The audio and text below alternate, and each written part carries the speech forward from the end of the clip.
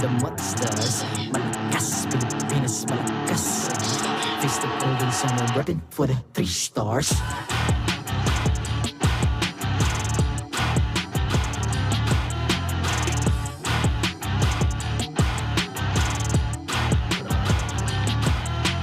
Ang lakas ng Pinas, reunite, be the stars. Ang lakas ng Pinas, reunite, be the stars. Ang lakas ng Pinas, we the stars. Ang lakas ng Pinas, reunite, we the stars. Ang lakas ng Pinas, reunite, we the stars. Ang lakas ng Pinas, reunite, we the stars. Ang lakas ng Pinas, we the stars.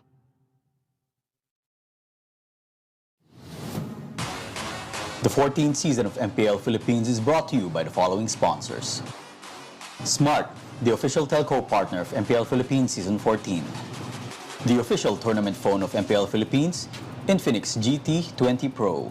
Official suppliers, EMC Asia and Index Salon. Experience the MPL PH Season 14 action live at Green Sun, Makati City. Grab your tickets now via official MPL PH website. Don't miss any MPL action by following our official Facebook and subscribing to our YouTube channel. Follow MPL PH on TikTok for more content. And to ensure the equality and fairness of our games, MPL Philippines is also monitored and supervised by the Games and Amusements Board. Lakas ng Pinas!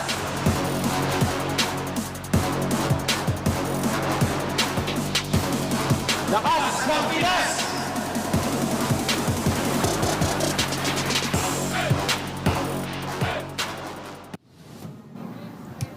Welcome sa MPL Philippines Season 14, ang huling araw sa unang linggo. At kita nyo naman, kami ang inyong mga kasama, Ian, Renmar, and Rockhart, dito lamang sa Infinix Game Tambayan. And grabe guys, no, speaking of bakbakan, kamusta para sa inyo ang unang linggo ng MPLPH so far? Feel ko, one by one word muna bago natin na-explain. One word, sige. Para sa akin, surprising. Ikaw? Para sa akin, top 1? Top 1. Yung one word, naging one phrase. Para sa akin, sorry. Okay lang. Pwede mo na magawin, one word din yun. Ako din tanong mo ano, Karen. Okay, so hindi, joke lang. Hindi, okay. Para sa'yo, ano yung word mo? One shot, top 1! Oh. Okay, naging one phrase din. Ay, sorry. Following instructions, Pero jokes aside, no, guys, it's funny because it's not funny. I mean, it's surprising because again, we can see sa mamaya sa standings na Omega, hindi na sila late game kings hindi na sila hahabol This time, they are on top. Kayo ba, in-expect nyo ba na ganun yung mangyayari? To be fair, feel ko, wala masyado tao nag-expect na ganito yung magiging result out umpisa para sa Smart Omega, of course. And nakita naman natin yung mga input ng community. Ang dami talaga na nagugulat. May nakita nga ako isang Omega fan na nag-post. Hindi niya inasahan na mananalo yung Omega kontra sa Bren. Pero nanalo yung Omega kontra sa Bren. Oo, kaya naman nakikita natin sa standings ngayon, Smart Omega is currently on top after winning their first 2 matches against TNC and FCAP, yung major upset Capon, followed by Aurora, Fnatic, Team Liquid PH, Falcons, AP Bren, na surprisingly natalo nung unang laban nila, RC Philippines, Blacklist International, and TNC Pro Team. Pero ang kagandahan dyan, guys, kasi week 1 pa lang, so may pag-asa pa ang ating mga teams na sa lower half makabawi. Kayo, what are you expecting sa mga nangyayari? I mean, what do you want to recall sa upset na nangyari ng Omega versus FCAP kapon? Ang nare-recall ko lang, napakatagal. And ang saya-saya. Nagpipigil tayo hininga literal And I think sobrang naging impactful na talaga dito ng scoring system natin na 2-1 yan, ang haba ng laban, at the end of the day, it's a 1 or a 0 lang. So, I think it's really interesting and naging spicy lalo tuloy yung maging point system natin dahil doon. Yeah, exactly. Matagal na natin sinasabi, okay lang, week 1 pa lang, regular season pa lang. But this is the season where literally every game matters. You lose the game, even if you lose 1-2, you get no points. You win the game, you get 1 point. There are still a few people out there still wondering about this new point system. It just means get the win, get the point. Get the loss, no points. Yun lang yun. So, kumbaga parang bawat serye na talaga na sobrang importante.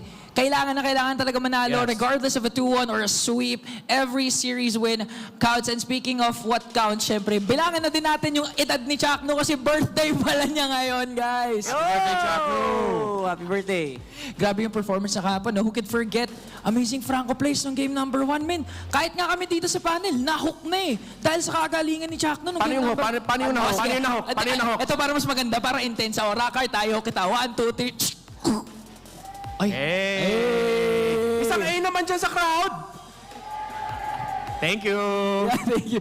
Live and alive ang ating mga crowd ngayon. Kaya naman kung gusto nyo makasama dito lamang sa MPL PH Season 14, pumunta na kayo, bumili na kayo ng ticket. Malay nyo makasama pa kayo dito sa Infinix Game Tambayan. And I think pwede nating balikan yung naging one of the best series so far na nakita natin, which is Smart Omega upsetting FCAP for game number 3.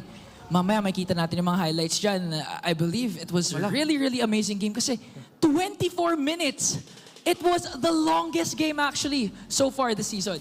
Yeah, yung nakita ko dito is the growth of Omega. Alam naman natin na they fought in an international tournament bago nag-umpisa yung season.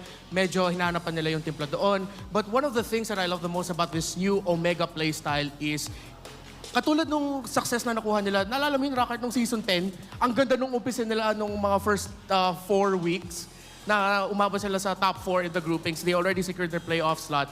This season, parang bumalik yun na hindi na nila hinihintay yung mga late game. There are times na Falcons AP Bren, kinukuha nila yung lamang, they get the lead, but Omega gets nila na sa meta nito ang lakas na mag-trade. And yung naalala ko din doon, they also play around yung yung pagdating ng mga new bloods nila eh. Si Andorio, may literal na nagwala dito. And even in the times na parang tumatagilid na ang vapor para sa Omega, talaga namang may kumakat pa siya sa likod, naghahanap ng mga targets even on the assassin role. I really like na you mentioned Andorio kasi alam naman natin na kahapon, merong tier list na mga jungler daw. Ayon kay Carl TZ tsaka Irad. Number 1 common. Sinong number 1? Kyle TZ. Dito tayo nag-vary sa 2-3. Some say Irad, Carl TZ. Some say Carl TZ, Irad. But this time, tinalo daw ni Andorio yung top 1 ng lahat. Actually, dahil nga sa performance ni Andorio, meron akong suggestion na bagong nickname para kay Ano yan? Andorio. Ano yan? Diba si Jome, Big J. Big J. Oh, Si Big Joe. Andorio naman, Big A. Omega, baka naman. Dahil mong baon mo sa maraming pwede. Big A dahil big performance talaga ang kanyang pinakita. And aside from Andorio, isa pa sa mga naging sinabi niya kung bakit sobrang ganda ng performance niya was actually yung teammates niya, yung nag-enable sa kanya to perform. So gaano ba ka-importante na makuha mo yung suporta ng teammates mo? Not just in-game, but actually outside the Land of Dawn. Well, aside from that, you know what? Yung sinunod-sunod kasi ni Chuck Pag sinunod-sunod niya eh. Yung hook. Yung hook. Ito talaga. Yung hook. Alam mo, tingin mo sa akin. Paano ba sinabi ni Chuck kahapon? Kayang uminom sunod-sunod. Kakainom pa lang niya, kaya niya uminom ng tubig. Tama ng tubig. Di ng lason kasi lason binigay ng Omega yun sa FCAP eh. Tama. So, apart from that, ang dami din nating nakitang magandang performance, of course, sa kanilang gold laner na si Big Jome, who could forget yung Harith niya. Nakala natin ma-outplay na ni Kyle TZ, pero pinakita pa rin niya na kayang-kaya niyang makipagsabayan sa best of the best gold laner na si Super Marco. So, pero ngayon, titignan natin ang upcoming matchup, Fnatic versus Blacklist. Nako, sino ba talaga yung tunay na hari dito? May sumagot. Sino ba yung totoong hari? MP the King o King Kong? Sigaw niyo na lang yung pangalan. Nako. Grabe, ha? Nako. Active. O ikaw, para sa'yo, sino ba? Ito. Aga naman. Ayan na. Pressure naman kaagad. Nakaka-pressure talaga kasi maghaharap na talaga ang sinong tunay na King of the Jungle between King Kong pati MP the King. Nakikita naman natin na medyo masinag yung side ni King Kong kasi galing sila sa napakagandang win over TNC. Yeah, honestly, nagulat ako dun sa parang, alam mo yung face-off nila? Sabi ni King Kong parang, hindi ko yata meta to pero parang sa isip ko parang baliktad yata. I know I remember King Kong. It's a prank. Diba? I know I remember King Kong na talagang really went really ham and I think until now binabad pa rin yung fan niya ng iba-ibang teams. So at this point, I don't think magbabago yun. Sa totoo lang. Ikaw, may sabi ka pa? Yeah, of course. Madami pa. Marami pa. Parang naging challenge yun, Ilabas mo na, may 5 minutes pa tayo. Okay, sige. Para kay MP the King naman, na dami nagtataka, bakit na parang dami nag-hype daw kay MP the King. Of course, obviously, nag-struggle naman siya. Wag niyo kalimutan, back-to-back champion din yan sa MPL Cambodia. And at the same time, even in MSC 2024, nakita natin talaga paano nag-shine si MP the King. Yung See You Soon, yung team niya sa Cambodia, sila yung nagtanggal sa Fnatic Onyx Indonesia nung MSC group stage pa lang. Big upset victory. And balikan natin, yung nag-M5 dito tayo sa Pilipinas. Sino dito nanood ng M5 sa Pinas? Okay, di ba? Marami. Lahat Nandun din yan. tayo sa Rizal Memorial. Nag-pop off dun si MP the King at saka See You Soon. So, there's a reason why hyped up talaga si MP the King. But really, he's been struggling in the first series pa lang. Oo, syempre, big factor na dyan yung chemistry pa lang, yung pag-gel nila. Of Again, course. one of the newest additions for Blacklist International, MP the King. Pero let's go back muna sa Fnatic Onyx, no? Kasi alam naman natin, tinagurian natin silang super a family. But this time with their newest additions like sila Brusco, nandiyan na din naman sila Spider Miles, will they still be able to live up to that name? Honestly, I think naging surprising yung performance of the Brusco and Kirk. It really was something na interesting about this team where super fam ka, you expect na may konting adjustment phase. Hindi naramdaman. Hindi naramdaman yung adjustment at all here, and I really like the Fnatic Onyx that we're seeing today. So ako, excited na rin ako makita ko anong version ba ilalabas ng Fnatic Onyx, whether will they field out Brusco or Spider-Man. Pero gusto ko rin naman makita kung ano nga bang identity talaga na pwedeng ilabas ng Blacklist. Kaya naman, what is Blacklist International's new code? Actually, yeah, that's the biggest question. Pero yung masasabi ko, especially with how we know the history of this coaching staff, focusing more on Coach Bonchan and Coach Eson, sometimes there are seasons where nakikita mo yung ano nila eh. Hindi ko gusto sabihin experiment, na parang sinusubukan pa nila makuha talaga yung essence ng meta, and most importantly, yung meta ng team nila. It's the early adjustment period. That really happens for some of the best teams. This is the biggest revamp of Blacklist International. Kaya nga, ito yung tinatawag na Blacklist 2.0 eh. 2.0. But there are still a lot of questions, especially nakita natin yung main five yesterday, but where's Delar? Where's Ohen? Ay, napakagandang tanong yan. At the same time, you know what?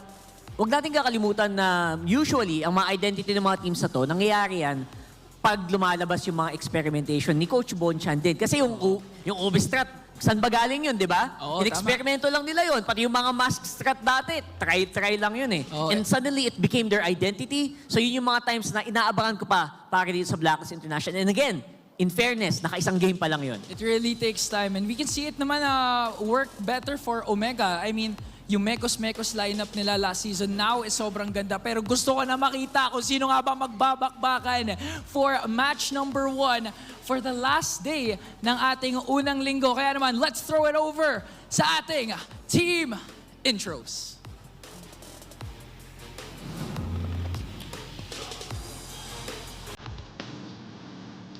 Before we begin, please welcome the fine gentlemen you see on your screens right now, our marshals, Jeff, Chico, Pat, and Wilbur.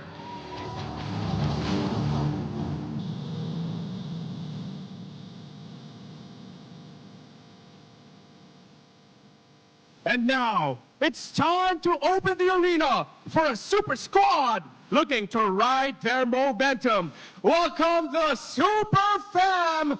It's Fnatic Onyx Philippines.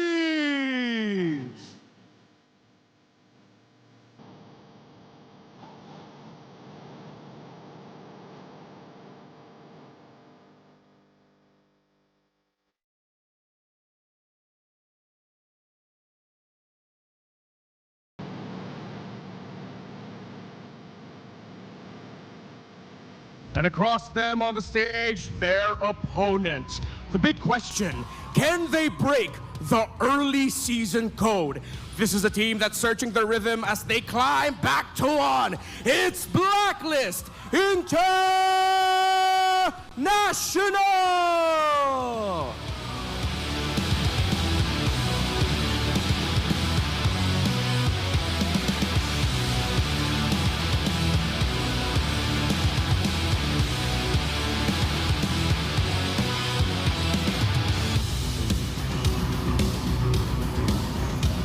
MPL Arena, we can't forget about their coaches. For the side of Fnatic Onyx Philippines, it's Coach Wynot.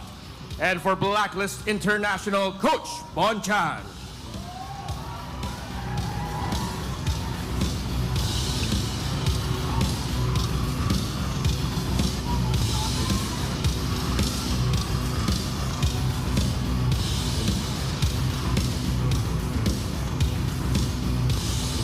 It's time for the face-off.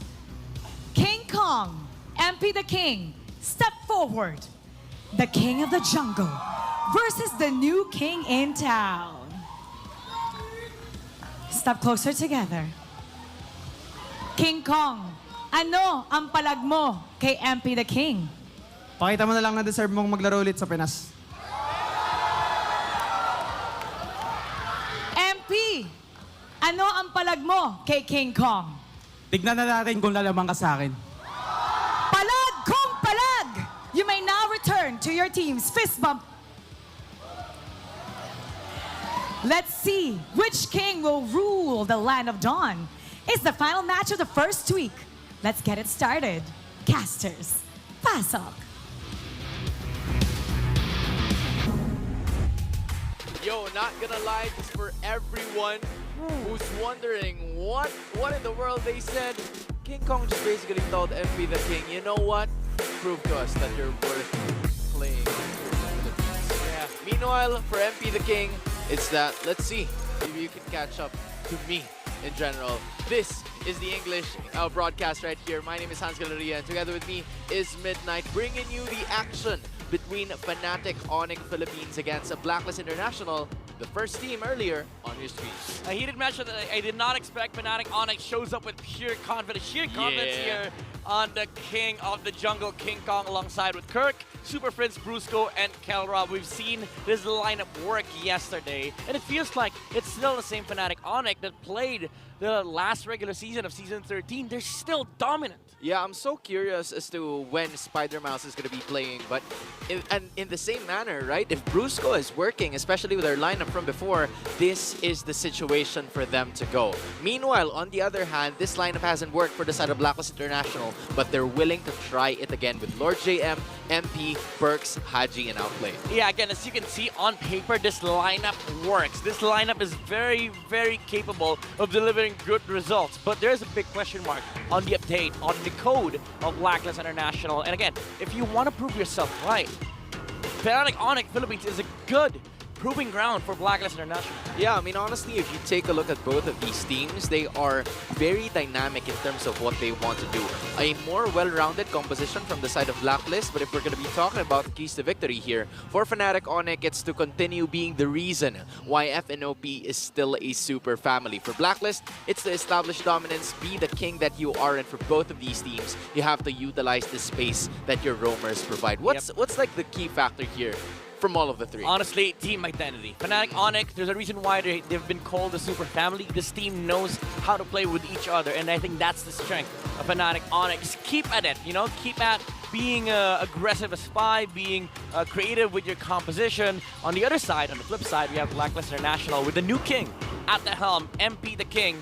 He's been still our jungler. Mind you, Blacklist International has been eyeing, scouting MP the King even before Sensui left. Yeah, man. So, you know, it really speaks of the volumes of the capability of this guy, of this guy, but he needs to step up. Yeah, this is going to be a major statement because apart from all of the seasons, right, we've seen Blacklist International win against Fnatic Onyx Philippines, if we remember correctly, way back Season 13 playoffs, and that is a major thing to say because Fnatic Onyx was 5th place. They had the advantage all throughout, but they were eliminated by the agents. And as of this moment, a clean slate, quite wide open, right? So MP the King, he has room to grow, but at the same time, he doesn't have a lot of time, if I should say, because they really need to pick things up to speed right Especially in this match, because, you know, time is on the other side. Like, Onyx, it's always been their time, especially during the regular season. I just want to throw you back to Season 13. Yep. Onyx, you know, Fnatic Onyx made that season their playground. If I say they have to reintroduce themselves. This time, because they've been through a lot of things all together, but in the same way, for Fnatic Onyx, this is probably another thing that we would want to clarify from them, because again, they have been deemed as a super family from Season 13. But what do you think is the difference between the two roamers? Because we haven't really seen Spider-Miles play, but now Brusco seems to be finding the right fit here for the side of Fnatic Onyx. I think Perks is more of an engaged type of roamer, while Brusco sometimes can also do that, but he's more fit with with roamers that actually give space. That's why the reason they pulled out a Hylos yesterday is that it soaks up a lot of attention, not just damage but also attention. And the way it works is that you use these types of players that know their limits and play around that. But now we are in the draft here. That's fast. Fnatic Onyx picks up the Fanny first pick for their side. King Kong, the smile on his face. He said it yesterday. He's not as good on the assassins, but to hell to that, King Kong. Nah. We all know what's true. King We Kong, all know what's true. We've seen you for like, I don't know how long we've seen you in this league, but one thing is for sure. What you said yesterday was a lie. Yeah, it was a lie. Stop capping. We have a lie detector right here. You were capping. You were capping. You were caught red-handed. But on the other side, it is going to be Blacklist International on the red side as well with the Edith and the Valentina. Harith and Fanny. Fnatic Onyx already releasing their main damage dealers here for both their sides. This sucks for Blacklist International. I mean, you're confident with the Edith and Val. It's a nice two-pick combination. Edith kind of works against the Harith, but it's just that you give out Harith, probably the best goal laner in the current patch, and alongside the Fanny. And mind you, Kelra is going to be the one who's going to be handling the Harith. I think if it's like a normal player, like a regular player, it's like, all right, it's manageable, but then it's Kelra. And you have that the Hylos as well. The Hylos, I think, has been present for 100% of days. Like every other day, there's a Hylos. Every day, another Hylos. Every day, there's a horse. Yeah. Man, I cannot believe it. Because like Hylos has been nowhere to be found from Season 13, from the past few seasons. And then all of a sudden, he's starting there, choking up the damage. And then at some point in time, flexible between the EXP and their own position. Claude is going to be the choice here for Bonchan and the rest of the agents to go up against Kelra's Harith. But outplayed, if there's anything we know about this guy, he also plays a mean Claude. Yeah, it's a good Claude player. Honestly, it's good.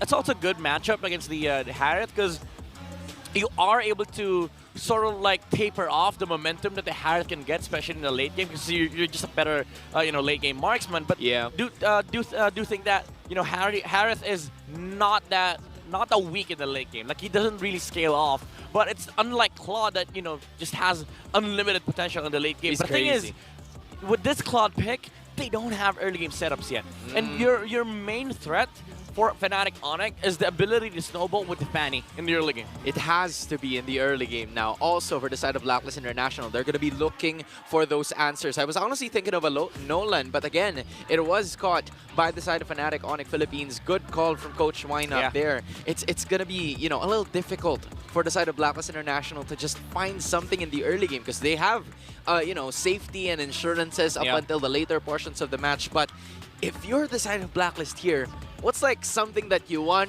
but you feel like FNOP is gonna ban? Hayabusa, maybe?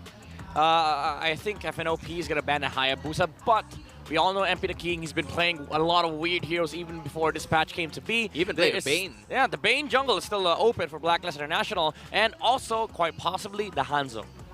Right. I remember the Hanzo. It was played, I believe, by Smart Omega during the very first day of our league. And this time, let's see if that's going to be the case here. Arlott is banned as well for the side of Blacklist International. They don't want to give any sort of setups here for the side of FNOP. But, teams start to use Hylos as a setup hero, not directly, but it kind of like initiates the fight wherein there's nowhere else to go for the rest of the members of whoever is facing that Hylos. Yeah, all right. Good heads-up ban for Fnatic Onyx. They just banned the Kufra instead of looking for a different jungler. Safety. They just don't want the Harith and the Fanny countered on the side of Blacklist International. And Perks is a very good Kufra player too. So now it begs the question for Blacklist International. What do you put on Robe? Do you put Edith Rome against the Hylos, which isn't really that great, but the thing is, you don't even know if the Hylos goes XP or Rome at this point. So might as well go for the Mathilda, look for the escape. This is the same lineup that who was this? This is the same lineup that Aurora ran against them. Ooh. The Mathilda versus the Harith. All right. There may be something there. There may be something there that they could work on for this game number 1. Because in terms of like team fight and early game damage, I feel like King Kong's going to have a field day in like the first few minutes of this game. but it depends on how the Matilda's going to go, especially when it is going to be on the hands of Perks using this Matilda. Now, if you're Fnatic Onyx Philippines, you still have a lot of choices for the EXP, or maybe Hylos could even be your EXP lane position, right? A lot of flexibility there. Or Aurora maybe in the mid. Oh, Julian in the mid. All right. Okay. And then the final one's going to Beach. So just like usual, I think we've seen a lot of that. What do you think about that final trophy? Thing is, I don't even know if this is a Rome show or XP show, because we've seen a lot of XP shows recently. Oh man, that's true. But the thing is, both of them buy Thunderbolt, which is going to become a problem for Blacklist International. There goes the Bane. As we've said earlier, Bane kind of feels nice in this game. You are able to sort of like deal with the Hylos when he goes in with the Shark Bite. And of course, it's a good counter against the Harith and the Fanny. But my concern is there's a lot of catch on the side of Fnatic Onyx Philippines. Not really just straight up engages, but also just closing the gap onto the side of Blacklist International. But the good thing is they have a Matilda. Yeah, well, what you mean here is they have a lot of ISO plays. They can play isolation, one-on-one. It's going to be easy for them to just maneuver and get an easy kill without even a conversion from the side of Blacklist International. So Blacklist might have to stick together here, especially with the Matilda being added into their lineup. Both teams have already locked in their respective heroes, and I'm sure that all of them are going to be relying on this Bane for the early portions of the game. A good hero that could possibly secure objectives, but at the same time, if you're looking at a catch from Hylos, at a catch from, the Cho, and especially the cutthroat from the Fanny, I feel like it is really going to pose a lot of problems. Yeah. We're going to find that, or we're going to find more of that out in this game, because this is the first time this season that both of these teams are going to be matching up. Yep. And again, as you've said, there is a lot of threat on the side of Fnatic Onyx with the early game momentum that they can have, especially on the Fanny, the Cutthroats. Once King Kong gets level 4, there is that engaged factor from both the the Julian and the Hylos. It's not just the Hylos that can set up for Fnatic Onyx. Actually, 3 heroes on their side can set up against Blacklist International. So for Blacklist, you do need to take care of your cores in the early game. But the problem is you have 2 cores that you have to take care of. The the Claude in the gold lane and also the Bane in the jungle. And honestly, if you are Blacklist, you're gonna have to try to be safe in the laning stages of this match. Because one wrong move, then it's already like early game scaling absolutely for the side of Fnatic Onyx. So you have to make sure to just try to get those last hits on those minions as early as possible, and then try to contest for those turtles only when you can manage to do them. Buy a little bit more time is the story of the game for the side of Blacklist International, as not a lot of things are currently happening on the map, just securing a bunch more objectives, but it is Fnatic Onyx that is starting to get a little bit more than that. This is the beauty of the Julian, like level 3, you don't even need level 4, you have all spells to your arsenal, so you don't really need to look for wave priors in the early game. That's the reason why Fnatic Onyx is already engaging onto MP the King, and that's the first blood being drawn by the Sonics. Isolated. He was caught red-handed walking into the river, and that fish, octopus, if I should say, I don't even know. Squid. But whether, okay, all right, squid. That squid is getting back into base, and this is going to be the same reason. One more hit. Oh my One goodness. more hit. He was outplayed by outplayed, and that so far is going to be 1-1 for the side of Blacklist. You'll take that if you're them. There's a big blunder from Super Prince, especially with the flicker commitment. One more hit would have done the job, but he didn't feel like the damage was enough. And outplayed, gets 1 kill in the turn. And yeah, you take that trade any day because they also got Turtle. Yeah, they did get a Turtle, but Kellera in the same way got a little bit more gold from those energy shields. He's going to be using it a lot here. Here we go. Oh, the jump and the cutthroat from King Kong. Look at the cable swing from the Fanny.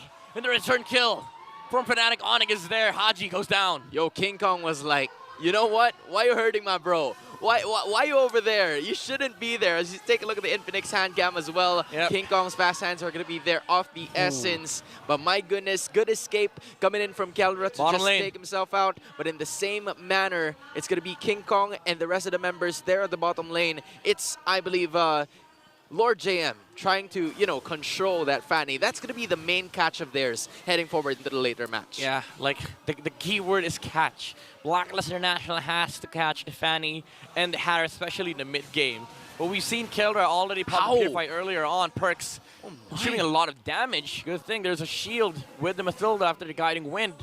But again, you already start feeling it like Fnatic Onyx. It's not even like, you know, the peak of their, you know, their power spike. It's just a preview of what's to come. Yeah, I'm curious about what build specifically Perkz is going to be going for here. Because in terms of like the early game damage, of course, he's going to be there. But in the same way, if you take a look at it, it's only more on like the book and the mana regeneration coming in from the Matilda. Yeah. So he hasn't really built up as much compared to the others who have already secured a bit more of those items. Pretty tied up also in terms of the gold department just because of the fact that Outplayed got a kill on the other side. But it was Kelra who got more of those energy shields. Yeah, but look at mid lane. Again, another attempt from Fnatic Onyx. Haji with the double dash. Got throat from King Kong. Very good bait from Fnatic Onyx. Kirk went and didn't go for the kick. But the double dash from the Valentina was already used, and King Kong gets a free kill. Yo, he just waited until there was nothing left else to move. Kirk with the kick. He's finding the angles. The Kirkudek is in action, but there's the guiding wind from Perk, saving the king of Blacklist International. But the other king is just taking the turtle. Now, that's one of the perks of having Perks there, right? Just, you know, getting out of situations. Have an access. And like, all right, I'm out. All right, skadoosh, goodbye, everyone. But that's also the case for the turtle. And at the same time, it's King Kong again. Look at the dives. Harris with the Salmon Force. Blazing Duet does no damage whatsoever. Flicker out. Actually, not Flicker. Purify and Bimay out. By Outplay, he goes back in. Keller has no mana. Haji, can he go for the punish? No. Purify also from Perks has been used. But Fnatic Onyx, they're not done yet. Bottom lane, there's a kick onto the Edith. And King Kong. No ultimate yet, but the cables not dealing enough damage. Lord J might be able to get out with the Primal Wrath, but Kirk with Thunderbolt slow. Then again, another set of cables onto the Edith. Now you see the sarcasm that King Kong has during the recent interview yesterday. He says that he kind of sucks with using the assassins, and now you know why we say that he's capping. He's currently a liar. 5-0-0 using this Fanny. All of those isolation plays are clearly working for the Sonics. Meanwhile, for Blacklist International, they have secured, you know, a kill that went on to the best hero. That is Outplayed, but Kirk is going to be followed here by the rest of the members of Blacklist. They want to go or not, just secure more objectives as the Lord is going to be there. Or should I say the Turtle is going to be present in 45 seconds or less. A major thing that they've also got in the turret up top. Yep, map control is everything here for Fnatic Onyx, preventing the Claude from being able to farm up towards the late game. And Super Prince, again, the Julian, does not need a lot of farm. King Kong once again tries to go for the bait. Doesn't use the cutthroat, as he knows there's a lot of dangerous heroes lurking on the side of Blacklist. Midnight, that's so difficult now for the side of Blacklist to just, you know, find and secure their objectives so safely, because it's been a problem from them right from the start. They're unable to get an objective, to get a turtle. Maybe one because of an extra group up tactic that they did during the first turtle, but on the other hand, nevertheless, it's still going to be right now. Rusko soaking up a lot of damage. He does have the Revitalize and the Glorious Pathway. However, Blacklist International will just try to go for the trade onto the top lane because they really cannot contest this turtle from Fnatic Onyx. Yeah, there's just a little too much damage. A downpour on the offensive here for the side of Fnatic Onyx Philippines. And maybe it's a trade, but in the same way, that is not going to be allowed by the side of Blacklist. Instead, it's going to be a push again.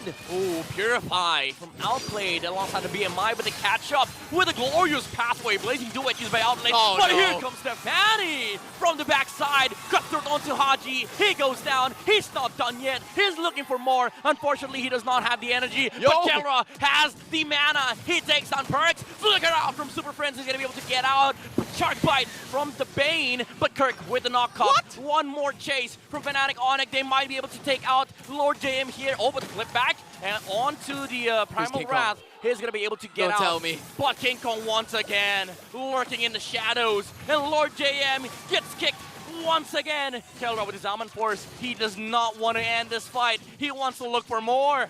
Yeah, Blacklist International just being tossed aside one after another, courtesy of those Jit Condos coming in from Kirk, who now has 4 assists in this game. Brusco being the sponge, the defensive sponge for Fnatic Onyx Philippines to just get those damage outputs from Blacklist, and then it's going to be up to Kelra to, you know, dish out the damage. He's not even part of a lot of team fights because it's King Kong that's finishing them off for good. Super Prince was almost, you know, dead over there on the top side, but it's not going to matter because Kirk is going to be here in the middle. Catches Kelra, but he does have the Purify. He's not using it yet, and now has burned it because Outplayed used the Blazing Duet Blacklist International, they are going to be able to save their mid lane turret. A lot of resources expended on the side of Fnatic Onyx. Purify on Kelra as well as a glorious pathway plus the flicker from Kirk. Yeah, they can't lose this middle lane turret.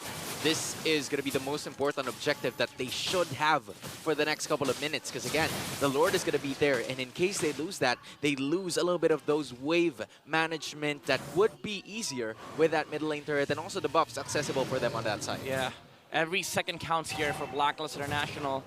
Fnatic Onyx, they're just closing the map, the roads of Blacklist towards the inevitable comeback with the claw. But Fnatic Onyx, again, very identical to all their games. They're still looking for engages here. Lord JM once again gets kicked, but the Harith has not used the Diamond Force yet. They are in front of the Lord. This is going to be a Lord dance for both sides, but Fnatic Onyx, they want to engage. Super Prince is looking for the angle, and outplayed. BMI's out. And they're going to try to burst on the Lord, but they're still coming back here. Lord J with the primal wrath. He's hurting Kirk. He's hurting Kirk. Kirk might go down. No, the choke gets lit. The choke's able to live. Oh no, he dies, but on the backside. Fnatic Onyx engages on the Blacklist International, but the safety net off the Bane. Diamond Force has been used by Kelra, though. He's not able to take out the target, but he wants MP the King in the front line. Is able to save that team fight here for Blacklist International alongside Lord JM. There is no other way to say this, but Blacklist might have just turned things around. What a beautiful catch coming in from Lord JM. I have to say, he landed that kill using the flicker to catch Kirk red-handed. As we take a look at this one, the Cho was already down. Lord JM was right here on the other side, and it was the resident members of Fnatic Onyx Philippines that was trying to surround him from the other side. Kelra was also trying to fight on his own, but the problem was the catch from Lord JM, making two clutch plays to get the Lord for the side of Blacklist International. Oh, Fnatic Onyx, as much as they want to engage versus Blacklist International, they have to engage into the Bane ultimate. It's going to be very hard to move around those areas because you have to deal with the damage output, the crowd control, as well as the positioning of Lord JM. Yo, Midnight Fish, our friends, not food, did not work for them at that time. It was just too much. The damage was too much to take for the side of Fnatic Onyx Philippines. And not only that, the extra bump, the extra knockup paid dividends for the agents, for them to regain some floor, for them to regain some ground. And now, from being 4.5k down in this game, they are now just by 1,000 in terms of gap. But look at this. King Kong's going to be trying to go instead, but that might not be the greatest decision because Perks followed to his death. A little blunder from the Mathilda. He thought he could knock up King Kong in time for Blacklist International to re-engage. But again, it's a reset for both sides. Fnatic Onyx still holding the gold lead. Very high margins of gold here in the course of the side of Fnatic Onyx, but Blacklist International, they're catching up. You already have the War Axe and Thunderbelt on the Bane, plus the Brute Force Breastplate just to add more survivability and as well as a little bit more damage. But now he's building towards, I think that was a Blade of Despair or even a Malefic Roar. I'd rather prefer the Malefic Roar, honestly, for the penetration. But this is the start of the climb back of Blacklist. Yeah, that's the extra damage output that's going to be, you know, necessary for them to get back in this game. I feel like they have already made that. They've already made several moves for them to get back, especially with the level of understanding that they had, specifically Lord JM in that past Lord fight, right? Where he used the flicker to reach the Cho, and then that meant that there was no longer any way for them to execute the isolation play except for King Kong. But when the team fight was right there, it was also a sign for King Kong to say, you know what? I can't do isolation plays if they're all there. So the fight, whenever there's a team fight, with a Bane being the center of it all, they might have just won. Yeah, and we said it earlier too during the draft. Like the Edith does work against the the composition of Fnatic Onyx, but also the last pick Bane. Like this is really the Bane of Fnatic Onyx. Their strength is engages, but if you can't engage, then you're just naturally losing to the team fight versus the Claude, because they have more damage when it comes to dragged out fights, and if they cannot choose their targets, they're just gonna be pummeled down by both the Edith and the Claude. Yeah, and especially with the late game, right, where a lot of these teams are gonna be clamped up together. They're gonna be grouping up so much to just try and dish out the damage, and Blacklist International is very much aware of that. They know that they had the Edith and the Claude, two heroes that are very good in terms of team fights. The only thing probably that I'm quite concerned here is going to be the damage or the sustainability, only because they have the high loss. So high loss specifically for should I say the Matilda, rather. They only have the Matilda here for Blacklist International. So it might be the issue for them in terms of durability. So they have to strike first. They have to find a way to just counter-attack and land on those perfect hits. Yeah, Blacklist International, they're not out of the waters here just yet. They, you know, you make a very strong point when you say, like, there's a lot of durability with the Hylos. They don't have that for the side of Blacklist International. It's just a Matilda. But what they can utilize is their ability to engage without any potential punish. Because in contrast to Onyx, they have the Bane to deal with a lot of these engages for from the side of Onyx, from Fnatic Onyx. But with Blacklist International, if they just decided to fly with the Matilda alongside, you know, with the Edith, the Claude going in with the Purify and Blazing Duet. Yeah. Fnatic Onyx, their only choice is to run away. Yeah, their only choice is to run away. They can't even use the glorious pathway at some point, and they're going to be using that ultimate to, you know, just get out of the way out of the team fight. And beforehand, you have the Matilda, you have the Claude, very agile heroes from the side of Blacklist International, and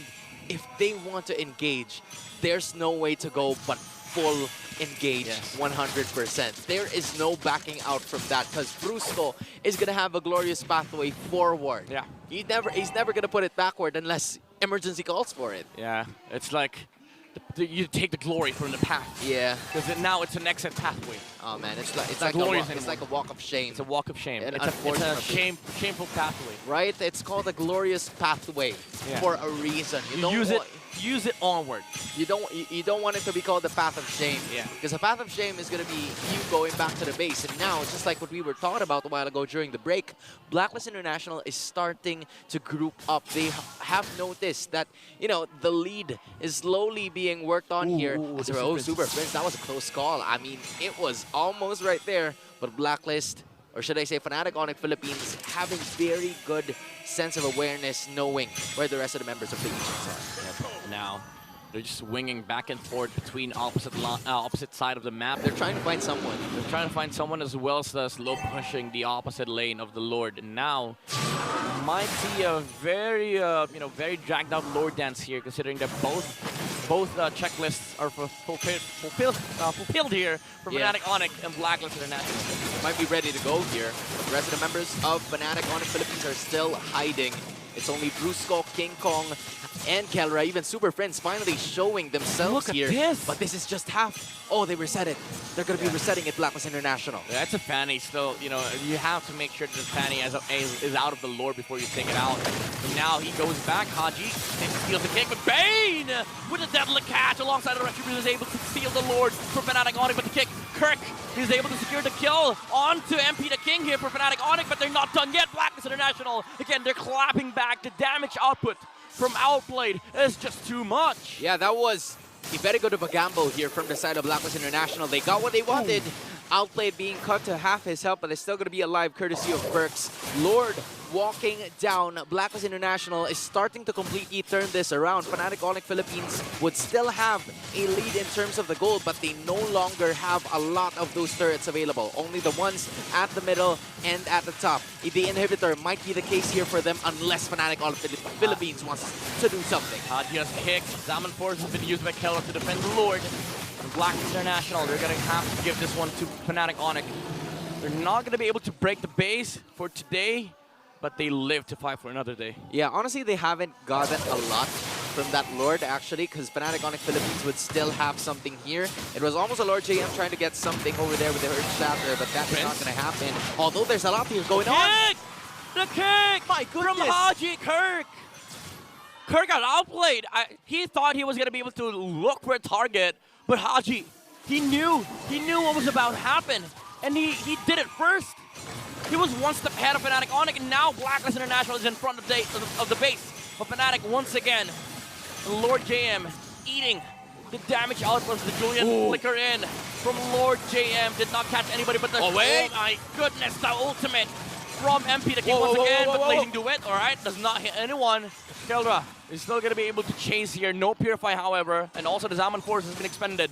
Brusco looking for an opening here versus Blacklist International. Lord Jam with the flicker was a big blunder here for the side of Blacklist. Yeah, that was a good note there from the side of Fnatic Onyx Philippines. It was Super Friends, I believe, who kind of did the knock-up, and then Kirk, in the same way, was just trying to distract the attention of the rest of the members of Blacklist International from getting one major objective that could have been fatal. Because again, that's an inhibitor. That's super minions. If you manage to surrender that specific objective. Good thing, though, for Fnatic Onyx is that Kelra got another kill. This is going to help him to, again, continue to farm and scale up and get that final item that could possibly be very handy in the upcoming team fight, because the Lord is going to be present within 30 seconds. Yeah, both sides, they have the damage, they have the items. It's just a matter of execution now, and also the strength of your composition. MP the King just purchased the Winter Crown just to be able to get out of the Zaman Force, as well as the onslaught of engagements from the side of Fnatic Onyx, especially with Kirk just tunneling vision onto this Bane. Yeah, if you are Fnatic Onyx Philippines, you're kind of fighting this 4-on-5. Because King Kong, if you're found out, you're kind of dead. Like, it's going to be difficult for you to fight and get through the Lord, so the only way for you to secure that objective is via a drive-through. Yeah. Right? You're going to have to use those mechanical skills to just get the retribution. Oh, Kirk, But he's going to go. He's looking for a kick here, but he knows there's a Winter Crown. King Kong with the cables here. Brusco with the Shames of Pathway, and Blacklist International again with the deadly catch outplayed. All right, no blazing to a target, but it's fine. The damage is there from MP the King. He's going to be able to take out the tower, the heroes on the side of Fnatic, but Super Prince is looking for a Benny Cutie moment, but Haji is here. He has kicked. Super Prince is going to be forced to get out, get back to his base, and Fnatic Onyx loses that team fight. It is now the side of Blacklist International who are in cruise control. Fnatic Onyx Philippines wanting to just get what they can get, especially with what happened in that previous team fight. A shameless pathway, or shameful pathway, was led there by Brusco because they had no other means for escape, and they might finish this one. They're looking for the end angle. Super Prince dodges. The knockup from the Matilda flicker out by the Julian. Kirk looking for an engage, but he does not find it. King Kong, there's not enough cables in the world to save you from this game. Deadly catch from Blacklist International, and they shut down the Fanny. One cannon in the mid is all it's gonna take for Blacklist International to take one game from Fnatic Onyx, and they smell it. This is the new code, this is the update, and Fnatic Onyx, they will lose game number 1.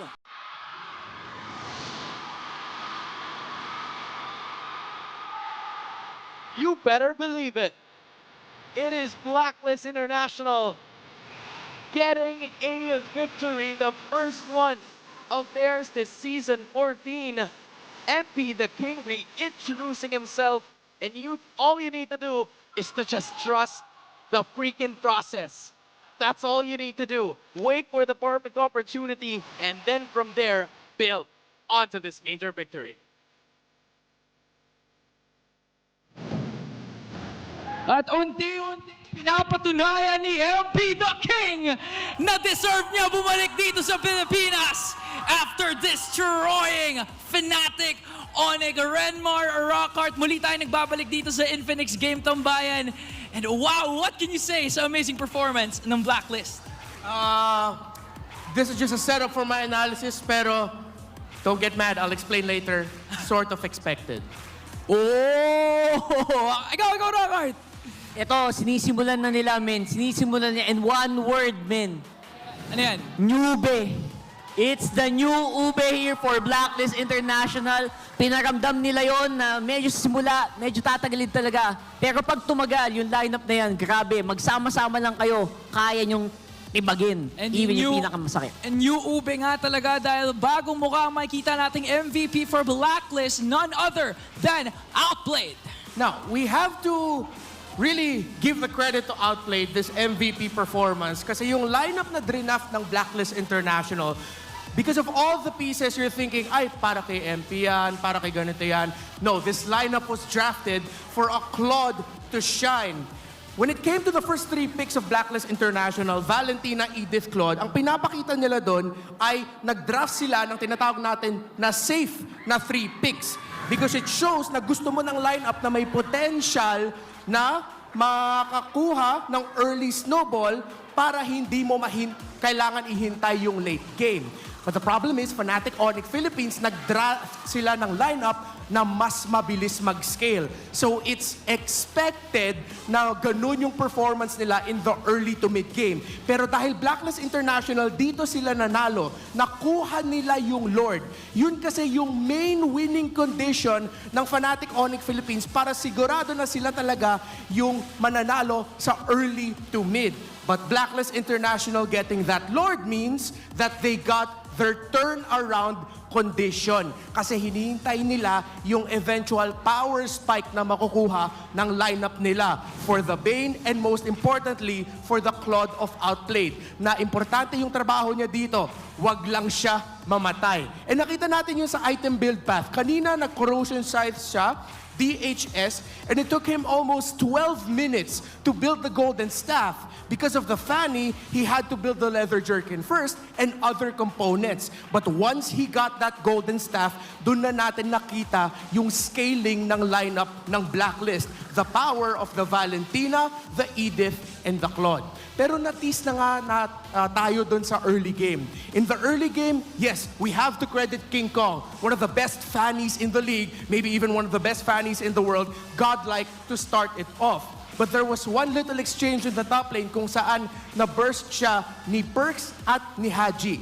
The Valentina and the Matilda together, that was a little bit of a warning signal of the potential outcome na ayaw ng Fnatic Onyx Philippines. Kaya ganun kabilis yung laro nila. Alam nila, ticking time bomb yung lineup ng Blacklist International. If they don't end it fast, if they don't get the first Lord, they will lose the mid to the late game at baka mapaikot pa nga ng Blacklist International, and that's exactly what happened. And that's what I mean by this is somewhat expected. Kasi ganito yung design ng draft ng dalawang teams. Fnatic Onyx Philippines, to be honest, I love their draft. Those last two picks, immediately bring that up. Nag-Julian sila, and if I'm not mistaken, nag-Cho na rin. Yun yung signal na, okay, magpapabilis sila. Yung first 3 picks, mabilis na nga. Yung last 2 picks, mas pinabilis pa yung power spike nila. That's the early to the mid-game power spike. Now, for the other members of Blacklist International, you also have to credit here MP the King and yung call nila na i-go na kagad yung Lord. That first Lord was so important to them because that allows them to catch up with the gold, to catch up with the control, and them getting those crucial kills, especially that double kill by Outplay, kung di ako nagkakamali, in that Lord bit, meant that they had their condition for the turnaround. So, hindi na ganun ka-surprising na sinabi ko na expected na, sort of expected na ganito yung magiging resulta, no? Grabe yung explanation mo doon. Tsaka na-expect ko din na magiging maganda yung performance ni MP kasi recently sa mga streams ni MP, nakikita natin na gamit yung Bane Jungle at pinakita niya na kaya niya makipagsabayan kay King Kong, as you mentioned, one of the best Fannies, not just in the Philippines, but in the whole world. But I do agree, no, the performance of Black, yung hinintay nila yung power spike, still remaining true to the name as the Ube. Ito na ba yung identity nila para sa'yo, Rockart, na parang balik pa rin tayo sa Ube? Even for Perks na kilala natin siya sa Hater, pero this time naka-Matilda. Yeah, literal new bonding experience kasi although yung mga heroes nila medyo familiar, di ba? Pero I think the core principle of their attack is definitely that. Yung just stick together, don't die. And by the way, yung kay Outplay, sobrang impressive 13 minutes na may Fanny na umaaligid-aligid, tas 0 deaths. Boy, mahirap yun. Iba talaga. Iba naging performance, not just MP Outplay, but the rest of the squad from Blacklist International. Kaya maging curious ako kung anong pwedeng maging adjustments ng Fnatic Onyx. Kasi sabi mo na nga kanina, they started out really strong. Nakita natin, sumisigaw yung stadium dahil yung mga cables ni King Kong. Akala mo 3D. Oo, ganun ba talaga mag-cables yung Fanny? Oh, paano ba? Hindi. Parang ganun. Di ba? Hindi kasi kung ano na? Ayan, tama. DJ yata yun. Nakakadalawa ka na sa akin Okay, mamaya. Bibigyan kita. Okay, so of course naman, you do have to credit Fnatic Onyx Philippines na ang ganda ng early to mid-game nila. Their first 9 minutes of the game, it was dominant. Kitang-kita mo na gets nila na kailangan nila i-target si MP the King. They needed to target MP the King. They needed to stop Perks and his rotations. Interesting nga kasi yung unang jungle rotation ng dalawa, ni MP at saka ni King Kong. Ang daming King kasi. Ang daming King eh. So, yung Fnatic Onyx, nag-park sila ng 3 sa gitna para hintayin lang si MP the King. So, di ba nakita na si Bruce ko, nakita si MP.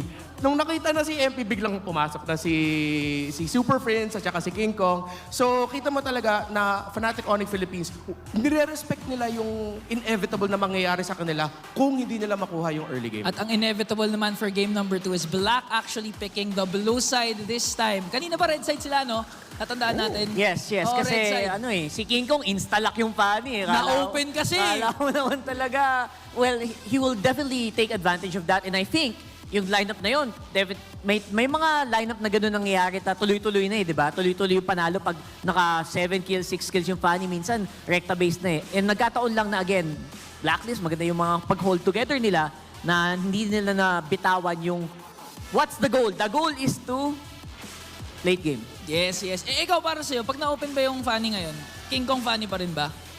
Tingin mo? For me, if it's open on the red side, since nasa red side yung Fnatic Onyx, I would still take it. Pero may konting adjustment lang yun.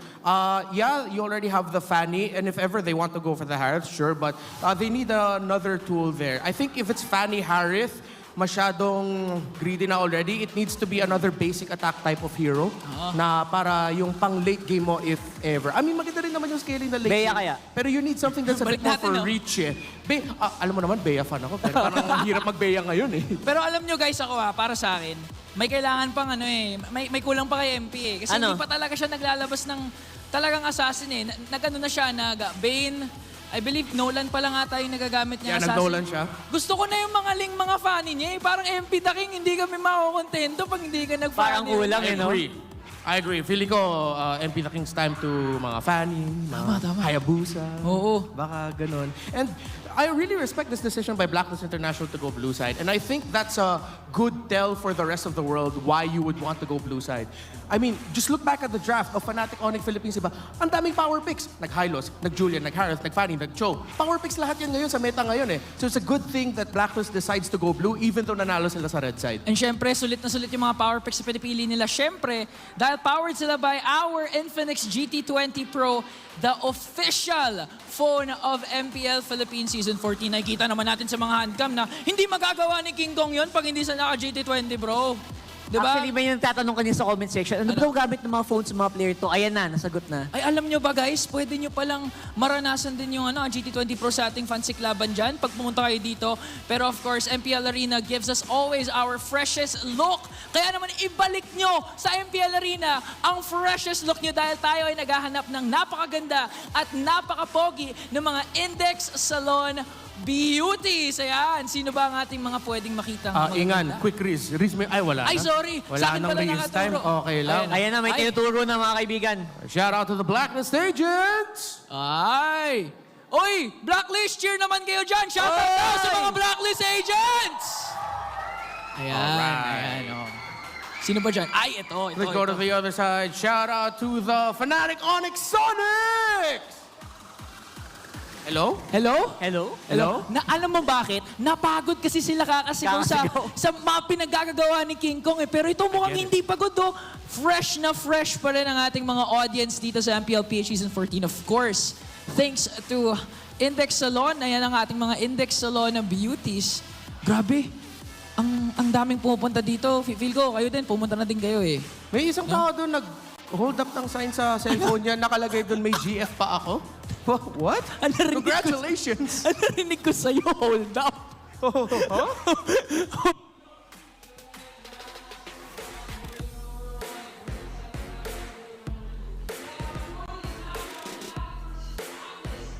I feel like it is now time for us to make our re-entry in this game. Thank you so much to our panel. That is Ingan, Renmar, and Rockhart.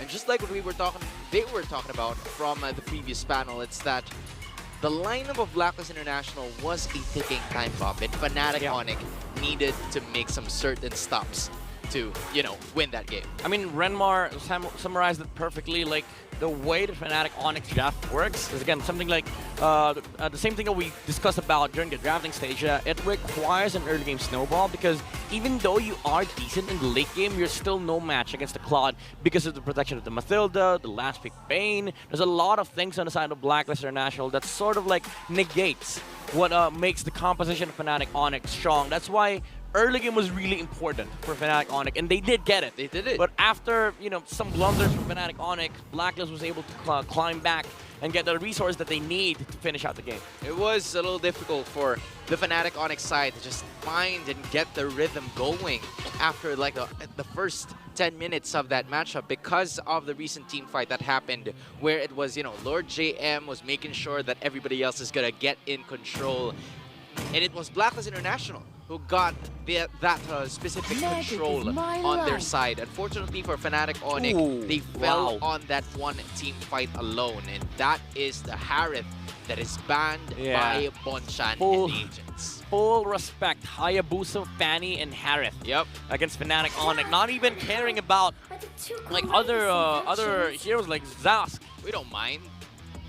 Well, now they can pick it up themselves, Yeah, honestly, they can do that, and they can they can exactly pick up a hero that will be very good in terms of being used by Haji here. Zask is a really good hero in terms of just being the decoy or just checking out vision or just dealing a ton of damage. Yeah. It can be done by that Zask specifically, but in the same way, a Hylas could be picked up here by the side of Fnatic on the Philippines, but that is a choice.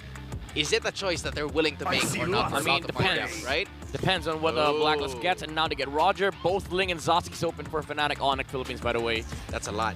That is a lot. They go with the Ling.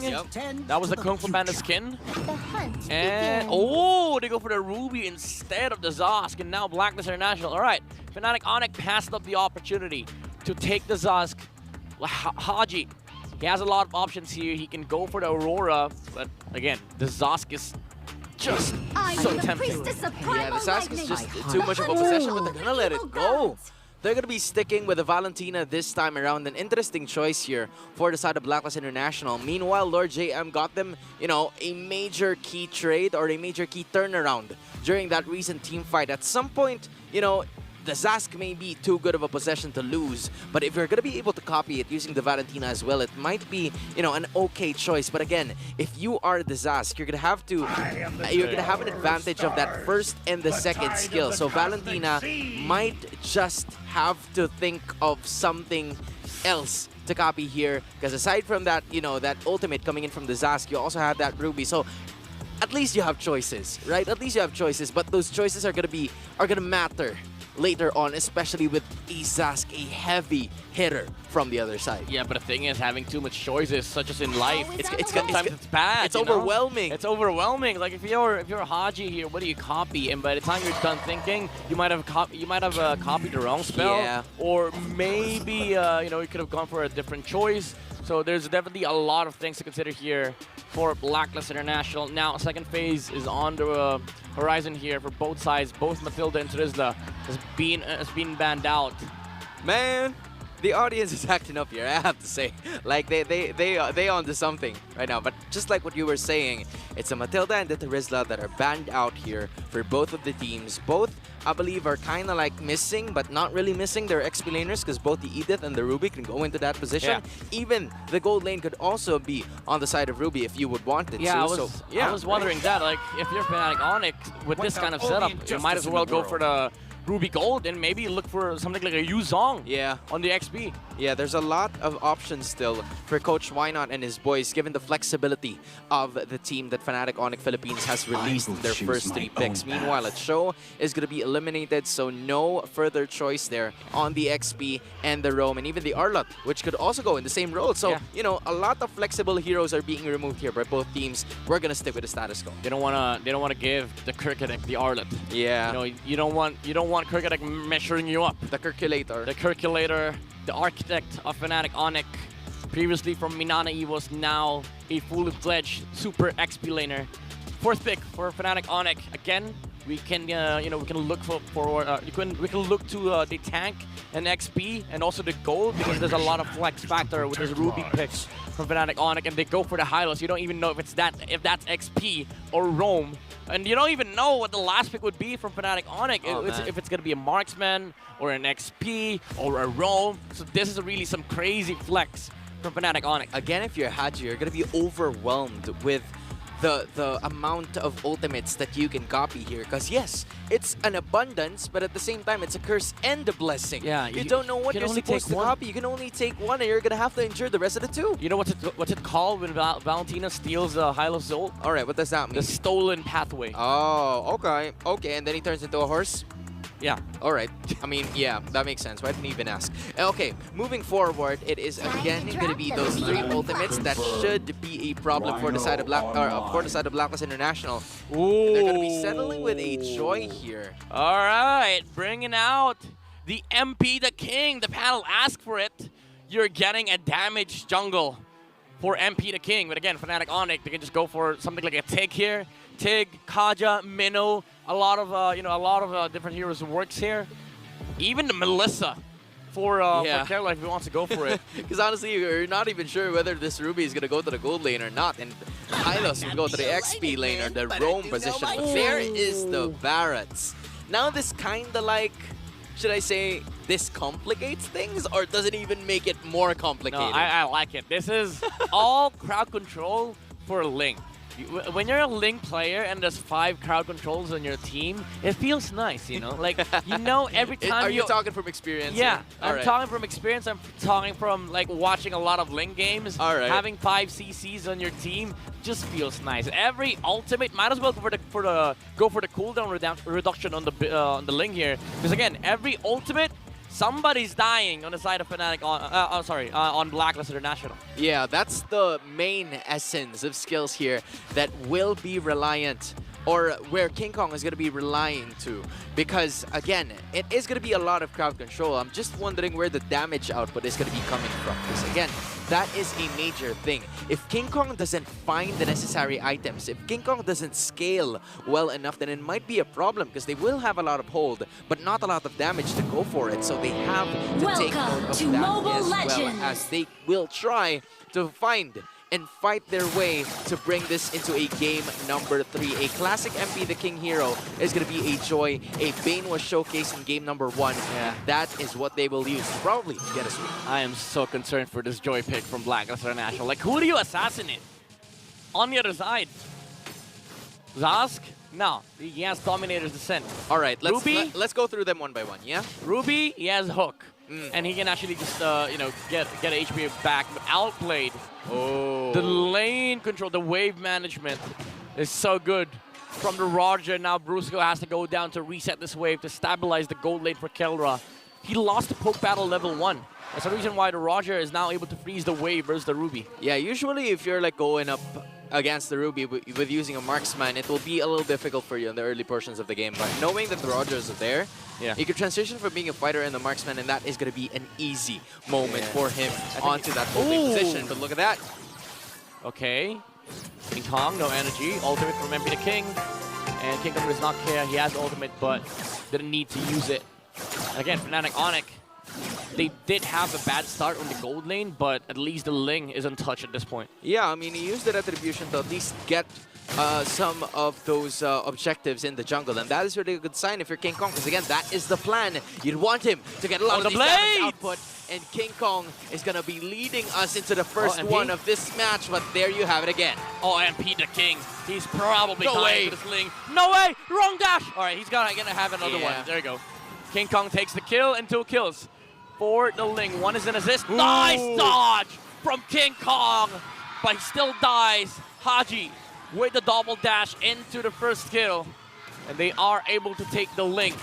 Midnight, those past 30 seconds, there's been a lot of like end credits where the game you thought was finally over, the flash was finally over, and then all of a sudden, you know what? Hey, I'm here.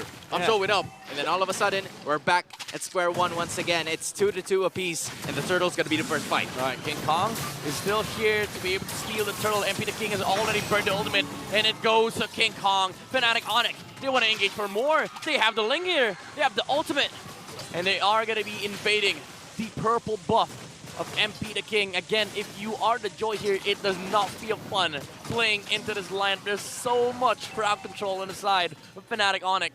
Like, you can dodge him, but at the same time, you can't if you get caught with those crowd controls. And there's not just one crowd control that he has to worry about. There's like 4 from the extra members here, and it's like King Kong and Friends being played here by Fnatic The Onyx super Philippines. family. They're The super just friends. literally taking care of their breadwinner to go out to different portions of the map and just take control.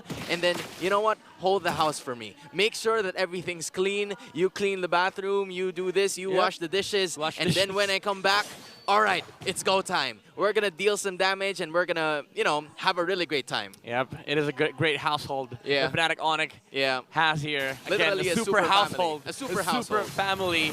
And it just sucks. Do you call them a super village? A super ville. Super villain. Well, if they're on a villain arc, then yeah, sure. Maybe. But right now, they're being a villain to MP the King, because with the Joy, with the recent patch on Joy, you don't have the CC immunity anymore. And facing up against 4 crowd controls, not even just 4. There's 2 on the, there's 3 in the Ruby, 2 on Kirk, 1 on Prince, and 1 on Brusco. That's wait, I lost count. Yeah, that's how many it is. That's a lot. I lost count. Yeah, I was about to follow suit to you, but again, I lost count as well. I kind of zoned out with the amount of crowd control. I think I said 7. Yeah, right, that you have to worry about. There But now it's going to be Haji again. He's just going to use that big alien to just get out of that situation. But that is an ultimate wasted for the next Lord to actually push through. But now it's outplayed. Now and you Kelra gets his revenge. Now we're even. Now you meet the Ruby after level 4. This matchup changes. Well, matter of fact, Ruby does not lose any matchup post level 4. He does not care. He camps lanes. And Fnatic Onyx, they're capitalizing on the fact that the Ruby does not need any ganks. They're now able to focus their attention to the breadwinner and get him the the clothes, wash the dishes, do the laundry, do the everything for the Ling. Yeah, as of this moment, it is now, he's going to be like, or King Kong's going to be like, honey, I'm home, but who's going to get the turtle? He will get it! King Kong takes the turtle, MP the King has already used the electrifying beats. And Brusco shuts down Lord J. I'm not sure that's the Ling. But Brusco, standing in the front lines, does not care at all about Blacklist International. He does not care if they exist or not. Yeah, I mean, Lord JM is also having a pretty rough game here. 0-3-0 compared to the first matchup that we've seen from him. Yes, maybe there will be a possible turnaround for them, but as of this moment, first 5 minutes of the game, 0-3-0 is really not a good start for you. Because if you are that Edith, right, who would you want to go for onward? It's going to be a little difficult for you because that is literally a problem. Whoever comes near, whoever arrives, whoever knocks on the door of the household. Dude, there's 4 fighters on the side of Fnatic Onyx. I don't even consider Zaska mage. That's a freaking fighter. That's a freaking fighter right there. He knows how to fight. He can square up. I'm telling you that. Look at outplayed. Again, the camp from Fnatic Onyx. This is just creating so much space. Blacklist International, they have to deal with this. But just look at the Ling. The Ling is just free farming. King Kong is taking everything from their side. Yeah, that's unfortunate. Now, both of the side outer turrets here for the side of Blacklist International have been destroyed by the Sonics. They're going to have to find a way, as usual, to get another way back into this game. Because back in game number 1, they had the Claude. At some point, it was a really good situation for them. Because, again, all you need to do is to wait. You get the right levels, you get the right items, and then all of a sudden, when push comes to shove, you start a fight. But now you have the Roger, right? So in the Roger, as much as it is one of the scariest and meanest damage dealers in this game, it's really not going to be, it's going to be quite difficult for you to just dish out the damage, especially when you're on single target. I mean, if you're the Roger, you don't feel like being a Roger this game. There's 4 tanky heroes that does not care if you jump on them or not. Matter of fact, they like it if you jump on them. The Zos can just turn into a big worm. They'll jump you right back. Yeah, they'll jump you right back. They'll slap your face and make sure you don't come back again. Hey, yo. You gotta calm down. I mean, the Hylos literally slaps your face. All right, that's with the first kill. That's fair, that's fair. You know what? I understand you at some come on. point. We have an eating dino here. Yeah, at some point you have an eating dino who's like, absorbs a lot of food, and then all of a sudden, there goes the breadwinner, aka King Kong, just minding his own business, just, you know, working on his shift, and then he's gonna come back home, and then all of a sudden, oh, it's nice. Everything's cleaned up. And then you have somebody that's always offended. Yeah. The Ruby's always offended. Glorious Pathway thrown by Brusco here. Freak Tower in the mid lane for Fnatic Onyx. Again, there's nothing the Blacklist can do here. It's hard. It's unrealistic for MP the King to be able to do anything with this Joy. Yeah, I mean, at this point in time, if you're the side of Blacklist International, you'd want to revert to that game number 1 strategy as to how you can wait and manage the situation. Because the only way for you to do it is to just find an error for the side of Fnatic on Philippines, just like what we did in the very first game, because this is a really good composition, a well-built-up composition. Dude, look at this! By Coach Wynut. Look at Perks. Look at the Perks Dino! is literally the tank, the roam, and they are not shy to get him in under the turret. Look at Kirk. Kirk's playing Roam 2.0. He's not XP. He's giving the farm to King Kong, just playing around, Kelra. Yeah. They have to push down the towers. And Kirk just walking alongside Brusco. 2 roams on the side of Fnatic Onyx. Look at this gold. Kirk was like, yo, Spider Miles, I'm channeling you on this one, all right? I'm gonna make you proud on this. And this is exactly what is happening for them. Both of them are actually, an Athena shield is gonna be secured here for the counter towards the Joy. And then all of a sudden, you have King Kong just being a pest, getting that Has Claws and getting that Berserker's Fury as well. It is starting to be a damage output fiesta. Look at the 7.5k. Look at the Brusco, damage. It's not among 3 of the members of Blacklist International, is not going to be enough, and it's just going to be an ample amount of time. Glorious Pathway has been used, and the Dinosaur eats somebody here. It was Lord JM eat it with a flicker out. Oh, the damage, is it there? No, it is not. Roger has to get out. PewDiePie has been burned. King Kong with the Tempest of Blades. He gets out with the blade here, but we're not for Blacklist International. They used everything against Fnatic Onyx, but they ended up losing Lord JM in the process. Yeah, and honestly, I haven't really seen Haji copy an ultimate here for the side of Blacklist International. Has he? I'm not entirely sure, because again, when you think about it and when you take a look at it, Haji's having quite a difficult time to determine whether or which of those ultimates he's going to try to get for the side of Blacklist International. Because if you do, it's going to be another problem in a Glorious Pathway again. Too much choices here, but Perks with the wall charge onto Guardian's Batter, but does not matter. The damage is not there. Where is the Roger? Where's MP the King? Where's the joy on your faces, Fnatic Onyx? They're depleting the heroes of Blacklist International here. Perks is now out of the fight, and Lord is up for the taking. Yeah, not looking good here for the side of Blacklist. Meanwhile, Fnatic Onyx Philippines have built on their foundations. Those 4 foundations have really paid dividends for the Sonics. And as of this moment, there is no way for the side of Blacklist to even contest this first hurdle, or should I say, the first Lord of this match, given that this is already starting to be a 6.7k gold lead that is going to continue to rise up. I don't know how long or how well Blacklist International can maintain their possession in this game, because again, you don't really have an immense amount of wave clear, and in addition, you have the setups as well. But again, if you're Brusco, how would you do it? If you're the Valentina, how would you execute it as well? And whose side are you on? Who do you want to copy at this point? I don't know if whoever player thinks about the current game here for Blacklist International is. I wish him luck, because he's going to have a lot of stress on his mind right now, as Fnatic Onyx is already engaging in front of the base of Blacklist International. They're going to try their best to deal with the Lord. Other hands, the Glorious Pathway has been used by the Hylos. Fnatic Onyx, they're not looking to jump in yet, as they want to clear the middle lane first. They want to be able to make sure that they take all the objectives that they can. But Lord James already down to 10% HP just with 1 ultimate from the Zask alone.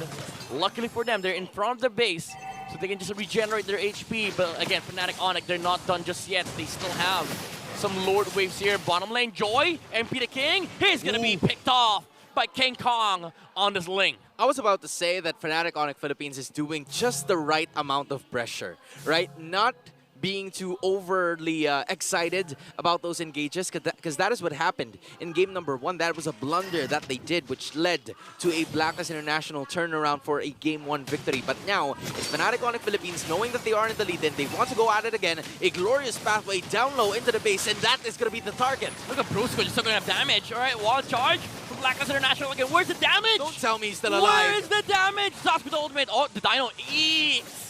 Perks once again. The wall has been destroyed here. The stone of Blacklist International has been demolished. And Fnatic Onyx and King Kong goes in with the Tempest of Blades. Him picking on the backline. He's going to be deleted by the Ling.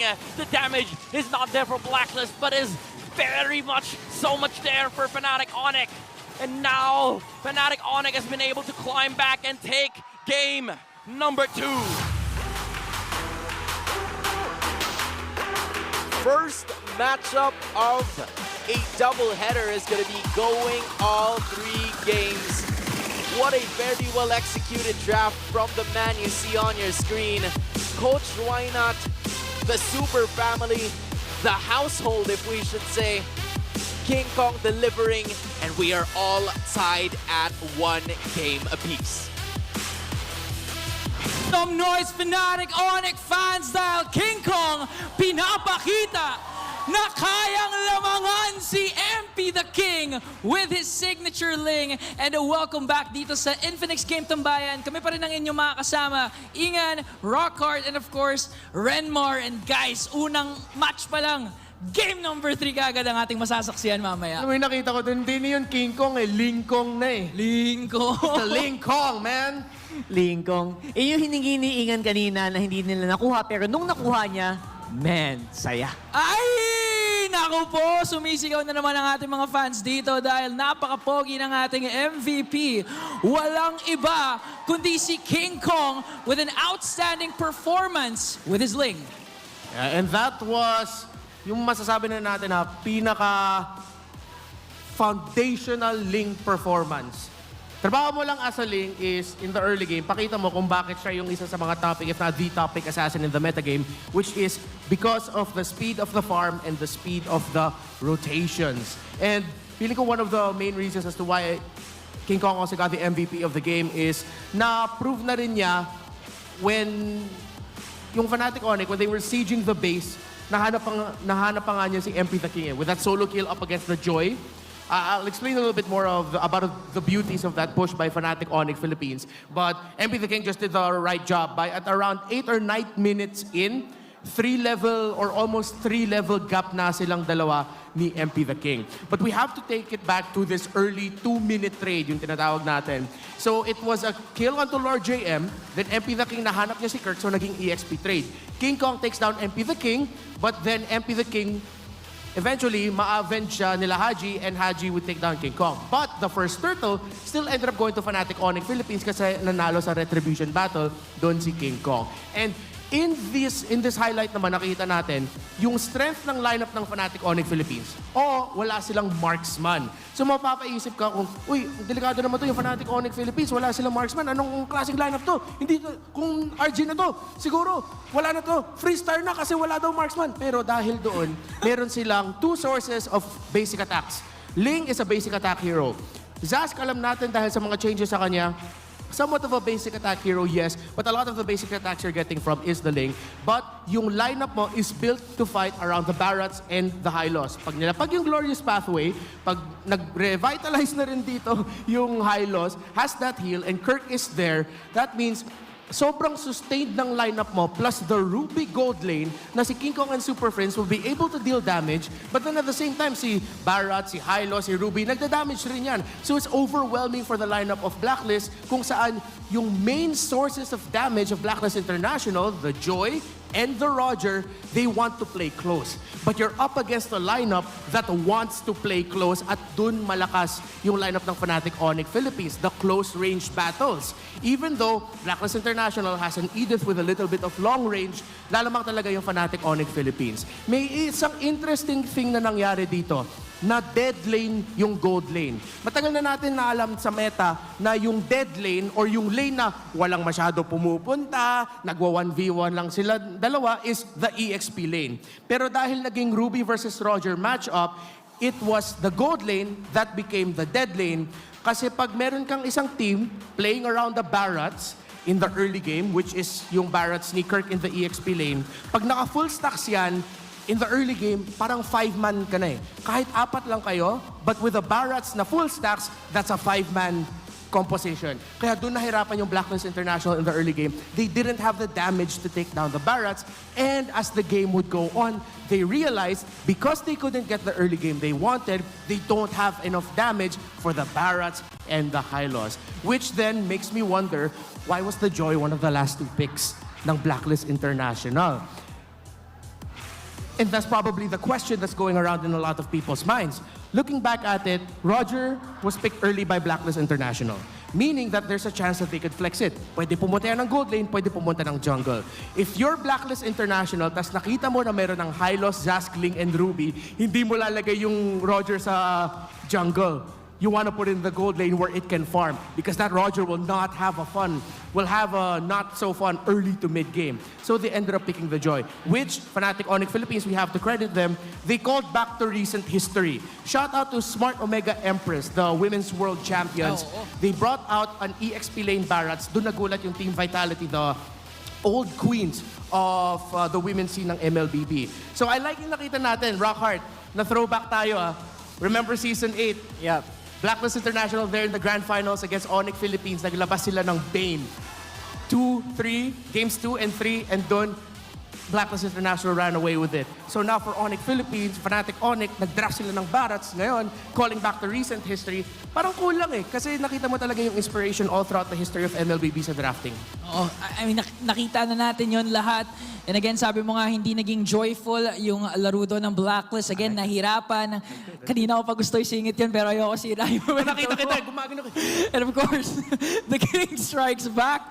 Fnatic Onyx halts Black's recoding process. Siyempre, ano pa yan eh. It takes time again. It's a good sign na nanalo sila ng game number 1, but still, the Super Family remains strong and true to their name. And I'd like to go back kay Brusco, no? Yung decision ng Fnatic Onyx to keep using the Hylos sa roam. I believe ilang heroes pa lang nagamit ni Brusco despite having 2 series already. What can you say about Hylos being a very good roamer ngayon sa current meta? Honestly, for Hylos, madali lang naman islat yan. Hindi lang sa roamer, di ba? Pati sa XP. Pero unique yung ginawa dito ng Fnatic Onyx kasi ang kudat ng lineup nila namin eh. Kasi yung Ling ang hirap mahuli, number 1. Number 2, yung gold lane Ruby. Ang hirap patayin din. Number 3, Barats. Oo. I mean, at this point, umaabot tayo sa punto ng literal na naubusan na ng bala yung Blacklist. Naubusan sila ng pambato. Kaya napaisip ako nung sinabi nito na, nga, medyo, after kasi mag-electrifying beats tong Joy, yun na yun eh. Wala na Ano na gagawin mo? Yung Zask, may mama ko pang kailangang tibagin. So, anong gagawin mo talaga dun? Feel ko kasi masyado mabilis yung beat kanina. Hindi nasabayan ni Joy eh. Ito ang beat. Naiwan eh. Pero speaking of bato, si Perks kanina game number 1. Matilda ginamit, utility. This time the Grok. Ay, kayo ba? Kanina sinasabi natin, new Ube. Does Perks need to go back sa mga utilities and really live up to Ube's name? Not necessarily. Kasi yung Grok pick na yun, it's the response to the Ling eh. Yung isa sa mga dapat hindi natin makalimutan is kung kalaban mo yung assassin na jungle, you're gonna have to have a roamer or an EXP laner na pwede manggulo sa jungle ng kalaban.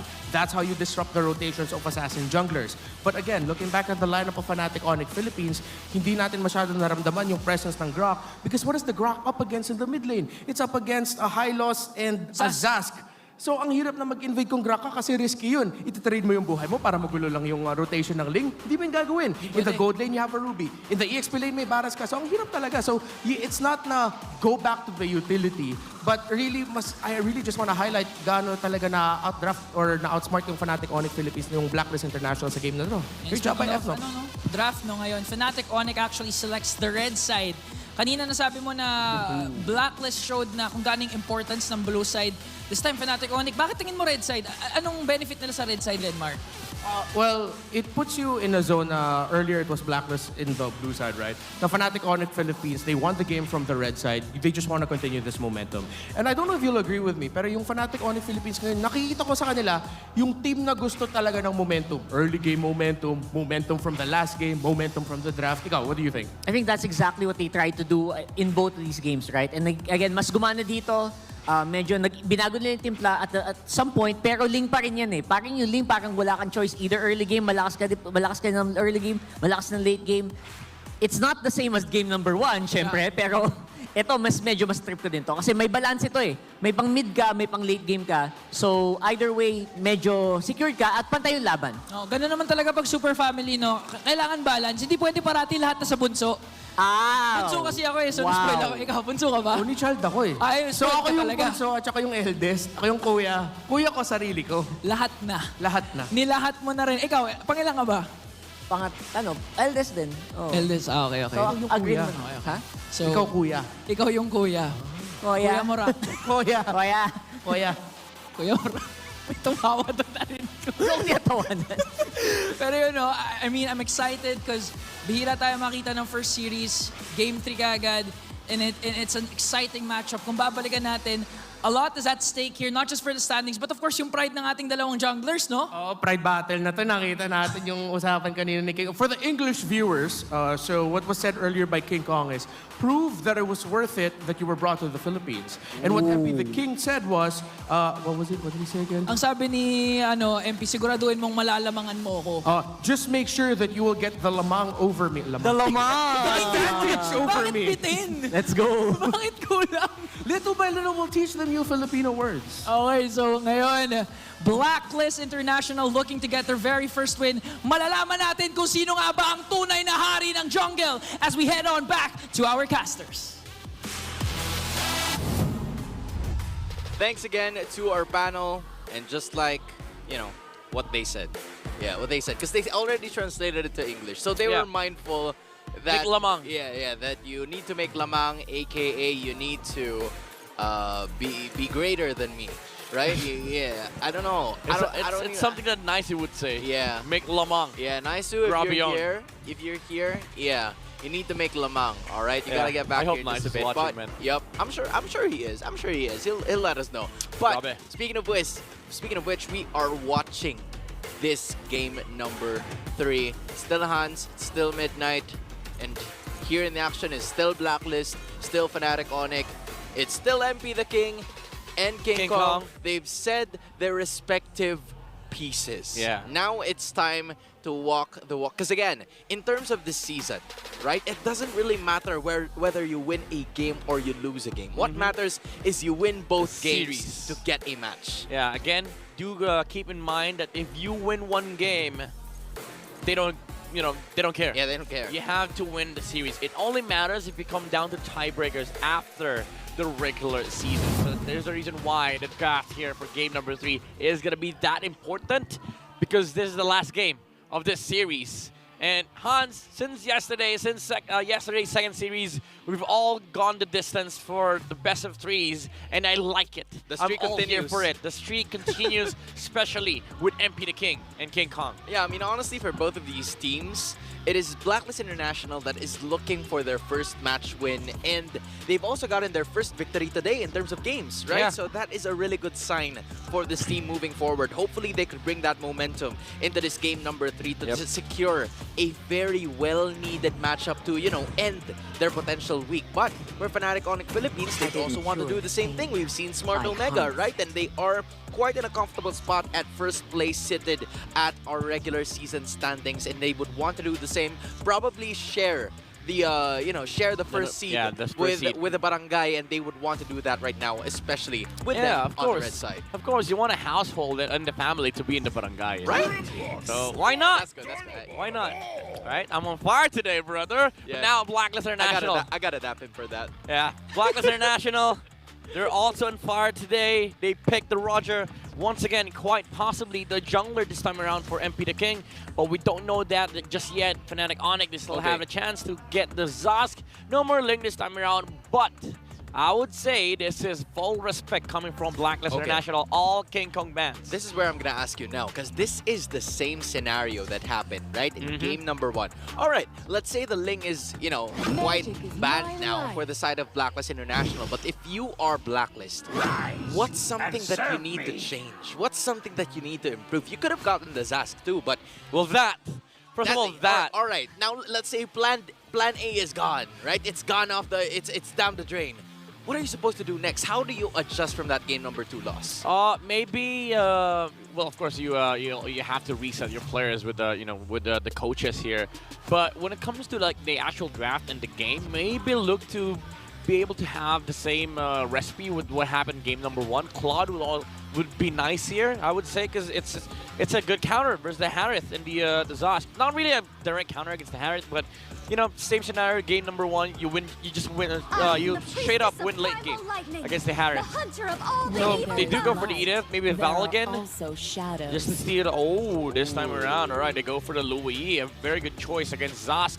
The burst option is gonna be there versus Super Friends to be able to stop him before he descends from the Dominator. Yeah, and it's also going to be easier for you to like literally just target the minion, just target the little monster that the Zask is releasing, so that at some point in time, it's not allowed to move. If you're there right behind him, you get damage too. Sucks to be you then afterwards. But this time, it's going to be the Nolan. It was banned in game number 1 for the side of Fnatic Onyx Philippines when Blacklist was supposed to pick it up on their side. So it was a fight that they were wanting to go for, but Nolan is the pick here. Yeah, again, you know, King Kong is a straight up liar.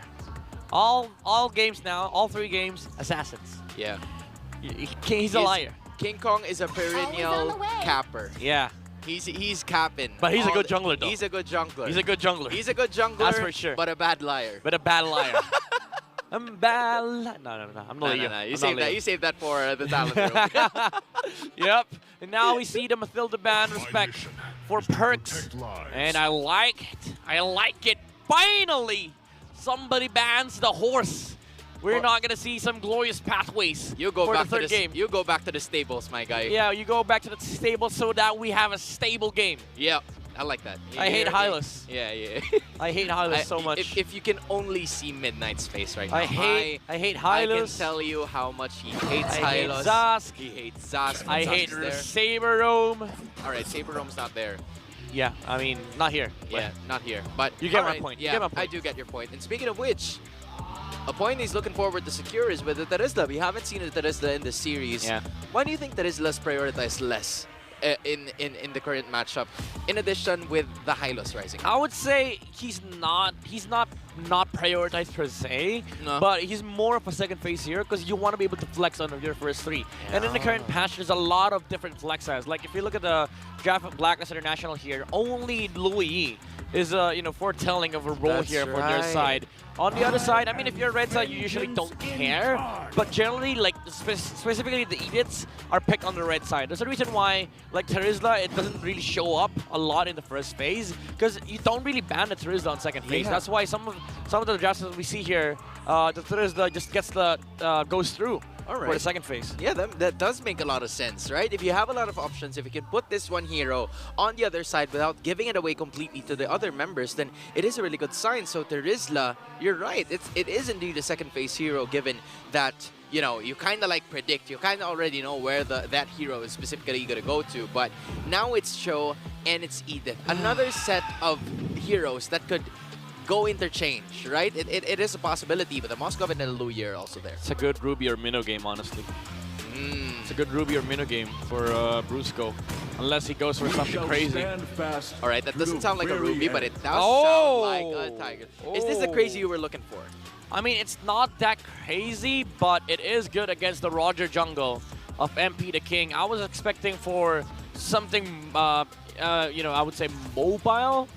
Well, the things that I mentioned are not really mobile, but Ruby's kind of like a more aggressive version of particular because you're ult dependent, but your ult is more active. Yeah, than compared to an implosion from a tick because you have to wait for a long time before it comes back up. Yeah, but if you manage to hit it, then at the same time it also is going to be good. But so you're really just gonna have to pick your poison at some point, right? So with them, the poison that they picked was the Tigreal instead of the Ruby, and it's going to be Fnatic Onyx Philippines. If you take a look at their compositions, they're a very well-rounded group, enough damage and enough of those setups from the Tigreal and the Terizla as well. Meanwhile, on the other side, you're going to have to take a look at the possible pick-off opportunity from the Cho and from the Edith in the same way. It's really going to be crucial, especially in this game number 3 with the contrast of playstyles that they have. Yeah, let me just say though, this is going to be similar to game number 1. If Fnatic Onyx does not close the early game, they will have a lot of problems in the late game, specifically with the Moskov on outplayed. I mean, it's not a Claude, and they, Blacklist International doesn't have a lot against the Terizla, but it's still a Moskov. Yeah. It's still a Moskov that just flats out win the late game versus Harith because you don't deal the same amount of damage in a specific duration Like, yeah, sure, you both deal huge amounts of damage, but Moscow, once he goes in, he doesn't stop. Harriet has to wait for the cooldowns. And he literally goes for the ultimate to find team fights faster. Exactly. He can go from one lane to another to just dish out a ton of damage. So it really depends on how the rotations are going to be like, especially with, you know, the level of composure and the level of communication that both of these teams need. Outplayed is playing an MP the King, because I always call Moscow an import. Like, he can play from the other region, but when you need my help, I can spear back to PH. Yeah. He was like, you know what? Here's a spear from MP, and then he gets it to go, and then he lands on the damage, and then the rest is history, right? But as of this moment, both of them are going to be here in the Philippines, and they're going to be playing this game number 3. It's King Kong and, should I say, MP the King, finally securing that level 4. MP, not just yet, he is still quite left behind. This is the advantage of having that assassin. Yep. I like the fact that King Kong always rotates towards mid too. Like, he always tries to help out his duo mid just to be able to clear the waves much faster so that they're able to hold both sides of the push. And it just ensures that no matter what happens in the early game for Fnatic Onyx, there's no way they're gonna lose the mid lane. Like, the pokes are not gonna be there from the opposition. King Kong's always gonna be there if anything happens in the skirmishes. So it just ensures that Fnatic Onyx is stable in the mid lane and is stable in the first 2 minutes of the game. And that's the reason why they're able to do this. Just rush a turtle, and Kirk is already there, flickered out from Lord JM, and it's just a free turtle for Fnatic Onyx. Again, another easy take from the side of the Sonics, and you have to give it also to, you know, the zoning that Kirk is being given, and he might actually outplay the rest of the members here, but he decides to just get them through style points. It's not going to give you gold or kills, but he's still going to be right over there. I mean, Lord JM wants to overstay. He used the Primal Wrath. There's a Zosk coming behind on top of the XP lane. Oh, put us back there. And there he is going to die. That is a huge blunder. Oh, no. Here we by go. Lord JM. But here we go. MP the King. He smells it. Roar. I smell blood, and MP the King takes Super Prince. Yeah, he was out.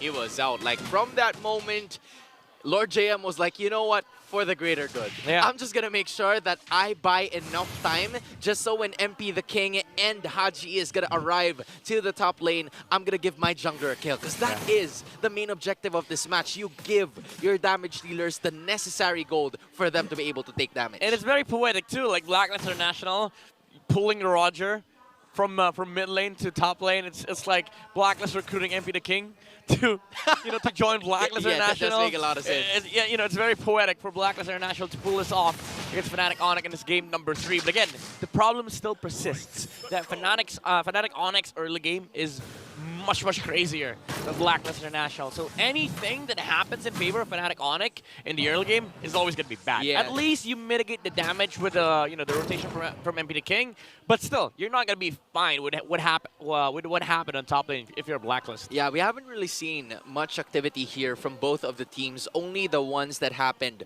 on top lane, which resulted into a stalemate 1 kill for Blacklist and Fnatic Onyx Philippines. Blacklist would have, or should I say Fnatic Onyx Philippines would have to, find and continue to get those trades for them to even bring it into the late game, given that the fact that it is going to be crazy for them the later portions of the match. This is good timing for a lane swap. Blacklist International, they understand their assignment. They send the Moscow towards the top lane, and he gets, speared to be able to join the fight in Fnatic Onyx. Although they're 5 here, Blacklist International is essentially 5, but they're just going to give it out. But again, outplayed. Being in position as soon as they realize that the turtle is going to be up, at least he's going to be able to take some gold out of the energy shields. But hold that thought, Blacklist International. They want to help out. They want to clean out this tower here. They are looking for the trade. They say, all right, Turtle's bottom lane, Harris bottom lane. For sure, Fnatic Onyx is going to try and clean up that tower. Let's just take top. Yeah, but you know what?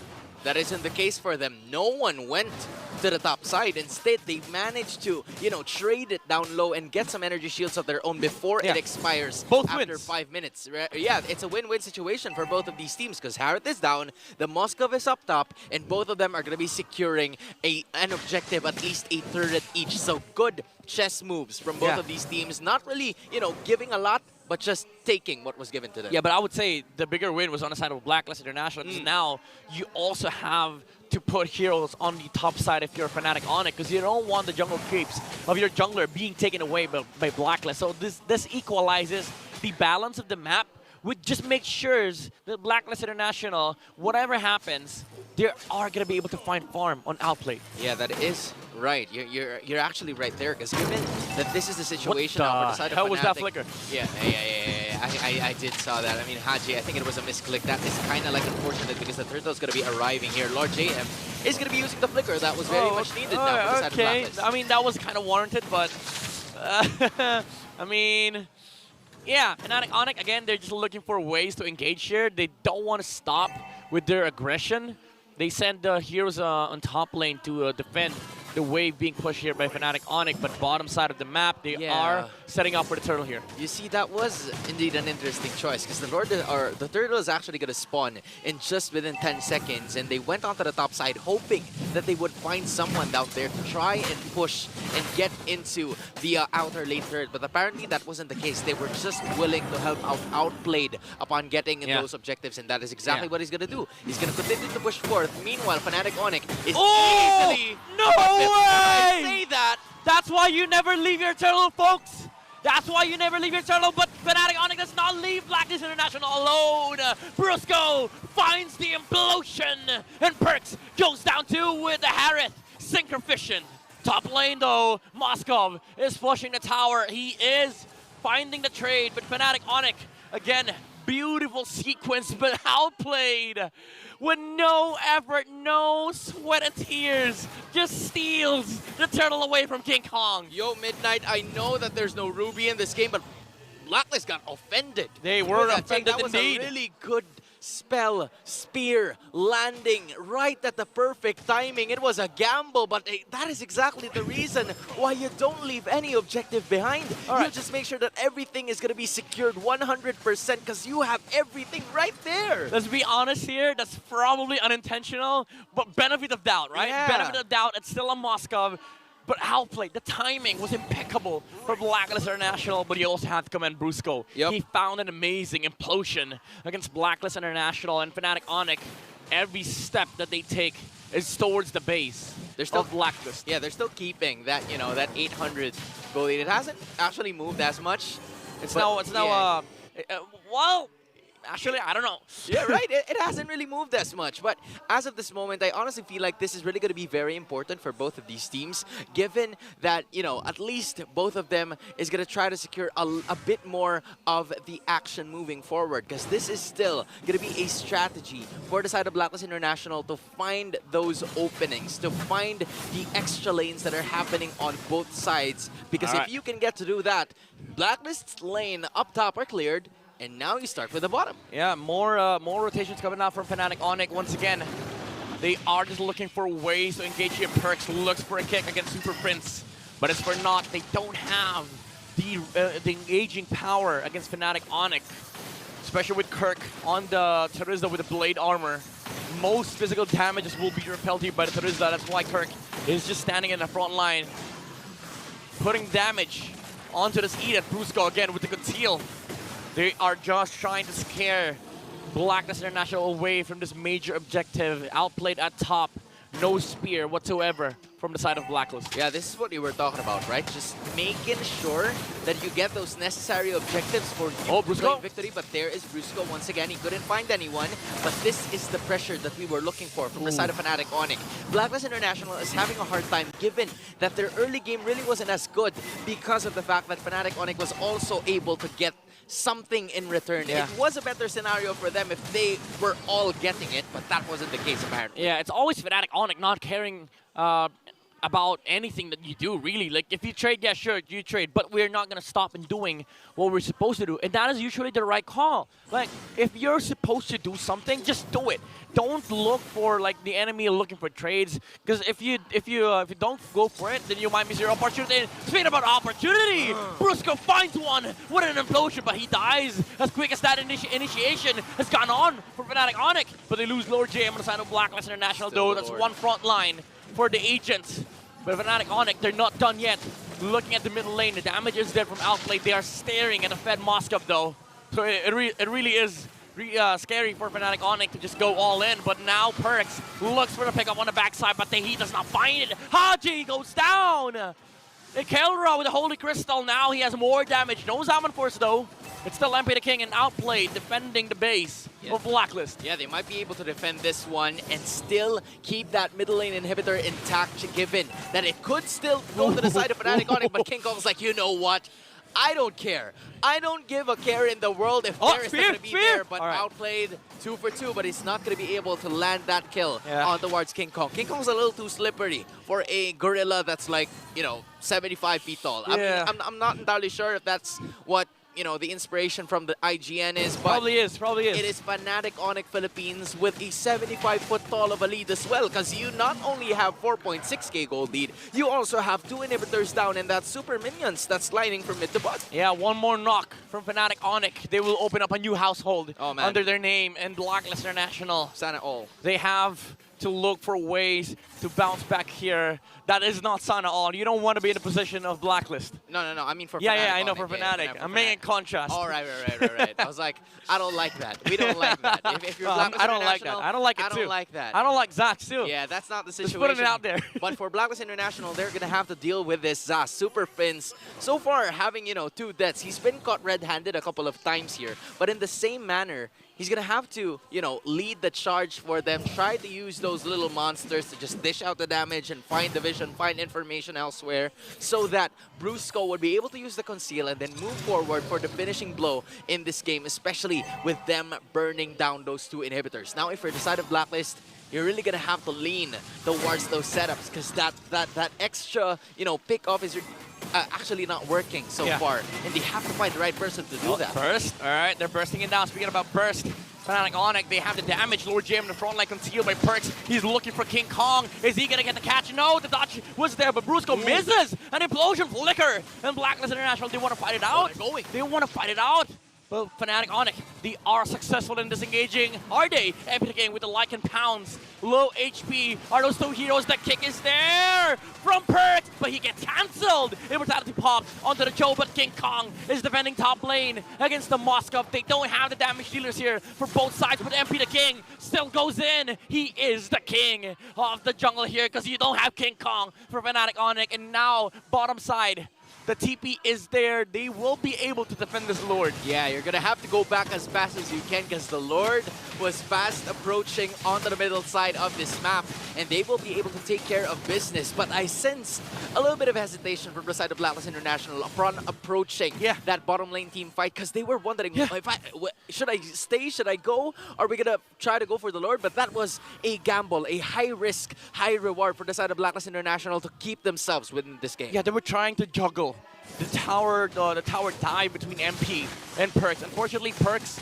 suffered the consequences, but at least MP the King was able to slay 2 heroes on the side of Fnatic Onyx. But again, it's not enough at the end of the day. It was just unfortunate for Fnatic Onyx that they didn't have King Kong there, because he had to defend against Outplayed. But that is also the strength of the Moskov here. That's the reason why late game he's much scarier compared to this Harith. There is that macro advantage that Blacklist International has with the Spear of Destruction, as well as the diversion from the Louis. Now Brusco with conceal, he doesn't have the flicker.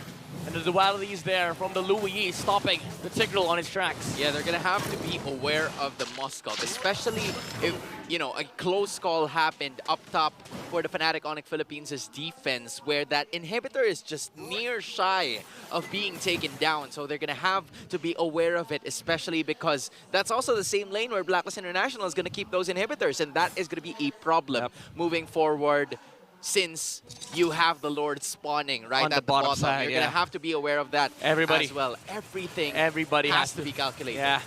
Actually, you know what? All 10 players should be concerned for that lane. Because look at the towers up top. Blacklist, pretty low. Fnatic Onyx, pretty low.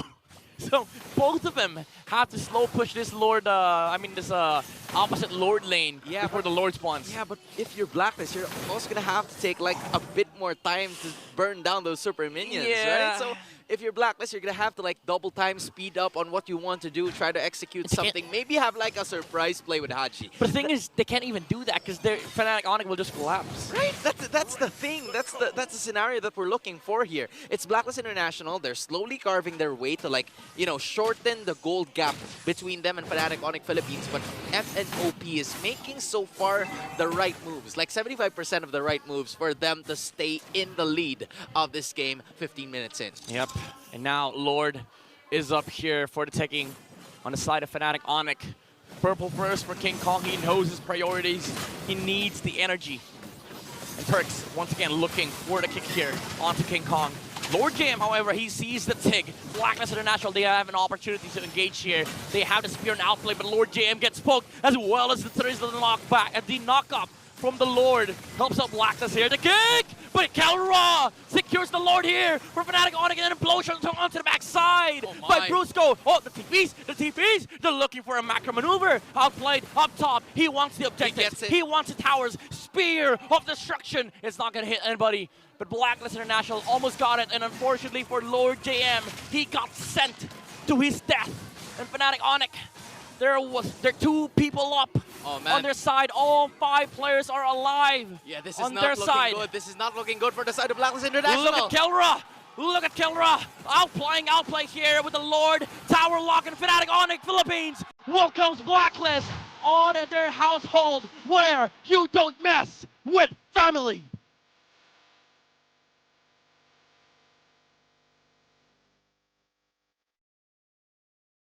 You do not mess with the family that is Fnatic Onyx Philippines. They were so close, you know, from being taking their inhibitors down, but I felt, or most of us felt like it was still an inevitable scenario for the side of Blacklist International, given that they have established so much. They have made sure that the damage output was there. They've taken control of the macro, and it was just about time for them to finish this game.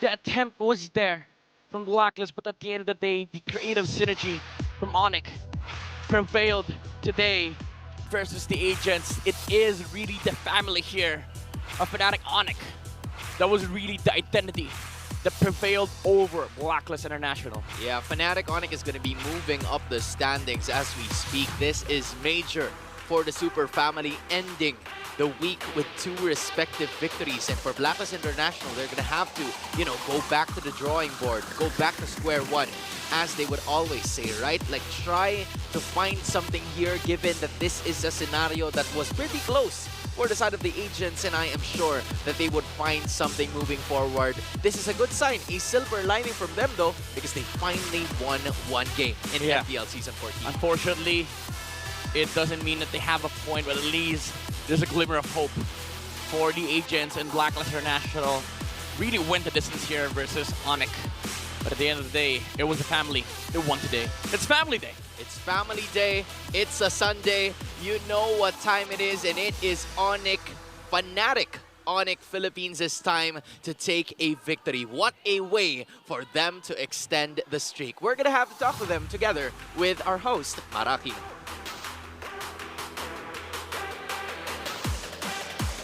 Congratulations to Fnatic Onyx. Let's give him a round of applause.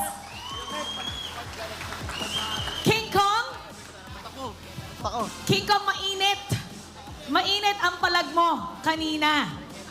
Sinabi nga niya, tingnan natin kung malalamangan mo nga siya. Ano naman ang gusto mong sabihin ngayon dahil maganda nga ang performance mo at mukhang nalamangan mo nga. Parang hindi bumaba ng 1,000 yung lamang ko lagi sa kanya eh. Laging lagpas 1,000 eh. Ayan. Ikaw naman. Calra, napansin namin ang heroes mo. 2 Hereth, 1 Ruby. Nasaan na yung mga normal picks mo from before? Ano pa yan, baka sa mga susunod na week pa ilabas yun. Si Coach Tony kasi yun lang pinapagamit sa akin. 1 trick daw. Ayun. And you're doing really well. Congratulations, actually. Eto, si Kirk daw. Okay, si Kirk. Ayun, Kirk. Nice one. You won 2 matches in a row.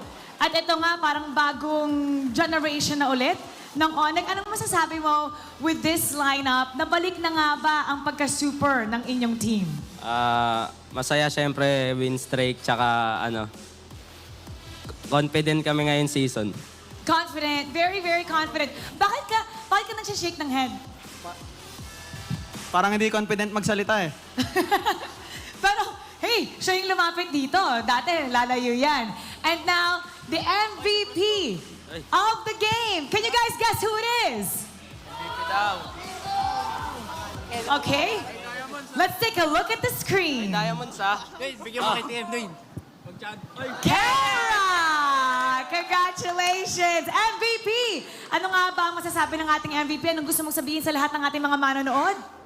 Siyempre, unang-una sa lahat, salamat sa mga pumunta dito ng fans namin. And sa fans din ng Blacklist, sa mga effort nyo, and thank you sa walang samang suporta. Tsaka bilhin na pala kayo ng DNY perfume namin. Ayun, kaya pala ang bango mo. Kaya pala ang bango-bango. And now, meron tayong winner para sa ating 3,000 diamonds, ang ating fan. Come on up! Hello! Come here. Oh, okay, nice to meet you. Anong pangalan mo? Aaron po. Aaron! Parang may angas si Aaron Aaron, sino yung paborito mong player dito sa MPL? Yung kuya ko po, si King Kong. Kuya mo? May, kuya? Kuya ka ba? Magkuya ba kayo? Kuya mo yan? Opo, kapatid ko po yan. Shoutout nga pala sa mama ko, tsaka sa papa ko. Nandun yung mama tsaka si papa. Hindi mo atanong kung sino mama at papa mo eh. Okay. Niloloko mo ba ako? Talaga ba magkapatid kayo? Kapatid ko po yan, oh. Ano? Pakita ulit. Paano? Okay. Pagtabihin natin. Sige nga, tabi ka kay King Kong. Okay. Sino ang mas pogi? Ikaw or si Kuya King Kong? Lamang lang ako ng 5%. Lamang ng 5%. Oh, magkitabi kayo. Anong gusto mong sabihin kay Kuya? Kuya, kahit di ka MVP. Face to face. Kuya, ayos lang yan kahit di ka MVP of the game. MVP ka naman sa puso namin nila mama at papa. I love it! Congratulations! Bigyan ng diamonds! Ganyan. Kapatid mo ba talaga? Opo, kapatid ko po yan. Halata naman po sa mukha eh. Thank you for being such good sport. Congratulations once again for your second win in a row. You may now take your bow.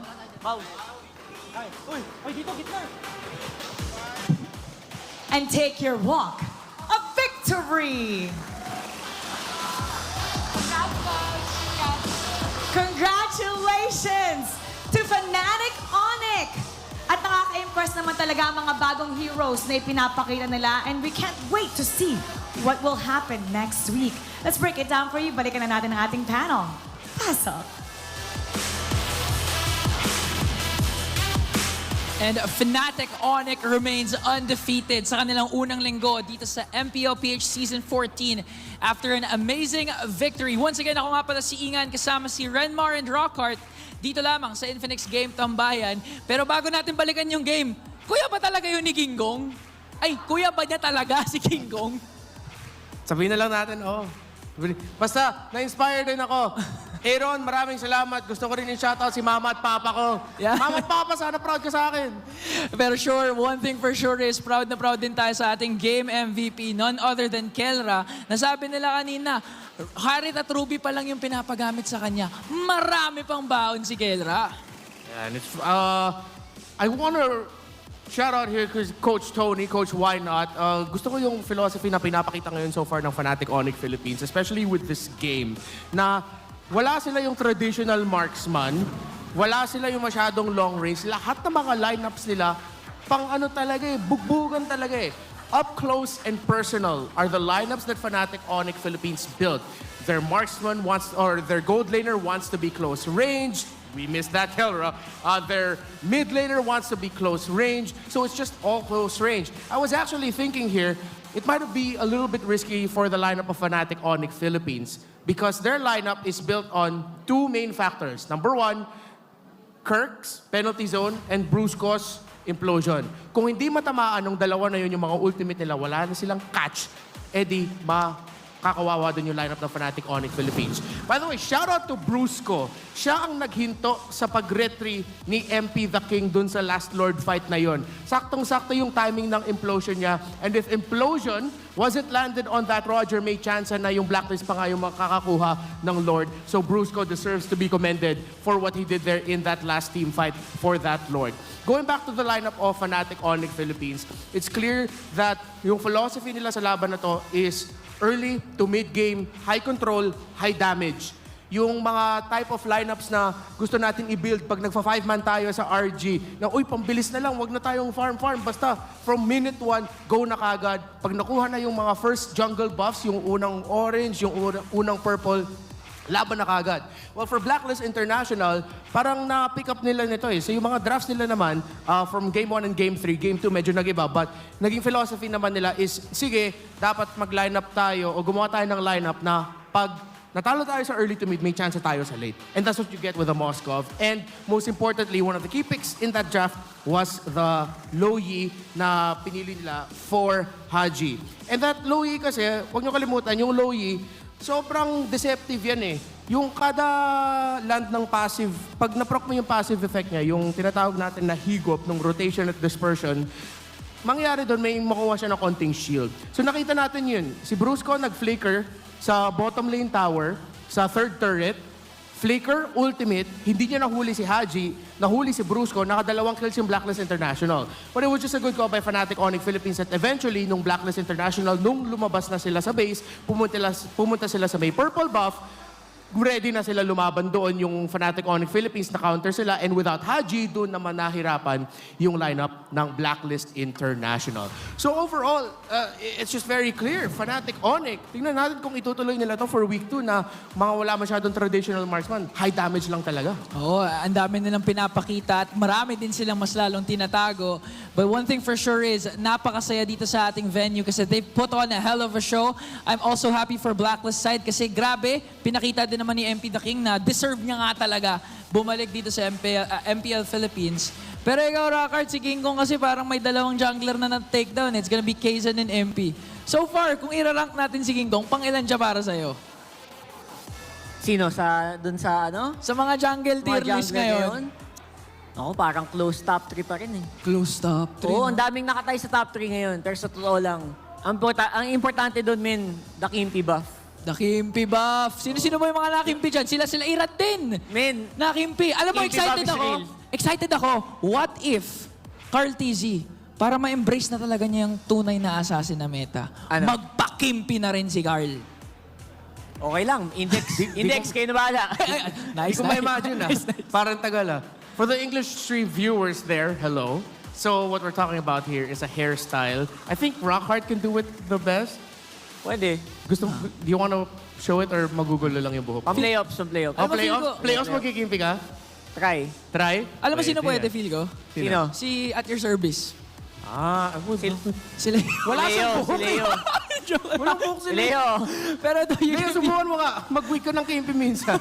Pero you can be part of the digital transformation in the world of connectivity. Say hello to convenience, flexibility, and local connectivity with the smart prepaid eSIM. Now available for only $99 through the smart online store. Sobrang mura nito. Mas mura pa nga to sa kalamangan na sinabi ni King Kong kay MP na halos 1K daw. Parati ang kalamangan ni King Kong over MP, no? Mainit. And doon naman yung mga, the numbers were there. The numbers are facts lang. Facts lang. Statistics lang. True lang. Real lang naman. Real. Oo, kaya naman, isa pa sa mga real din talaga ang pwede nyong makuha na napakagandang skin na I believe finlex to ni Chakno kahapon. The Franco Mains, it's your time to shine dahil available na ang bagong MPL exclusive skin, Quantum Vanguard ni Franco sa shop. Hook enemies ala MPL players and get it now. Napakarami nating exciting na handog dito pero ang pinaka-exciting kasi para sa akin is pag pumunta kayo dito yung atmosphere sa MPL PH S14 sobrang ganda. Yeah, one of our biggest venues, most iconic venues so far this season. At solid na mga crowd natin so far for this first week. It's always an exciting time here in MPL Philippines. Dami pang tickets, guys. Punta na kayo sa MPL PH. Kita-kits. Kita-kits, may oras pa tayo para magpahinga dahil we'll be heading for a very short break. Kaya naman MPL fans, see you later.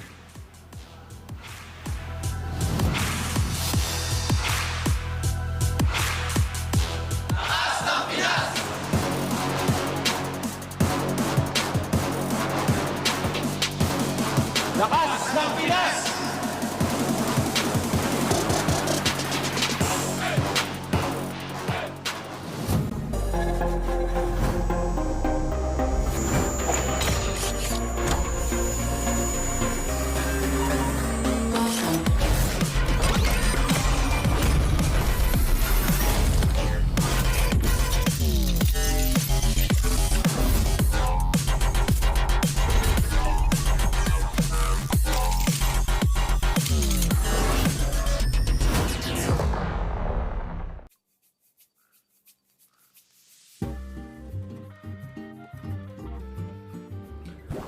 Ang una kong paglalaro ng ML is nung nag-champion ni Archangel. Ay hindi, bale yung siguro mga season 2. Kasi nag-champion ni Archangel, season 3 siya, pero yun yung 1,000 stars na ako. So, siguro tingin ko mga season 2 ako nag-start ng paglalaro ng ML nung MPL. Ng MPL mismo. Marami kasi akong naging pero yung pinaka hanggang ngayon na nakasama ko si Edward.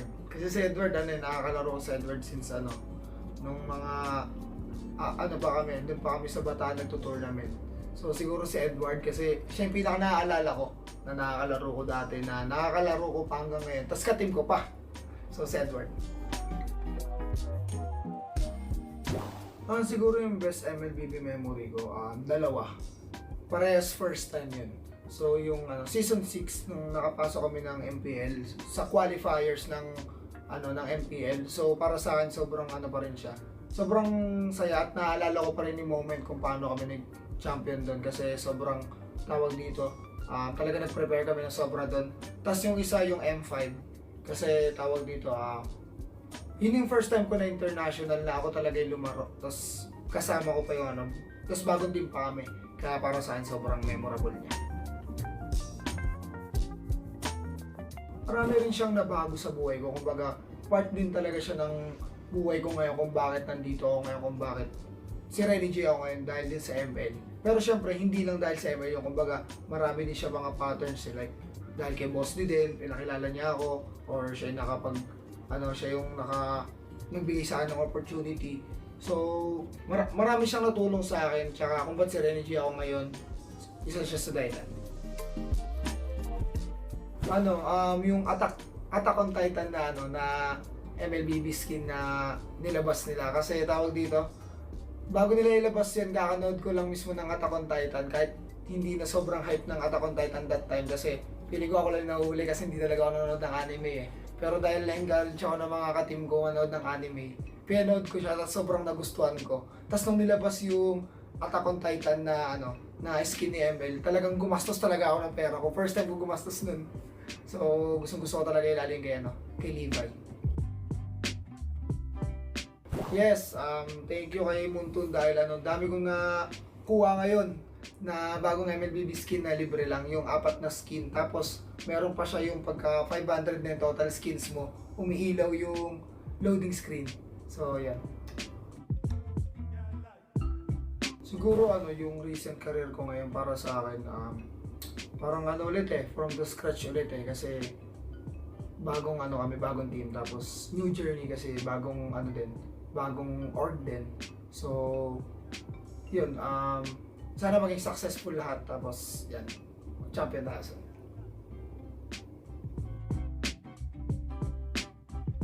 Siguro na lang, kasi marami naman nang nagagawang events si Munton Siguro sa akin na lang, parang yung banding siguro sa ibang teams. Kumbaga pagkaka-team ni Munton yung mga iba't ibang teams, kumbaga bawat roles, tapos paglalaban-labanin, ganun. Yun lang siguro sa akin.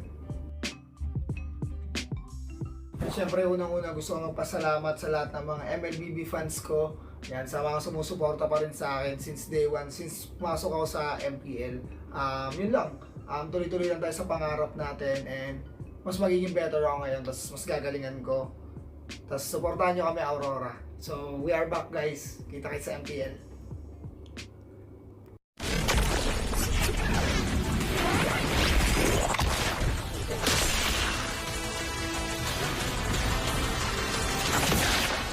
Strike first and without mercy.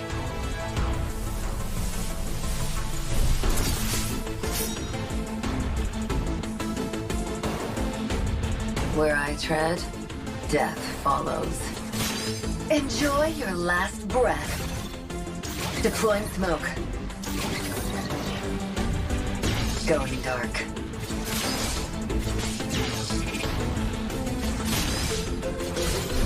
War is my trade. Death is my craft. Backup plan? I am the backup plan. My destiny is what I make of it.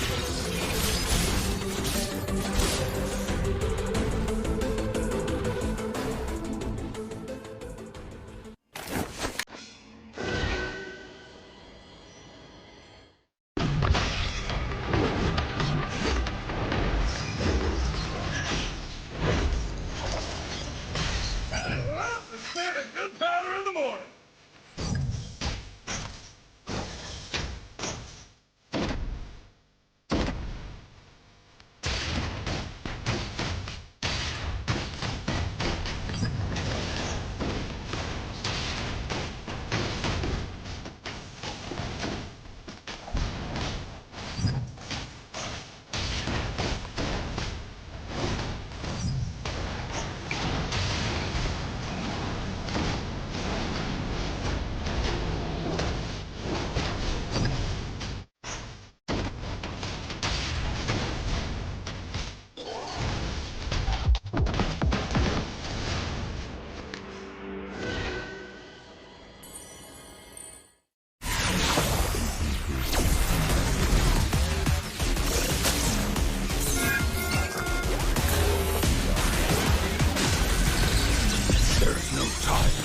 Chat. You will never learn. Mystic magic is so wonderful. Face yourself.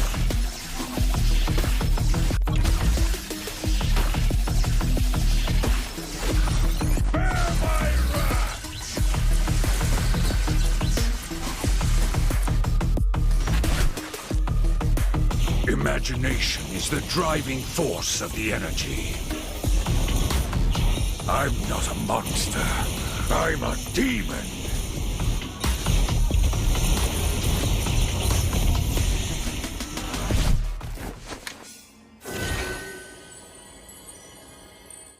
Get 8 gigabytes of all-access power. To do it all. Plus only TikTok to scroll and share non-stop. Power, work, life, and more. With Smart Power all-access data now up to 90 days. Load now. No signal, no fun. If only you could switch in an instant. But wait, you can with the Smart eSIM. Backed up by nationwide coverage. Get your Smart eSIM now.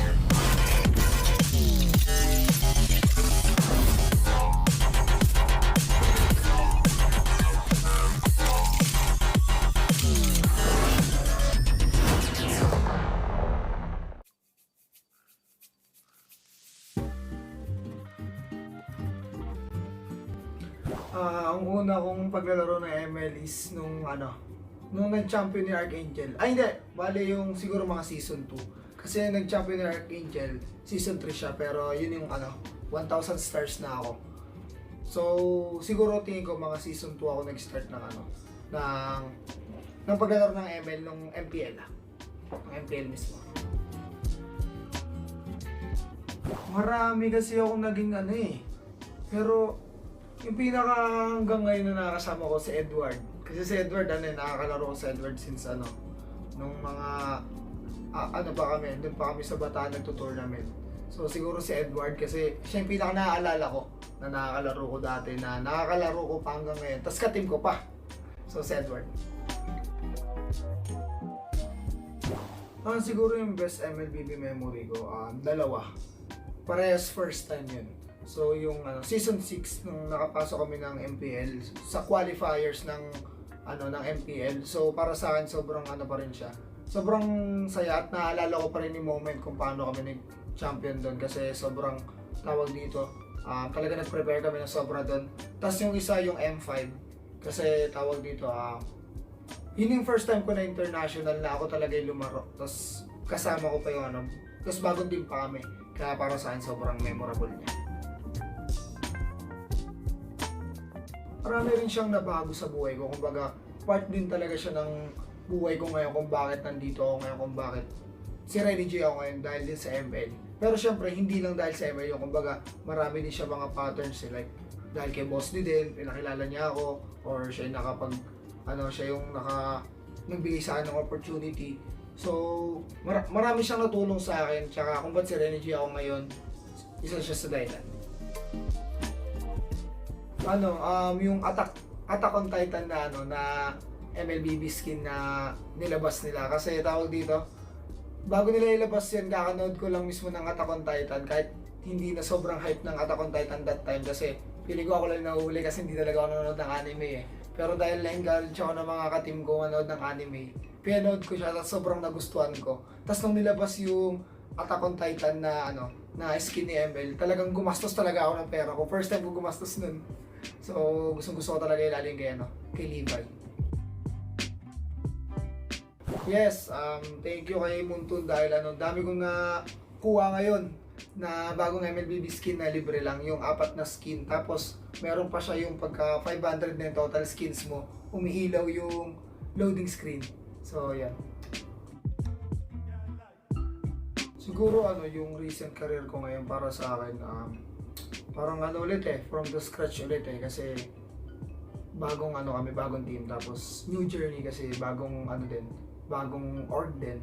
So yun, sana maging successful lahat tapos yan, champion na sa.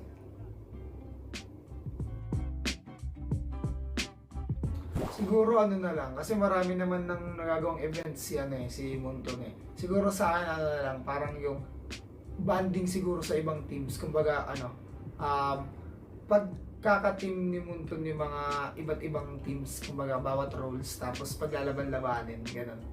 Yun lang siguro sa akin. Siyempre, unang-una gusto ko magpasalamat sa lahat ng mga MLBB fans ko. Yan, sa mga sumusuporta pa rin sa akin since day one, since pumasok ako sa MPL. Yun lang. Tuloy-tuloy lang tayo sa pangarap natin and mas magiging better ako ngayon, tapos mas gagalingan ko. Tapos supportahan nyo kami Aurora. So, we are back guys. Kita-kits sa MPL.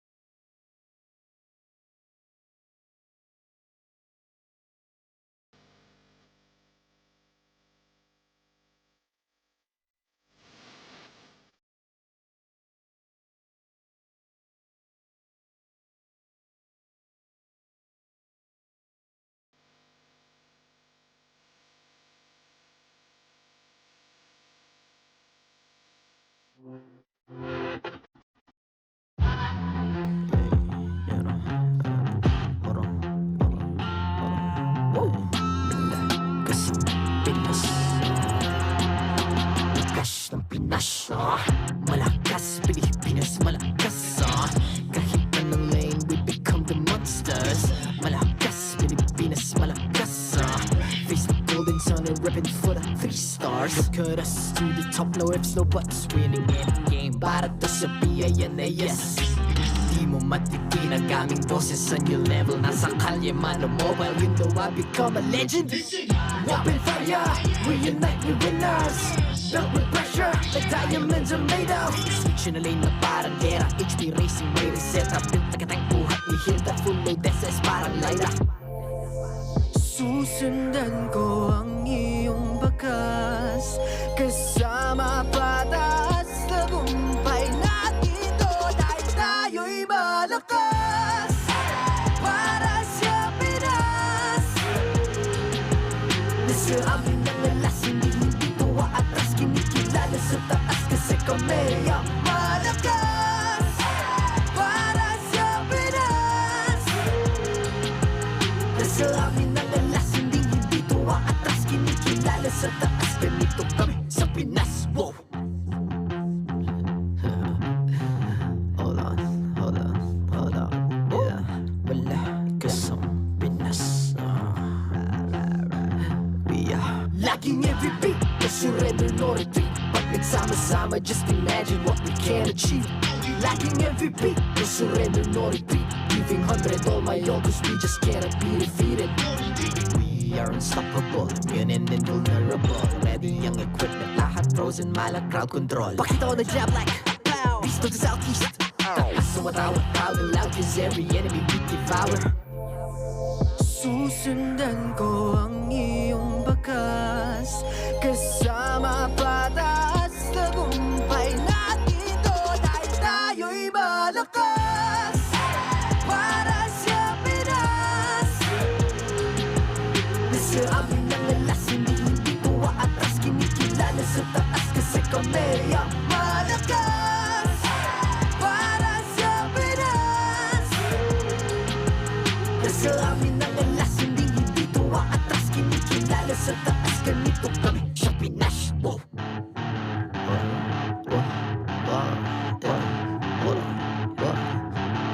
Malakas, Pilipinas, malakas. Kahit anong lane, we become the monsters.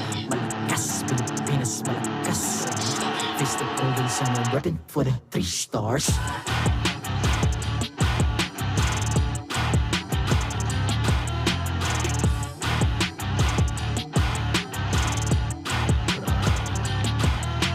Ang lakas ng Pinas, we unite, be the stars. Ang lakas ng Pinas, we unite, be the stars. Ang lakas ng Pinas, we unite, be the stars. Ang lakas ng Pinas, we the stars. Ang lakas ng Pinas, we unite, we the stars. Ang lakas ng Pinas, we unite, we the stars. Ang lakas ng Pinas, we unite, we the stars. Ang lakas ng Pinas, we the stars.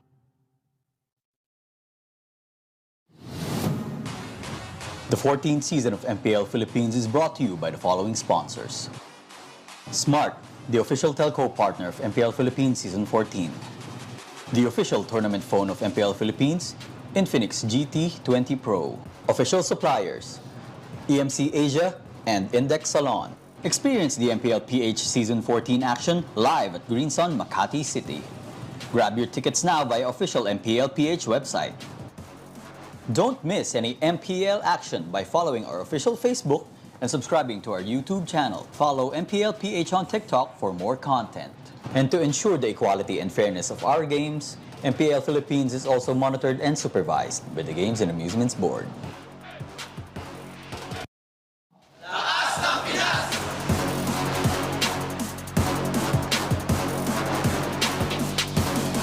Lakas ng Pinas!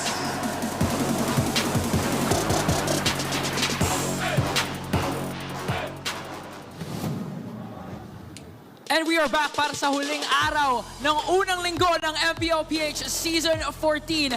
Dito tayo ngayon sa Infinix Game Tambayan. Muli, ako nga pala si Ingan, kasama si Renmar and Rockhart at kami ang inyong mga kasama para sa up-and-coming matchup ng Aurora MLBB versus RSG Philippines. Kanina nakita natin na game number 3 yung previous series. Tingin nyo, ano expectations nyo for this upcoming match? All I want to see is another heated battle between 2 junglers. Kanina si King Kong at saka si MP maganda yung mga words na nasabi. Dito naman nata, it's Erad and Demon Kite Nako po. Imagine mo, no, magkakatropa yan dati. Man, literal na they shed blood and tears together. Wow.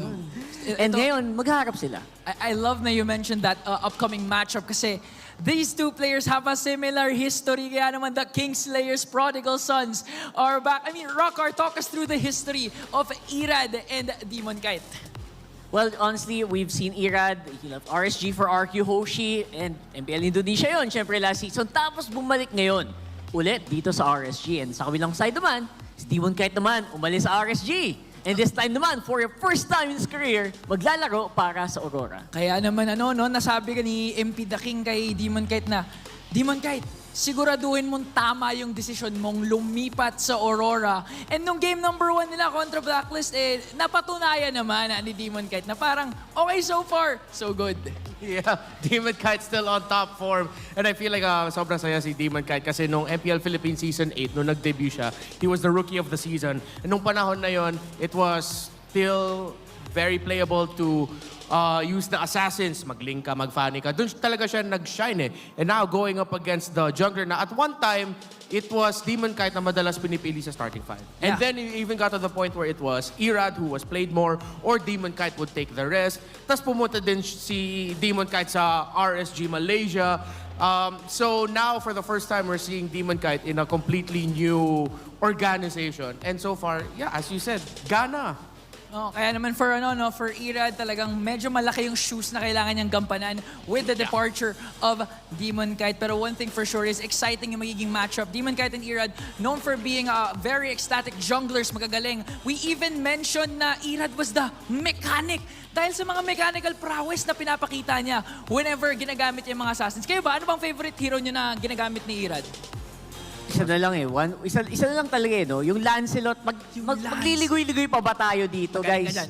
Ano ba yan? And I think that's one of the reasons why kahit na dati kulang siya sa experience, talagang tinitignan siya kasi yung mechanics niya, yung pro mechanics na na-make up niya, yung lack of experience, now, pwede niya ulit gamitin yun. Okay. I mean, ang daming assassins na pwedeng gamitin dito ni Irad. And for Demon Kite, of course, his flexibility can be the utility, can be an assassin. Kaya it's a good upcoming matchup na pwede nating makita. Again, a lot at stake here for Irad is to parang reinforce yung statement niya na sinabi niya na in terms of rankings, siya yung number 2 behind Kyle TZ. And for Demon Kite naman na talagang tama yung decision ko Tama decision ko mag-Aurora Kayo ba? Ano ba thoughts niyo doon? Oh, well, para sa akin, there's a section of the community that loves all of the heated talks na mas nakita natin ngayon so far this season. But a part of me, and especially for this game, this series, let the wins, let the action do the talking. Yes, and speaking of let the action do the talking, nakita natin yan from the hitman, the healman, kung ano man gusto nyo itawag nyo kay Rene J. Dahil muling nagpapakilala si Rene J dito sa MPLPH Season 14 with his amazing performance kontra Blacklist. Game 1, it was the Matilda. We called him the healman. Game 2, pinakita niya yung unstoppable wild charge plays niya with the Grok. Ayan, ikaw, kilala mo ba? Ako, kilala ko? Kilala mo yan, ikaw, kilala mo? Kilala ko yan. Kilala mo. Buti naman. So right now, ito obviously is the different shades of Rene J. Wow. Ganun ang graphics natin. Throwback. Yeah, of course. We've seen Rene J shine. Multi-role man yun Naging gold lane nag-umpisa, tapos naging XP, and now it's really in the roam position, especially nung Season 12, heading into the M5 World Championship. Doon nag-shine si Rene J. Again, the hitman became the healman na mas dinadala niya yung mga utility. The Matilda needs to be respected. But then Rene J, pinakita din niya when it comes to the Ediths and the Groks, 2 of the top roamers in the league, in the meta right now. Pwede mo na rin i-add yung yung take rail. Parang ang daming pwede laruin ni Rene J Parang lahat comfort ni Rene J. Let's be real. Kaya nga nagpapakilala ulit. Kailangan yung, again, respect yung naging journey niya. Again, started with NXPE, went sa Black. Sa Black, natatandaan natin, first time niyang mag-international tournament. Di ba? Grabe yung performance na napakita nila. And now he's leading Aurora as the team captain of this new team. Pero apart from Rene J, syempre Irad and Demon Kite, may gusto pa ba kayong i-highlight sa ating mga naging stellar performers from both of these teams? I think for me, I want to start it off with RSG Philippines. I like what Light has been doing so far, especially nung game number 1. Merong ginawa si Light na sobrang lupit against Team Liquid Philippines. Yung game-winning play nila doon, ginawa niya, nag-earth shatter siya, chinarge niya, nakaharap dito. Pero yung mga gusto niya tamaan, nandito. Nandito? Oo. Tapos nasa loob pa ng shrub, yung Sansan Duo. Doon sa may naglalaban sila sa lower portion of the map, sa may orange buff. Tumalon si Light, tapos nag-flicker, earth shatter, lumapag sa Sansan, doon nanalo yung RSGPH nung game number 1. So, I feel like Light, yung mga, di ba ang tagal na natin sinasabi kay Light, off-angle yung mga approach niya. Oo. I think he's really gonna shine in this current meta. May something talaga especially pag naglalaro yung RSG tsaka TLPH. Tinawag natin kapon sa panel na blockbuster, yung parating kinakalabasan pag nagtatapat yung dalawa. Yung kaya yung pwede natin mag-expect kasi Aurora this time tatapat naman or will test their strength kontra RSG Rockhart. Pag si Hitman gumamit, Grockbuster. Okay, I like that. Kasama naman ako dyan. Pwede naman ako Tito jokes, guys. Tito jokes. Grockbuster, pero again, we cannot, as you mentioned, Matilda, kailangan ni respeto. Hindi natin alam kung ano mga pwede nilang ilabas. Ang daming maskara no? Parang iba-iba Saan? Ganun. Akala ko different versions. Pang-graphics na yun, pang-graphics na yun. Anyway, sobrang ganda na nagiging performance and I'm really excited to see kung ano pang pwede nilang ilabas. But apart from that, what can you say if Aurora beats RSG Philippines kasi they were able to take down Blacklist, where would you rank them in terms of a tier list as a team para sa inyo? Well, based off of the combined performances nila in the international tournament bago nag-umpisa yung MPL this season and their performances in MPL so far, if they beat RSG, if this is gonna be a dominating 2-0, I'll be comfortable to put them in the top 3. If this is a 2-1 na medyo nahirapan sila up against RSG Philippines, I'll put them maybe not comfortably too much in the top 3, top 4, top 5, maybe. But yeah, I'm glad that you mentioned that kasi magiging good chance to para makita natin kung saan ba so far yung bar ng dalawang teams RSGPH, they got that game 1 against Team Liquid Philippines pero nahirapan sila in games 2 and 3. Medyo naging mas one-sided yung affair. Aurora naman, it was dominating in both games up against Blacklist International despite the start ng game 1 na mga 10 minutes, 11 minutes bago nag-first blood tayo. Oo, naalala ko yun. Naalala ko, nag-post pa si Brigida walang ma-play-by-play kasi 11 minutes na wala. Wala akong bakas, sabi ni Brig. Nakakatawa nga actually yung game na yun kasi game 1, walang kills 11 minutes, puro tore na destroy. Nung game number 2 naman, walang toring na destroy until 8 minutes, puro naman kills. Ganun yung kinalabasan, sobrang dynamic na naging previous series nila. Pero ang pwede natin kasing sagutin na tanong for the series is, can Light outshine actually yung source of light na nakukuha ng Aurora from their Northern Lights? Yan. Honestly, I really want to see Light perform better this time around kasi I feel like kahapon madaming muntik na. Talagang, I feel like they could have taken the series. May mga muntikan lang. Pero on the other side, naghahanap sila ng ilaw yata. Sino yung hinahanap naman? May hinahanap ata si Yuan. Kasi maganda yun will the Aurora Lights outshine the Dylan Light? The Dylan Light. Dylan Light. Whether. Alam mo, nakaligtaan ko actually. Maganda din pala yung XP lane matchup. One of the nasanay na tayong panoorin, it's gonna be Nats going up against Edward once again. And it's a delight to see those two face off. Anong pwede nyo expect doon? Actually, meron akong hinahanap na isang hero na nakita na natin sa sa unang series. Feel ko kilala ko sino yan. Okay. Sabihin natin at the same time, Hindi, wait. Last series? Hindi ko alam kung sino yan, sorry. Last game yung kahapon yung iniisip. Ikaw na lang. Hindi, pero gets ko iniisip mo Yuzong, no? Oo. Yun yung inuusap. Pero yung iniisip ko is the Barats. Because I feel like Barats has a very important spot in this meta. And I think Edward nakita natin si Naths. Ay, alam ko meron din history siya sa mag-Barats XP, so yun yung hinanap ko mamaya. I actually want to look for the high-loss XP for Edward kasi that's something na rarely gamitin niya. And I wonder if he's gonna be up to the task kung magamit niya yun for the combinations na iniisip niya yun itong Aurora. Pero bagay ba yung kay Edward? Kasi pag sinabi mong Edward, alam mong explosive Gusto mo yung mga game-changing talaga. Kasi imagine pag fast hands ka, gusto mo mag-high-loss, pipindot-pindot lang yun Takbo-takbo lang yun. Takbo lang yun Pero matapang. As a high-loss spammer sa RG, meron pa mga high-loss main dyan?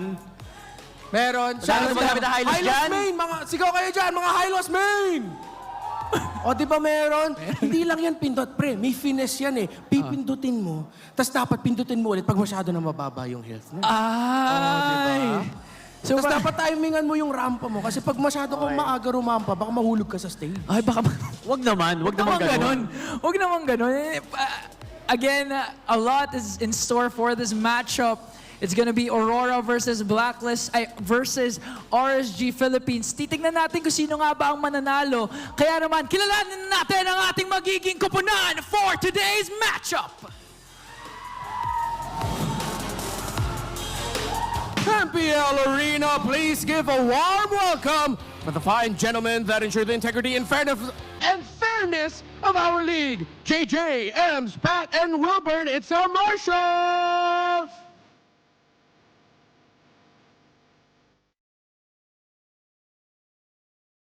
Entering the arena first, they answered the call of light and started off this season with a victory. Will they seize the win yet again? Lights up for Aurora!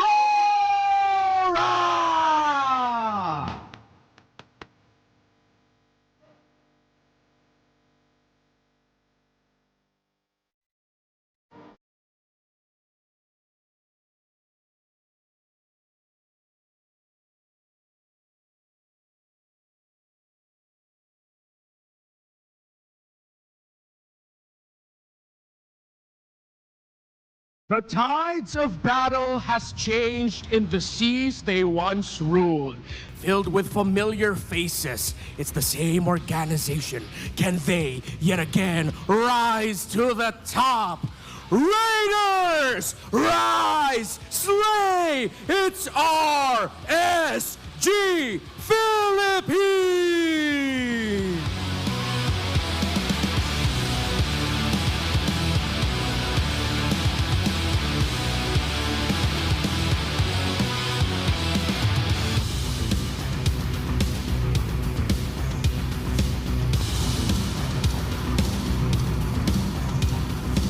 And welcome their coaches, Master! Na-master niya yung basics. It's Master of the Basics! And for RSG Philippines, he's a legend. It's Coach Panda! Sino una ngingiti? Parehas, ngumiti.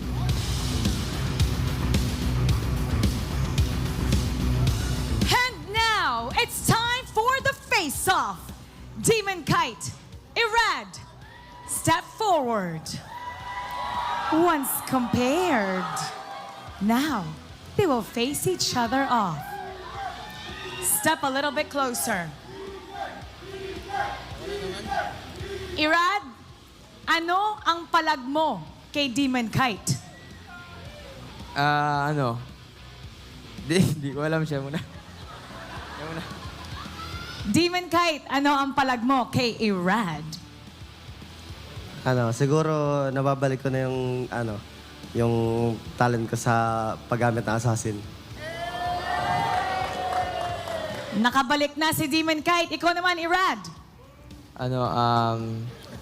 Since naglaro ako ng ML talagang assassin talaga ako eh. So, ayun. Siguro yun lamang ko kahit matagal lang nag-assassin. Let's compare their assassin later on. Palag kung palag, fist bump. Once former teammates, now they'll go up against each other. Who will perform better? Bakbaka na, casters, pasok.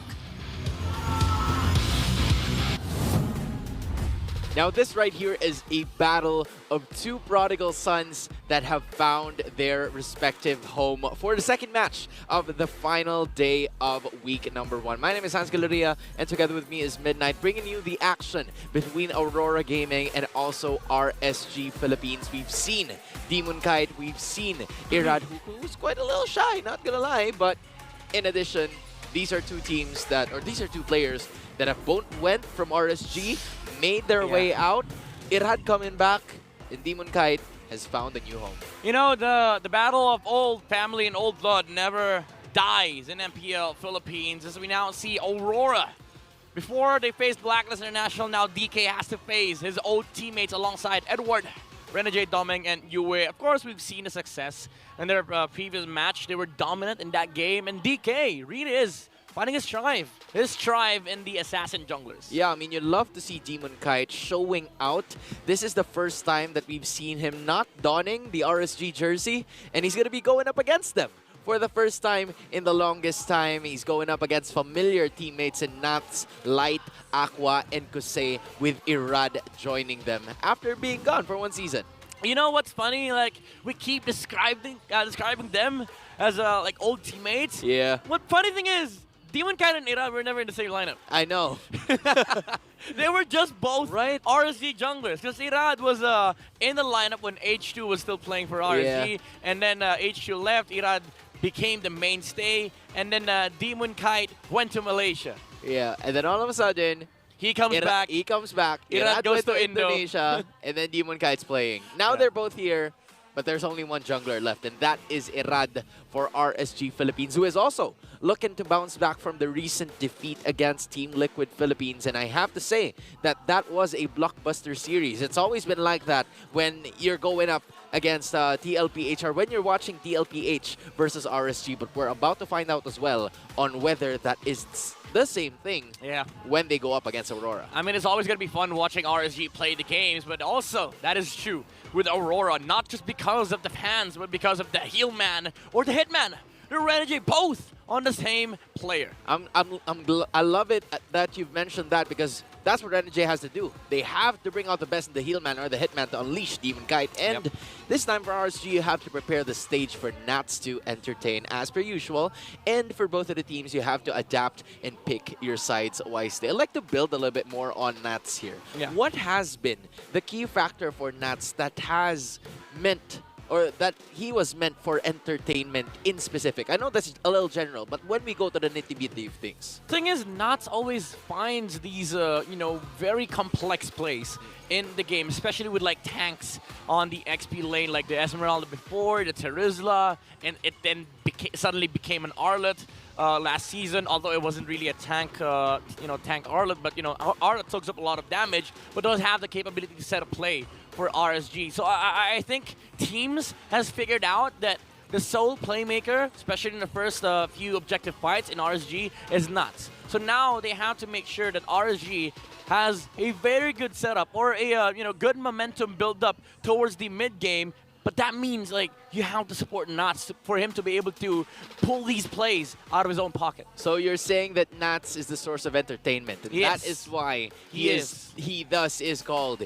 the entertainer for some sort, right? But again, he's going up against the entertainer of Aurora. Yeah, you right? know, It's Renegade. It's not just you know, the entertainment on the social media. He's Renegade. He's a rock star. He's a rock star. We saw Renegade pull out a wild charging Grok in game number 2 in their first match against Blacklist International. We all thought Renegade was a full utility player. Well, he did play a lot of like setters before, but didn't work out. But now he's, you know, he's finished the arc.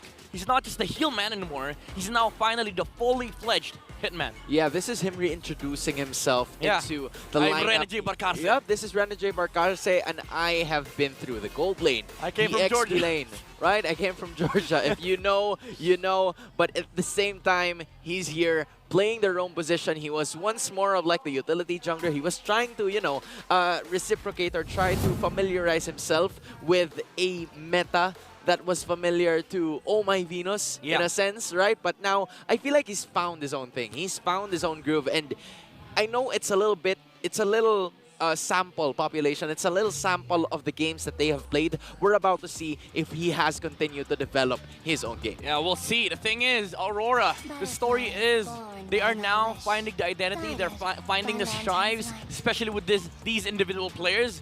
But that is in contrast with RSG, who seems to like have lost their identity along the way. And I feel like this is a wake-up game for RSG. Now we are in the draft here. Aurora takes Zosk first pick for Yue. And now RSG, they can answer back with an Edith, and a Val for Aqua, or maybe even prioritize the Paramis once again for Aqua. Yeah, there's usually the high loss that is going to be the counter here whenever teams start to pick up the Zask. But I think it is going to be the same addition that is going to be utilized, and the Edith has always been a staple here in the first pick. Because again, you were talking to me about this during the first match, the flexibility and the familiarity of having the Edith and the Roger at the same time, just so teams wouldn't know where to put it exactly in terms of role. Yeah, Aurora decides to go for the Moskov. It is a good lane matchup against the Roger, but the thing is, we don't even know if the Roger is going to go gold or going to go jungle. And now Aurora, they do get the Julian. They steal it away from Irad on the side of RSG. We all knew it from day number 2 that this is the main hero. Like, this is the main sequence for RSG, but now they take it away. Again, RSG still has the chance to take up the Paramis in this third pick. And this time around, I honestly feel like the Moskov is going to be there going up against the Roger. If they go into the gold lane position, I think that's okay, right? This is a good looking matchup for both of them. Meanwhile, if you're going to the other side, it's an Aurora that was picked up. We haven't really seen it all throughout the first match, but now it's going to be the opener. It's going to be a challenge here that RSG wants to initiate going up against Aurora. Ooh, the respect. Hans, the respect is there for the Hitman, man. the Grok. They've seen it. They've done their homework. They've watched the film. Panda was like, I know, I'm not really scared of this Grok, but Renegade is magaling talaga. That translates that to means he's Renegade is actually good. Yeah, especially with the Grok. Now the question is, do they take out the Mathilda? Yeah, that might be the question here, because they've used it on their win, I believe, against Blacklist International on day number 1, and that has been the transition that has worked for them time and time again.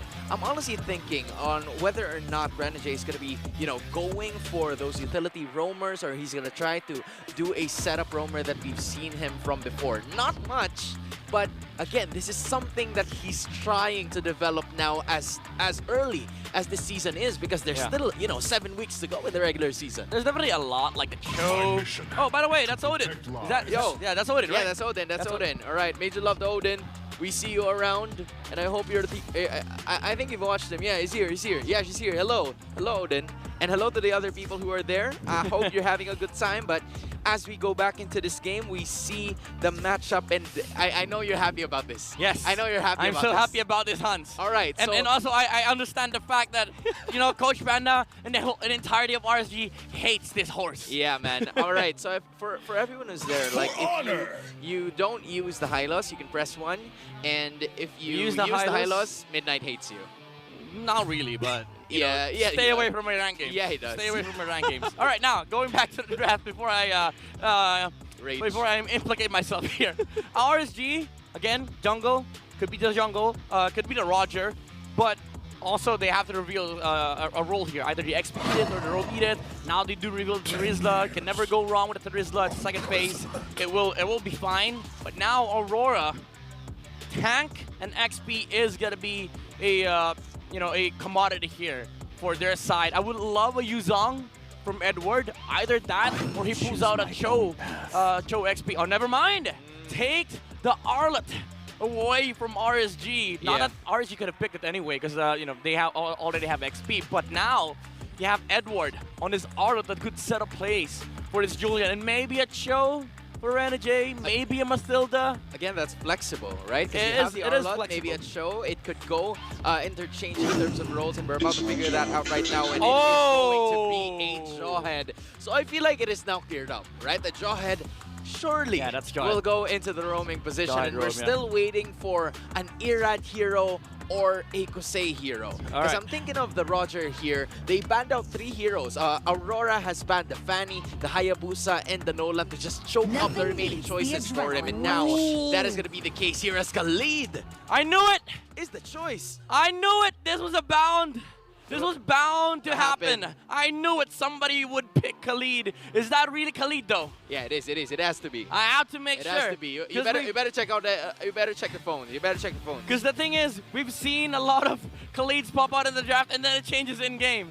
We'll have to make sure. But I knew it. I told Rockhart yesterday that we're bound to see Khalid in this season. Because I do think if you have a Ruby on gold lane, Khalid gold lane also works. You have sustain, you have poke, Level 4, you're the strongest hero on the map. Why not? Never mind. Never mind. Irad goes Benedetta. Look at you building up so much about Khalid. Well, maybe Midnight we'll see. You know, we'll see Khalid very soon. But for now, it's gonna be Benedetta being used here by Irad. Another agile hero. I'm so disappointed, RSG. I'm sure, you know, I'm sure the broadcast also feels the frustration that Midnight has. But speaking of which, it is going to be RSG leaning towards that Benedetta to go up against Demon Kite's Nolan on the other side. A little bit more. Oh, should I say it's Demon Kite's Julian? If I'm mistaken. Yeah, Demon Kite's Julian. Yeah, Demon Kite's Julian. Which is, you mix it up because they play for the same team. Right. They did play for the same team, but now they're going to be separated. And Demon Kite, a familiar jungler leaning towards the side of Aurora. Meanwhile, we don't usually see Benedetta very much in the jungle. Yeah, I mean, it's been tested for, before. Like, we know Benedetta jungle works. In the current meta, not so much because we haven't really had a lot of sample sizes for it.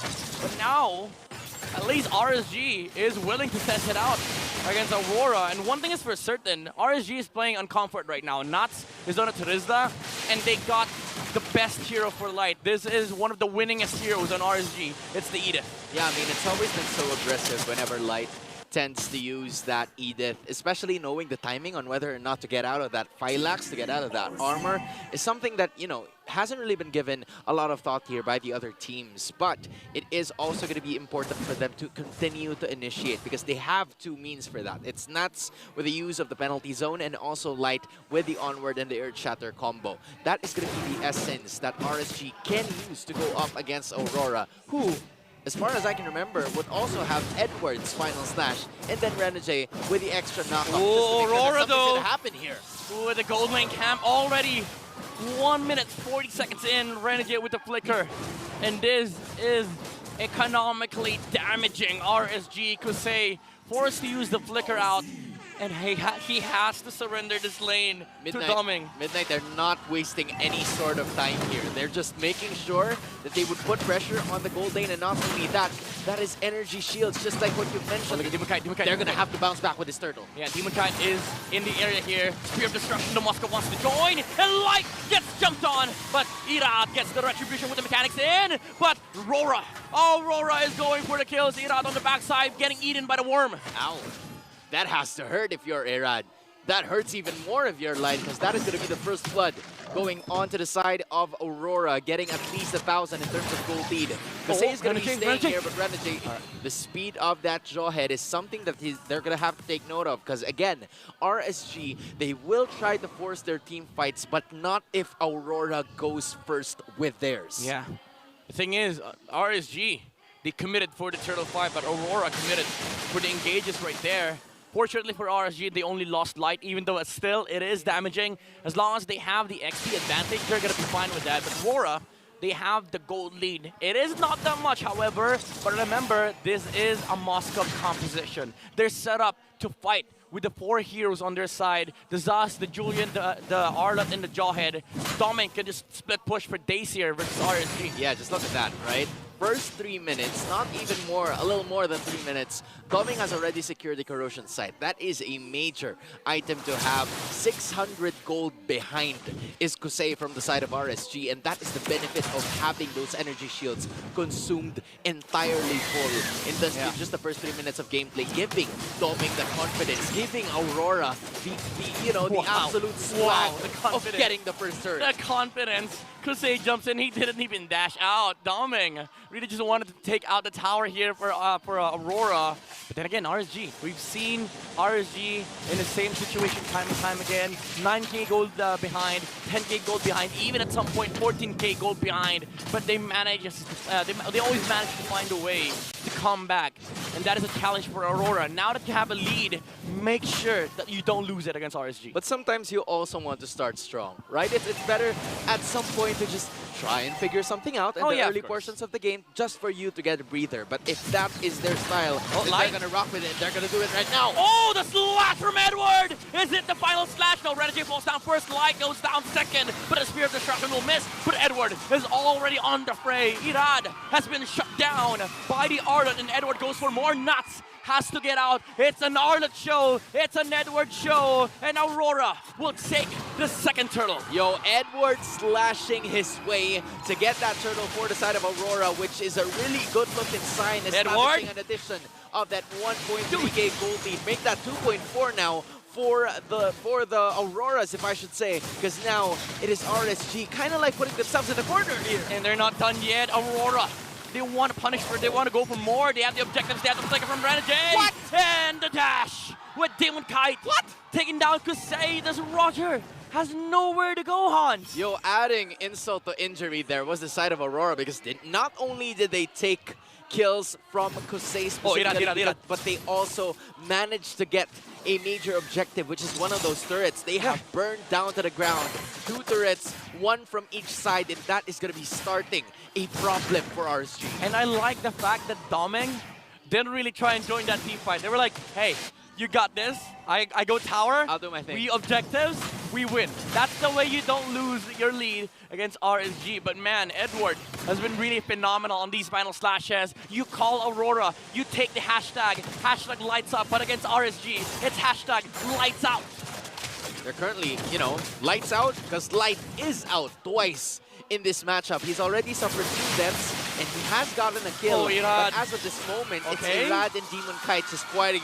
These are the prodigal sons meeting each other now. Yeah. He's like trying to complain with each other, but as of this moment, it's Demon Kite getting the better of that matchup. But so far, it's Renegade that has been a little too aggressive on that one, but they will, you know, allow that, given that Aurora is leading by 3k. I'll allow it. says the other 4 members of Aurora. We'll allow it, don't worry. But that was a weird play. You know, Renegade's not supposed to be there, but now Light to conceal in the middle lane. Not gonna be able to find that much, because Edward again is in the is in front of RSG's way of trying to go for the bounce back here. Is really shutting down Light. Basically guarding the tunnel here of RSG. I mean, you have to give it to you as well. Beautiful positioning. We haven't really seen him involved in such dangerous situations. Just trying to dish out damage, poke the bear, and then the rest of RSG is going to happen. All right, Turtle reset not goes in with the flicker penalty zone. And Light gets jumped on by Renegade, just making sure that there's no jump from the Edith. And like a final blow being used by the Benedetta, but they go in the middle of the team fight. And they shut them out. And Downing on the backside of things. All right, Edward's not going to be able to reach. Kusei here, the Rogers really, really low. The Light goes in, but Yue shuts down the Edith. The damage, the magic damage from the Zask is incredible from Aurora, and Irad is forced to go back. Man, whether it's a team fight or whether it's individual play, Aurora is kind of checking RSG Philippines here, because they're managing to get not only major objectives, especially those skills that were necessary for them to continue into this fight. Yeah, look at this. It's very small, it's a tiny detail, but that unstoppable force from Renegade dodged the stun from the Benedetta, and it did not allow Light to move in that team fight. And RSG, even though Benedetta used the electric final blow onto the members on the backside of Aurora, it didn't really matter, because Kusei was on the backside of RSG. He couldn't even go in front because Doming was just, you know, throwing his spears at him. Yeah, I mean, Light would have been spears. I don't even know. It was just little damage. But when he arrives, when he lands on his spot, that starts to become a problem now for the side of RSG Philippines. And not only that, Light, if he managed to hit that Earth Shatter, he would have escaped easily. But that wasn't the case, which led to a beautiful skill here from Renegade using the Unstoppable. That team fight would have looked very different if, like, most players didn't do the job from Aurora. But now Edward is looking to do his. Finding Irad with the final slash. No punish, however, but Renegade is looking at the middle lane. He smells blood. He knows there's a play here. He is the showman. He is the hitman. And there is a target on the back of RSG in this middle lane. Yeah, they're not going to do it. They're going to try to, you know, pull the brakes on it, just making sure that they can take care of the lead. This is a 6.6k gold lead that they are trying to preserve. And they're going to add to that by taking a mid lane turret and a purple farm. from Irad, from the side of RSG Philippines. Aurora just, letting themselves get in, forcing their entry towards the territory of RSG, and that has been, translating into the goal department, especially with what you see with the rest of the items here. It's already a Windtalker and also an endless battle that's secured here by Irad, but that's only 2 items compared to what Moscow, compared to what Doming already has. Yeah, 2.8k gold ahead. Man. Is the Moscow compared to this Roger. And Demon Kite, almost 2k ahead of Irad, 1 level ahead too. More retribution damage on this Lord, but most importantly, Aurora. They have the advantage when it comes to dealing damage and also the jumps from Renegade, who doesn't have the flicker ejector combo for this time. Man, RSG, if you are the Raiders, you're going to have to find a way to get back in this game. Hopefully with Light and hopefully with a setup coming from Aqua, but you are trailing at least 7,000 gold behind. That's at least 1 or 2 items that you're going to have to catch up on. So the ideal scenario for you is to be able to catch Doming, but the problem is he already has that orange buff. That is a ton of damage that is going to be arriving from that Moskov, and they're already having a hard time. He's not even... Yue zoning them out. Yeah, it's not... Doming's not even showing himself. Like, there's no point. Bottom lane is shoved. He has no business being on the bottom side. He just has to stand behind, both Demon Kite and Renegade. Now he clears top side, but RSG, they cannot look for any punish because they don't have that same exact tools that Aurora has, specifically with the Joy and the Ardent. But now Light flickers in, but Irad cannot get their Lord. Oh my goodness! By Edward once again, and Dominic gets the stun onto both Nat and Light. The damage out, but it's not going to be enough. 3 heroes fall from the side of RSG. Make that 4 as Edward finishes the job. Aurora gets the Lord on the back of Demon Cat's Retribution. That was one mean combination from the side of Aurora. Just take a look at this, right? After they were able to secure that Lord, they took care of Demon Kite, and then a stun from both Yue, and the spear landed onto Moscow, courtesy of Doming, finished the job that landed 3 heroes from the side of RSG to go back into their respective base. And now from 7k, they've added 2.6 to the pot, and this is starting to become an enormous mountain that RSG needs to climb. But as you said, they've managed to catch up from a lot of things before, but will they be able to do it now? But that is not going to be the case. The Lord is being taken care of. Moskov, we're still waiting for Doming here, but it seems like they will take care of business. RSG will tend to hold their ground, and they will absolutely do just that. Okay, RSG, they've done this yesterday. 10k gold behind. It's not a problem for them, but Aurora, they have all the time in the world to wait for the next Lord, wait for the flickers, like the final blow being used by Irad here, and Doming finishes the tower on the bottom side of the map. Now 10k gold lead for Aurora. And again, they can just clear up the entire map of RSG and just wait for the next Lord. Man, Aurora's playing so clean in this matchup. Like, most of, the deaths have only been from Renegade, and Renegade, as of this moment, is a disposable hero compared to the other ones who have already established the damage outputs that they've had. I mean, you're talking about Yue here, already having the Divine Glaive and, the Glowing Wand as well. It's starting to, pay dividends in this matchup because RSG, they don't really have a lot of people already having 10k gold lead, but Moskov, Julian, Demon Kite, and Doming already almost at their entirely full build, and that is something that Light Nats has to endure being the front lines. And it's not because Doming kept looking for team fights.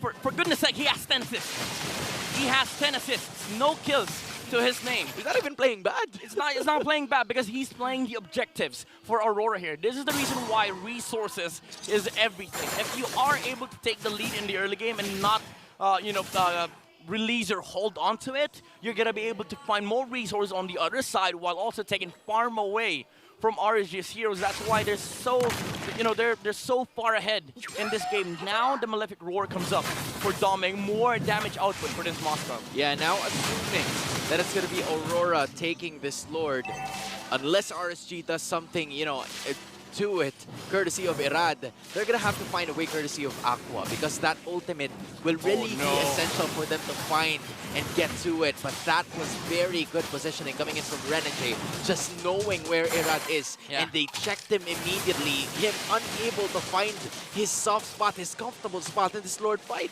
And the thing is, they don't even have to care about the opposite side of the map. They still have a tower in the bottom lane. Which is open, which, you know, is still ready for the next game. Just give it a little heal. Oh, Renegade, he gets caught out here.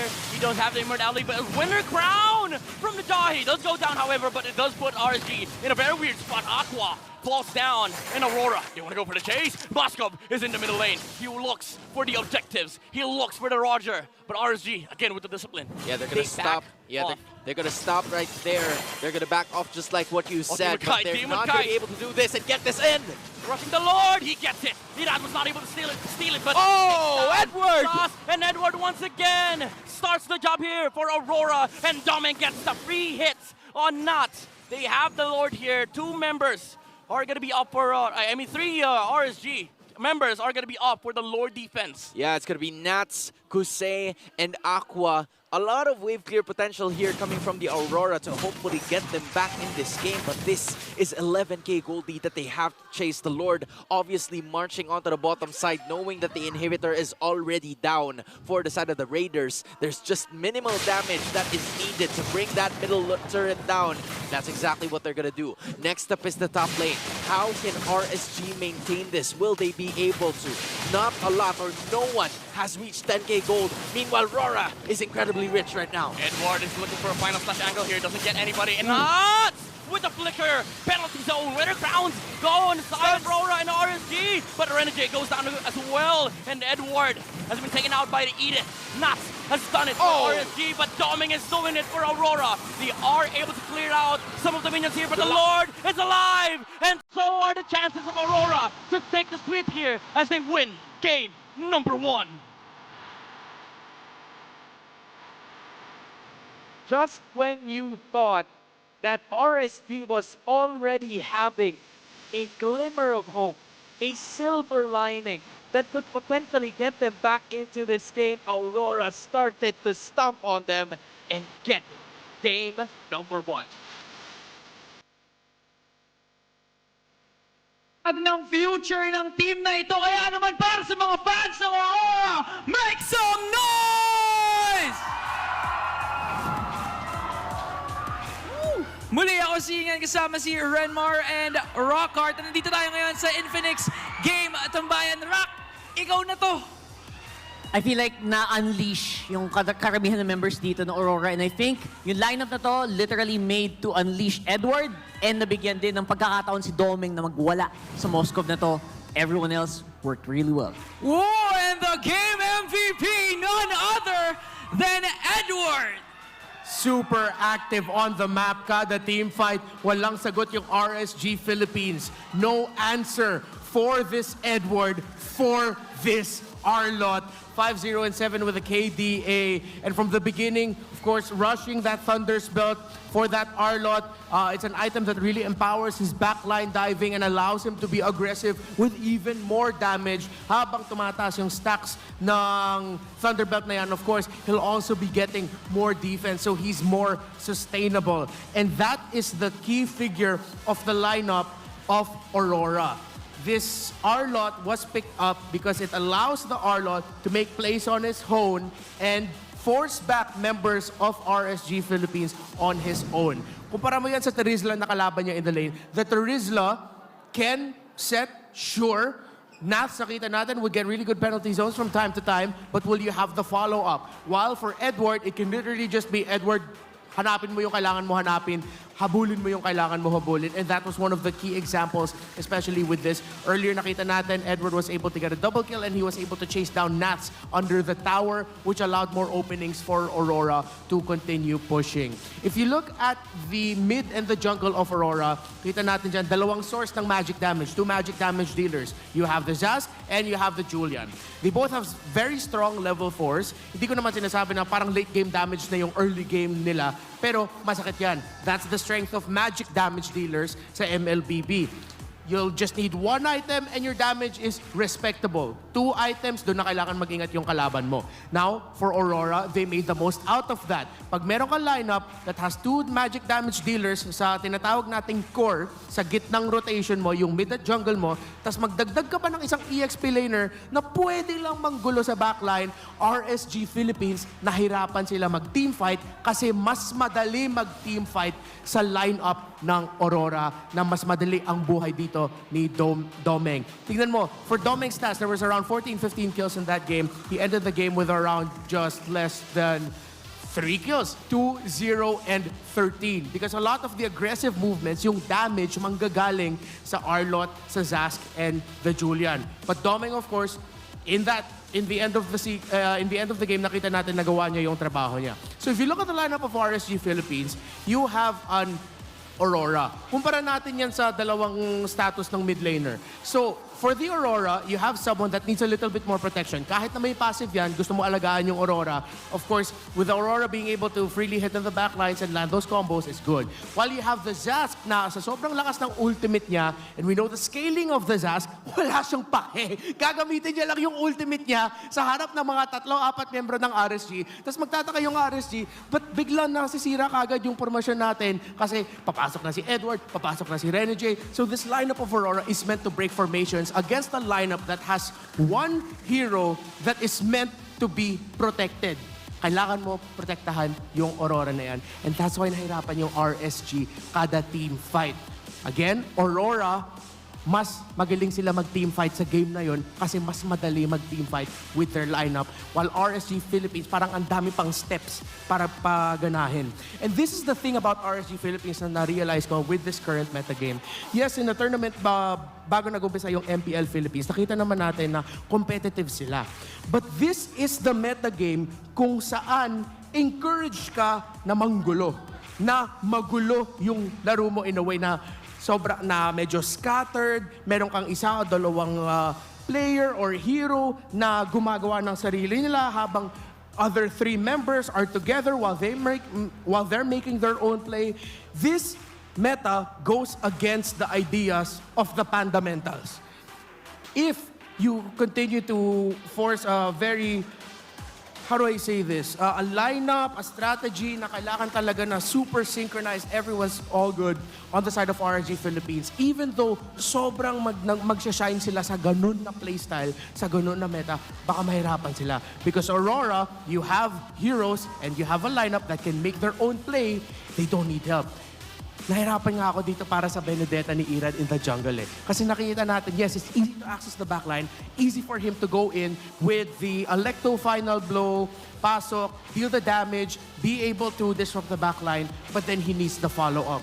While the members of Aurora, you don't need a lot of follow-up. Kasi the main pieces sa mga heroes na nanggugulo sa playstyle ng RSG Philippines, they can deal the damage and they can make their own plays. A little fun fact about the First Lord, actually. Ano yan? Nakita natin it was secured by Aurora, di ba? It was Yes. Demon Kite who secured it. Actually, it wasn't the retribution na ginamit niya para ma-secure yung Lord. Demon Kite was able to secure it with damage kasi nung nag-retry si Irad, it had less than 100 health left and it was the damage of the Julian that delivered the Lord para sa Aurora, the First Lord of the game. Alam mo, naiintindihan ko ba't nakita mo yun eh. Kasi sobrang liwanag talaga ng ating stadium ngayon. Again, Aurora really seizing the light. Kaya naman, they were able to win up against RSG Philippines. So, ikaw, Rockhart, agree ako sa sinabi doon ni Renmar na parang mas okay ngayon yung mga explainers na nanggugulo. Katulad nga ng mga glue na even nilalabas ni Flap TZ. Ano sa tingin mo pwedeng adjustments na pwede gawin ng RSG Philippines? I think tama yung sinabi ni Renmar. I think ease of execution, mas madali, mas snappy, kumbaga. Mas snappy yung lineup nila. Isang bato lang ni Renegade, di ba? Isang bato ni Renegade, dire-diretso na yan. And yung crowd control, obviously, the other side meron din. Terizla is a really good pick. Irad, medyo maganda yung pick niya pero mahirap i-execute. Tama ka. And very conditional yung mga laban na magagana yon. So I think maybe make it a lot easier, make the execution a lot easier para sa RSG. Pero again, it's easier said than done, di ba? Kasi draft pa rin to. May mga mababan, may mga matatanggal. And I think the easiest way to do it would be to maybe go back to your core strengths. And I know Panda, alam niya yan, di ba? Si Panda, alam niya yung strengths of players niya. So I think make it easier, and again, medyo mahirap din siyang gawin kasi to be honest, ang init din ni Edward dito ngayon eh. Ang init ng dalawa ni Renny J sa Edward. I think they set up Doming so well na hindi napapansin minsan nung kalaban na, uy, si Doming nandito na pala. Diba? Sobrang, I don't know, it's a really tough question to be honest, pero there are ways to do it. Maraming ways talaga. And speaking of ways, no, Edward was able to find a way to light up game number 1 for Aurora with his Arlot. Ang ganda ng, I believe, perfect KDA ba yun? If I recall correctly, 507. sobrang ganda. Napag-usapan natin previously, no, Hylos, XP lane pwede mag-dominate. Hindi talaga bagay kay Edward. Coming soon. It has to be the pick na pwede mo sabihin, Edward, punta ka na nga dun sa backline, okay. Dito niyo ako nakilala, sabi ni Edward eh. Sa mga ganitong explosive plays eh. But for Renny J, na he was able to use the jawhead na nakita naman natin, sobrang naging a very malaking factor, kumbaga, kung bakit nanalo yung Aurora for game number 1 up against RSG Philippines. So minor tweaks lang naman ang pwedeng gawin dito ng mga Raiders to bounce back up against Aurora. Again, we cannot discount the fact that RSG was able to beat TLPH yesterday with an amazing performance. Kaya kayo, tingin nyo ba, deserve ng mga fans natin ang game number 3?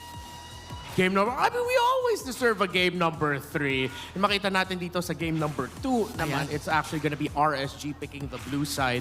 I feel like that's the right approach, and I think the most obvious approach, yun na yun eh. Pag may chance ka na piliin yung side na gusto mo, you pick the blue side. Oo, kaya naman shoutout din sa ating mga official restreamers from Southeast Asia, MENA, South Asia, and North America. And ikaw, if you want to be a part of the weekly MPLPH action, just scan the, saan ba? Rock, turo mo nga saan yung QR code. Ayan, scan the QR code and be part of the official restreamer roster ng ating napakagandang MPLPH Season 14. If ayaw nyo naman mag-restream, pwede din kayo mismo pumunta dito sa ating venue. Pero wag ngayon kasi sold out na eh. Na-sold out na ang ating venue ngayon. Today lang kasi gets naman blockbuster ang ating magandang action for today. Kaya naman MPL Arena, it's time for the smart gameplay post! I love this segment. Let's go. I love this segment. Sino to? The power of smart. Gayahin nyo lang ang player post na nasa screen para manalo ng redeemable in-game code. Okay, madami na. Ayan. Gayahin nyo lang po yung post ni Renny J. Alright, yeah. May kasama bang A? Okay, pero dapat kopyahin nyo din yung fierceness ni Renny J. Yung mukha. Yung pagka-fierce ni Renny J. Fierce, oh. Fierce, okay. Kopyahin nyo lang yung post ni Renny J. Okay. Oh, may kuya doon. Ay, ito pwedeng candidate yun eh. Kung nakuha na yung buhok eh. Ayun. Si kuya. Oh, serious face. Okay. Hanap tayo, okay. Sino pa dyan? Ayan. Parang kabilang kamay ata, kuya. Ay! Saan tumuro yun? Wala. Jawline reveal Saan tumuro? Isa pang turo. Isa pa.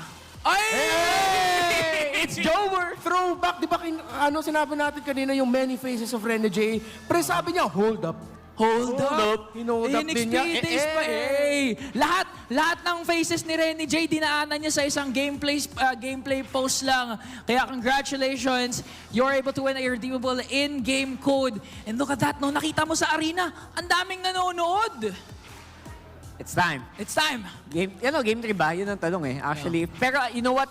All the years of watching RSG, don't count them out. Okay, don't count them out. Kaya naman, casters, alam ko excited na kayo i-cast ang game number 2. Kaya naman, take it away.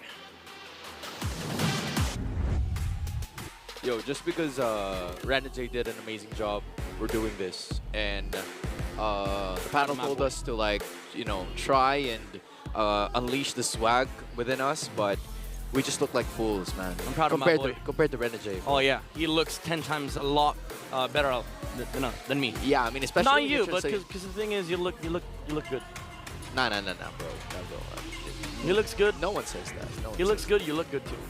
And you look good too, my guy. We're gonna transition it into the draft this time around in just a bit, and I am sure that because that was an awkward conversation. Like I don't know how long I could handle it, right? But speaking of handling it, it seems like Aurora has taken things into their hands, and they have now made their first move to stay undefeated, not only in matches, but also in games facing two MPL teams. Yeah, I mean, we're gonna see if RSG can handle game number 2 in the draft, be able to force game number 3, because again, this is gonna be very important for RSG. They need a serious win today if they want to score a point in the leaderboard. Yeah, I mean, honestly, if you get a win, it's fine because you still get a good percentage in terms of like the game, the series victory. But it's really gonna hurt if you are gonna be maintaining that 0-2. You'd want to at least get this next game so that you would have a better chance of winning that respective match. That didn't happen a while ago when didn't happen a while ago during our first series.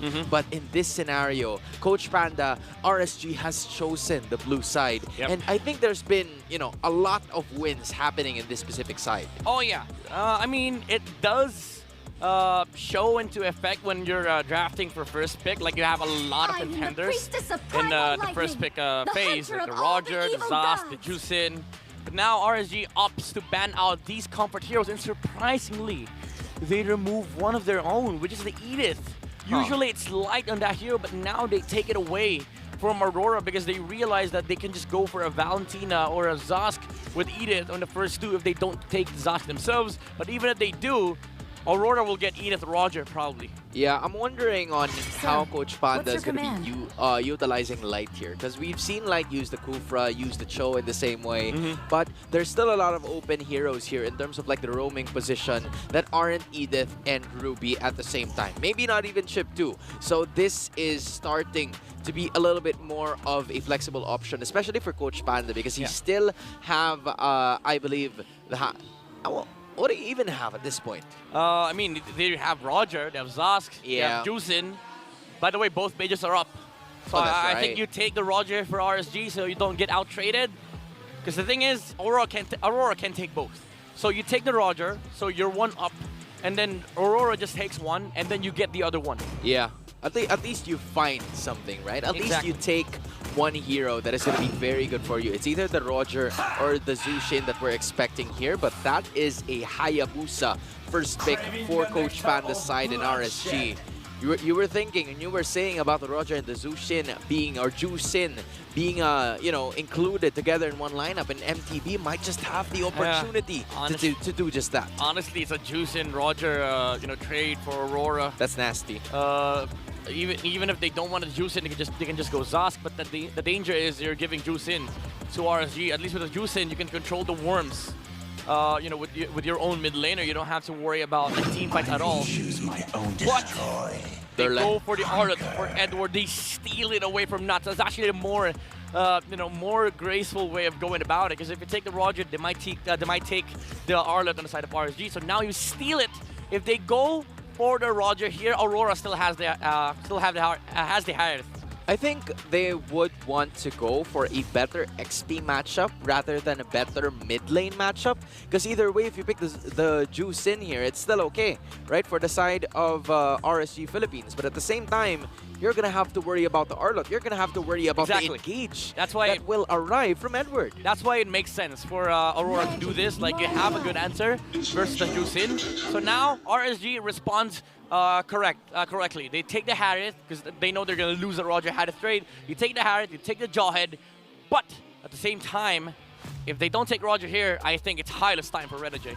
Yeah, might be the case here for the Hitman, or should I say the Healman, that only heals no one but himself, or right? Maybe Mathilda on the second phase, take Roger here. There's definitely a lot of options here for Aurora, maybe even the Grok. They can flex it out. But now they go for the Julian once again. It really is Demon Kite prioritizing that Julian pick, even though it is going to be up against Hayabusa. Yeah, I think they wanted a decent matchup against the Hayabusa in terms of like the rotations in general. Trying to catch up and deal a ton of damage in the early portions of the game. Going up against a Hayabusa that's going to be utilized here by Erad. Extra knockups here from, extra crowd control skills here are going to be from all of those three members, which is also something that they could build up on in terms of these team fights that are going to be moving forward. Meanwhile, for the side of RSG Philippines, scaling is the Harith. Hayabusa is going to have a field day in the early game. Ingan's jumping around. The Faramis is, you know, going to be banned as of this moment as well, which is, you know, a staple pick for Aqua in the mid lane. Yeah, MTB has done his homework. They love the Faramis on the side of RSG. The Raiders love raiding with the NetherRealm, but that is not going to be the case here for game number 2 as it has been taken out by Aurora. I'm expecting a Hylos ban from the side of RSG. prove to me that you really hate the horse. Because I know what Coach Pana is thinking here. If they have a Hayabusa, it's gonna be so hard playing the sorry, if they have the Hylos on the side of Aurora, it's gonna be hard playing the Jawhead and the Hayabusa here for their side. I really love the Claude Band too. You know, Doming is a good Claude player, and it's also a good late game answer versus the Harriet and as well as the Jawhead. Yeah, we're about to figure out. That Alden? Yeah. Is that it?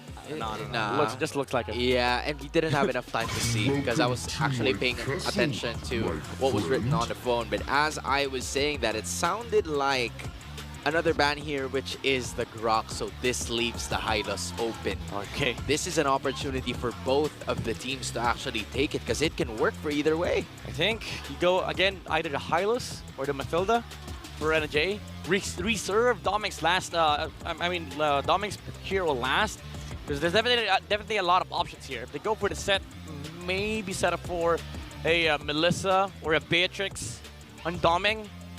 But if you want to, if you want to play it safe, just go Mathilda, and then quite possibly the Brody for Doming. Yeah, you can actually go for that in the same way, right? Doming's gonna have a little bit of a benefit there, but that is gonna be a Roger. Just playing it safe because you have a Hayabusa and the Harith on the other side. Just really mean damage dealers, and you'd want to stop the Harith by getting close to it and giving it a pretty good matchup as soon as possible. Thing is, they need a front line though for Aurora. Definitely. I don't think Mathilda is going to be enough for Aurora.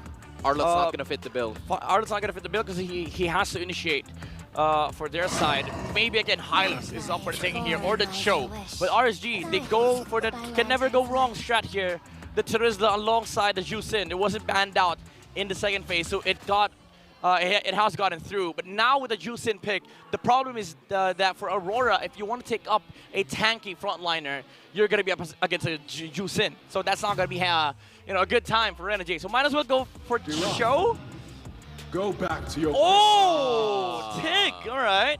All right, I see the idea here for the side of Aurora. If you want to go for a team fight, then we'll give you a team fight. The side of RSG having the Terizla, the Harith, and the Jusin here is, helpful in terms of just initiating. But on the other side, you probably have something to say.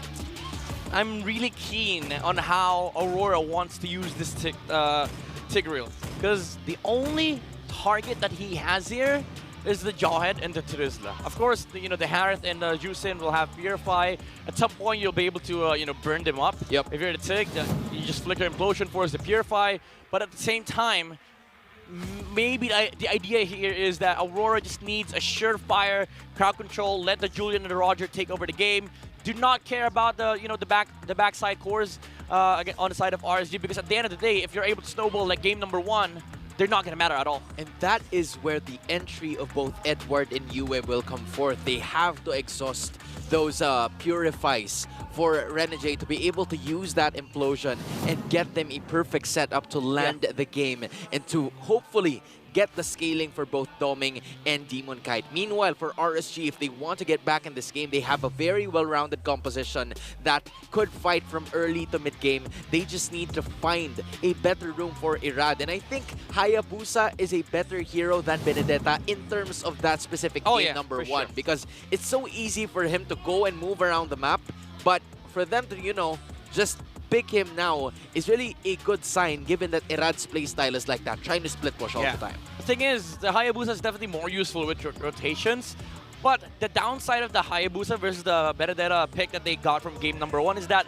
their brawling capability here is heavily reduced compared to other heroes, like especially on the side of RSG, where you have Julian, Roger. They have short cooldowns. A lot. They can brawl 24/7.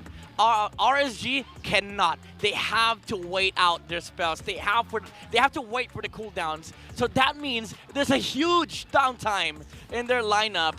And if you look at the side of Aurora, the only downside with their cooldowns is the Implosion. All the other 4 heroes do not care about cooldowns at all. Yeah, I mean, at this point in time, if you are the side of Aurora, you're gonna have to find a way to get manage to control the situation, because aside from the Implosion, you're gonna have to prepare for it at least a minute.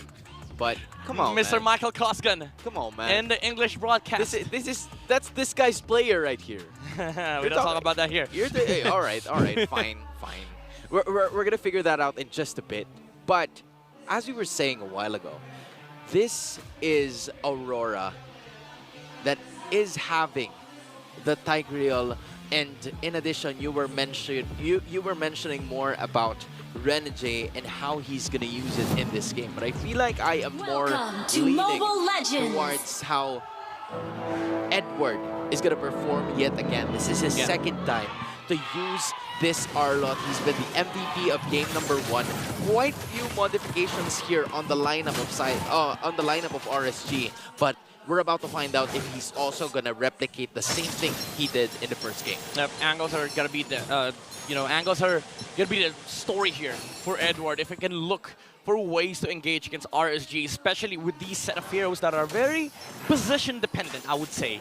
Like imagine the Harith being displaced. He's not gonna be able to abuse the dashes that he has here. But Renegade, speaking about positions, he has to flicker out. Again, this is the thing that we were discussing about earlier. It is going to be hard to play frontline tanks against the Juicin. He's going to have to accept that he will be RSG's punching bag in this game, knowing that the Juicin is literally going to toss him aside, toss him forward, toss him backward. There's going to be a lot of tossing for Aqua to do here, and it will really depend on how Renegade will be able to execute, because aside from the Juicin, you're also going to have to worry about those 2 Purifies that Kuse and Aqua are holding, which are the key players, key heroes for you to take down so you can get an initiation for the side of Aurora. Yeah, early game is very, very important for both sides here, especially RSG. They need a momentum.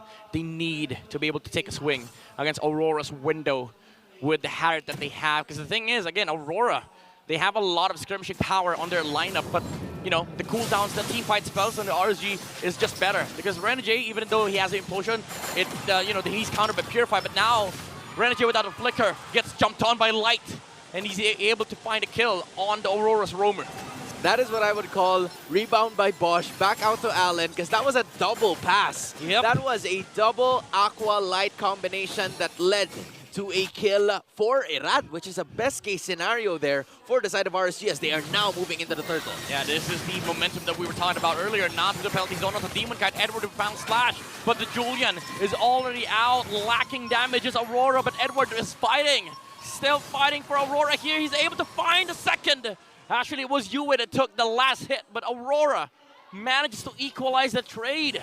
They lost the turtle, however, but top lane Doming is winning the lane versus hey. This is a silver lining for the side of Aurora, because again, they have managed to kind of lose that turtle fight, but in the same way, gather another set of damage here for the side of RSG. Yes, it was Irad that fell in that specific moment, so it is going to be delayed, the farming that he's going to need here. But you're also going to have to take a look at Juicin already building up at least 2,000 in terms of gold lead, the most out of everyone in the first few minutes of action, and Aqua doing a really good job just always being involved in those team fights, just like what a regular Juicin person would do. Yeah, and again, Aurora, they have to make sure that they just continuously scale against RSG. But now, Irad in the squad has a window to work with. 500 is not that much, but now at least you're active with your heroes. Clock of Destiny is already up on Aqua here, and they have the ultimates on their side. Light is just, trying to finish the mission here with just cleanup duty. Daily task, clean up the worms. Yeah, I mean, if he's there, you gotta get him out of there. Right? The termites, if I should say. Yeah, that's why I hate Zask, man. That's why I hate Zask. You gotta get out of it for Renegade. Renegade looks to re-engage here. I mean, to take a revenge against Light, but the Jawhead is able to flicker out.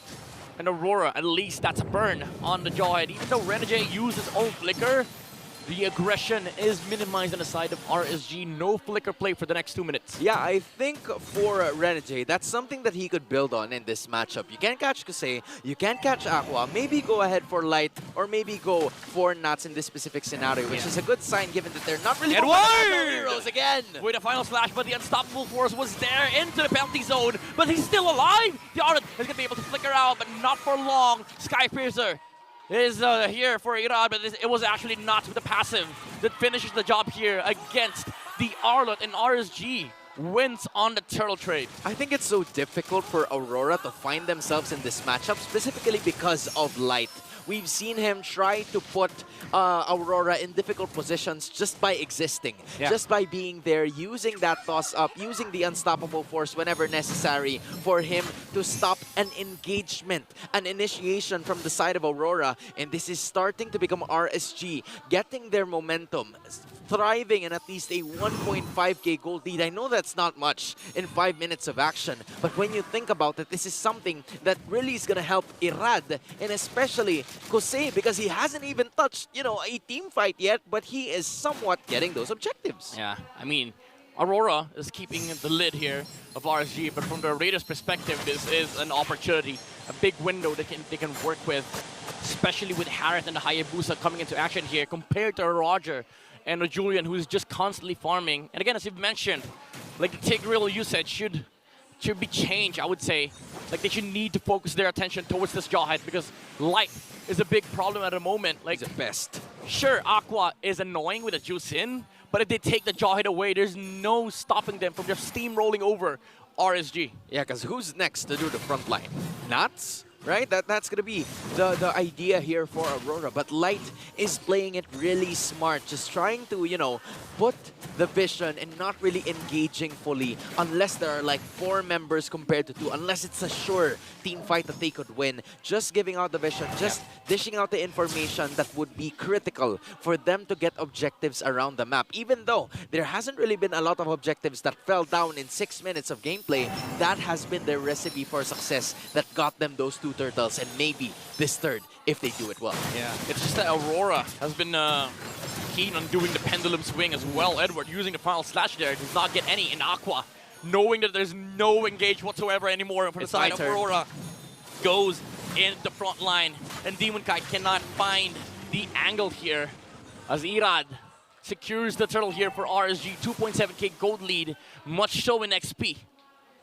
This is what we're talking about for Irad, right? We haven't really seen much from him, and that is a good sign for the side of RSG Philippines, because again, it's Light that's catching the spot.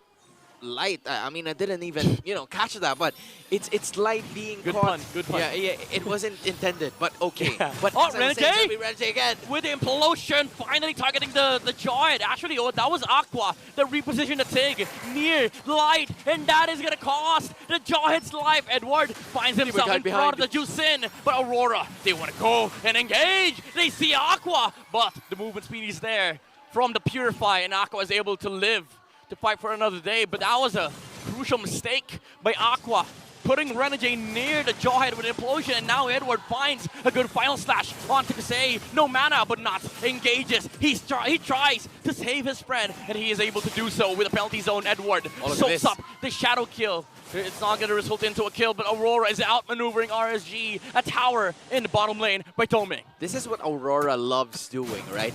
Trying to focus on those counter engages and making sure that when RSG is not playing like the way that they used to, they're forcing their opponents to just, you know, find something or fight in the manner that they don't usually fight. Aurora is making sure that they are getting those clashes, those skirmishes that are very important for them to continue and get objectives around the map. Not only that, because even though they haven't really gotten a lot of kills on that one, they've managed to secure an objective. Oh, the unstoppable force from Light into the penalty zone, but Renegade finds an implosion.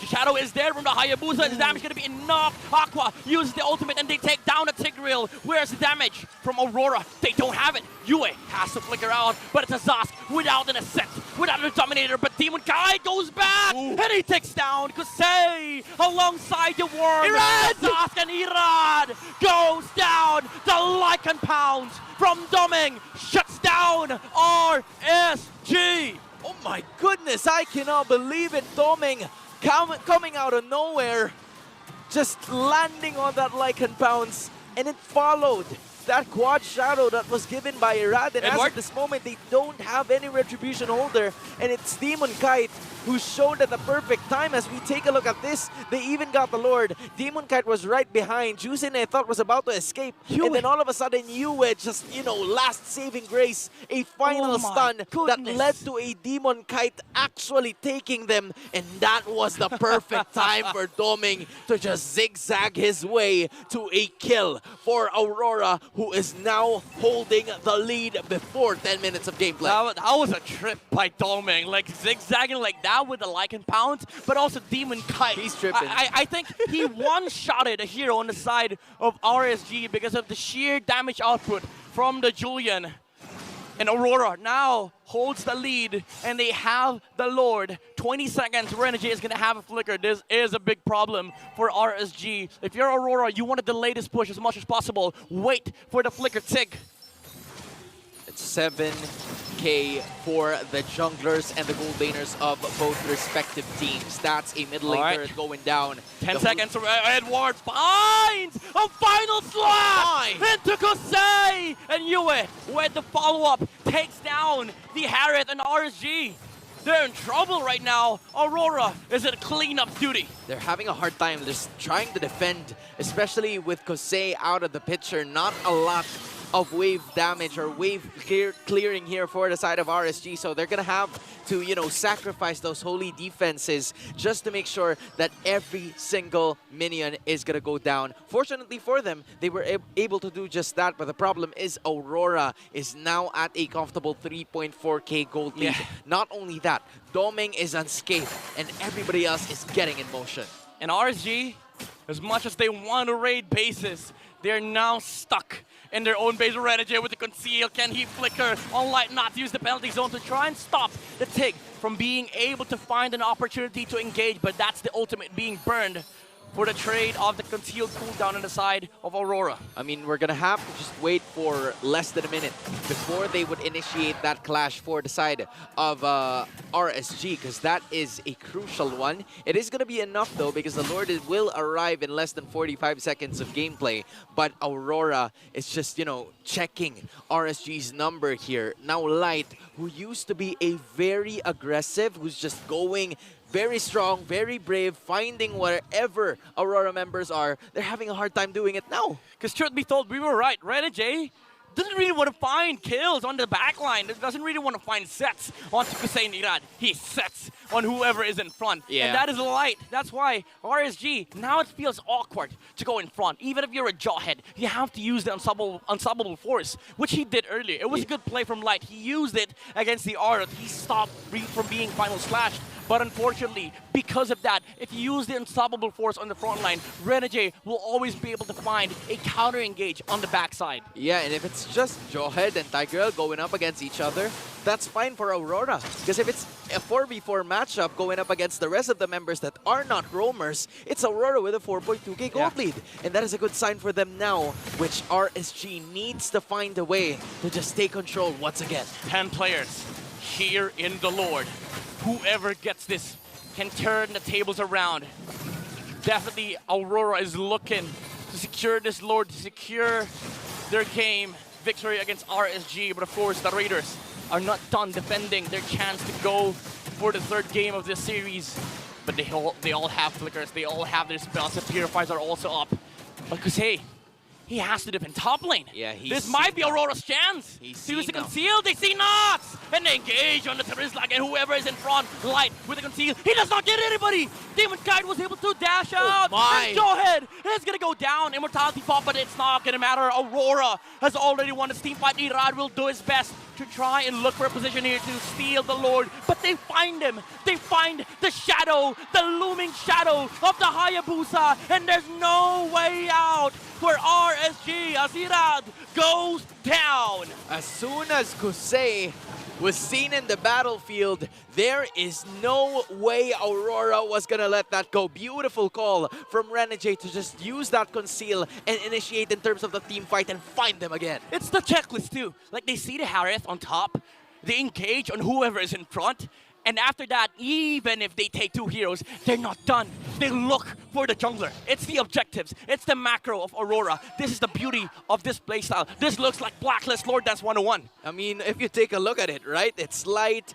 that immediately disappeared in terms of that team fight. Light also missing. That was a crucial blunder from the side of RSG. It would have been a different scenario, maybe 1 or 2 kills less, if Light has managed to just toss at least 1 crucial Aurora member, but that wasn't the case. A touch from Aurora has led them to this, and Oh now my goodness, they look at this. just might be able to finish this game. Retribution to slow down the Hayabusa, force out the Shadow. Now the Lord is inside the base of RSG.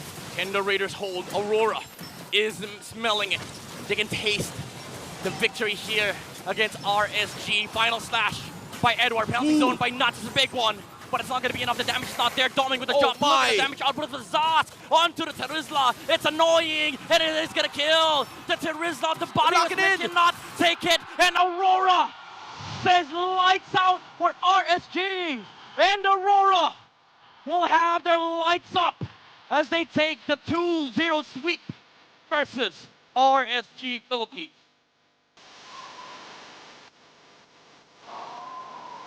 Lights up. Lights out for the opponent. And it's green light for the Auroras as they stay undefeated in MPL Philippines Season 14. A lot of people were wondering what the potential of this team is.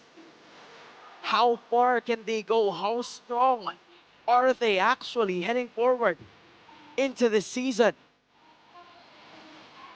But now they're starting to show themselves. They're starting to introduce that, hey, you're going to have to watch out for us because we will be bulldozing over everyone as we try. 2 sweeps for this week. Aurora definitely have their lights up here. But of look course, at that. Props to RSG. This was not last game, as he posted in his story. We don't know if that's true, but if it is, still kudos to RSG for putting up a fight. But it was just Aurora having a better day, having the better execution, the cleaner game, and the more dominant victory. I mean, for RSG, they have tried their best to try and initiate, to, you know, equalize the scenario every single time they were brought back down. But that was not the case today. GG RSG, as they would say. But the victors are here. They are still undefeated. This is the newest team that you're going to have to watch out for the rest of the weeks together with Marakino.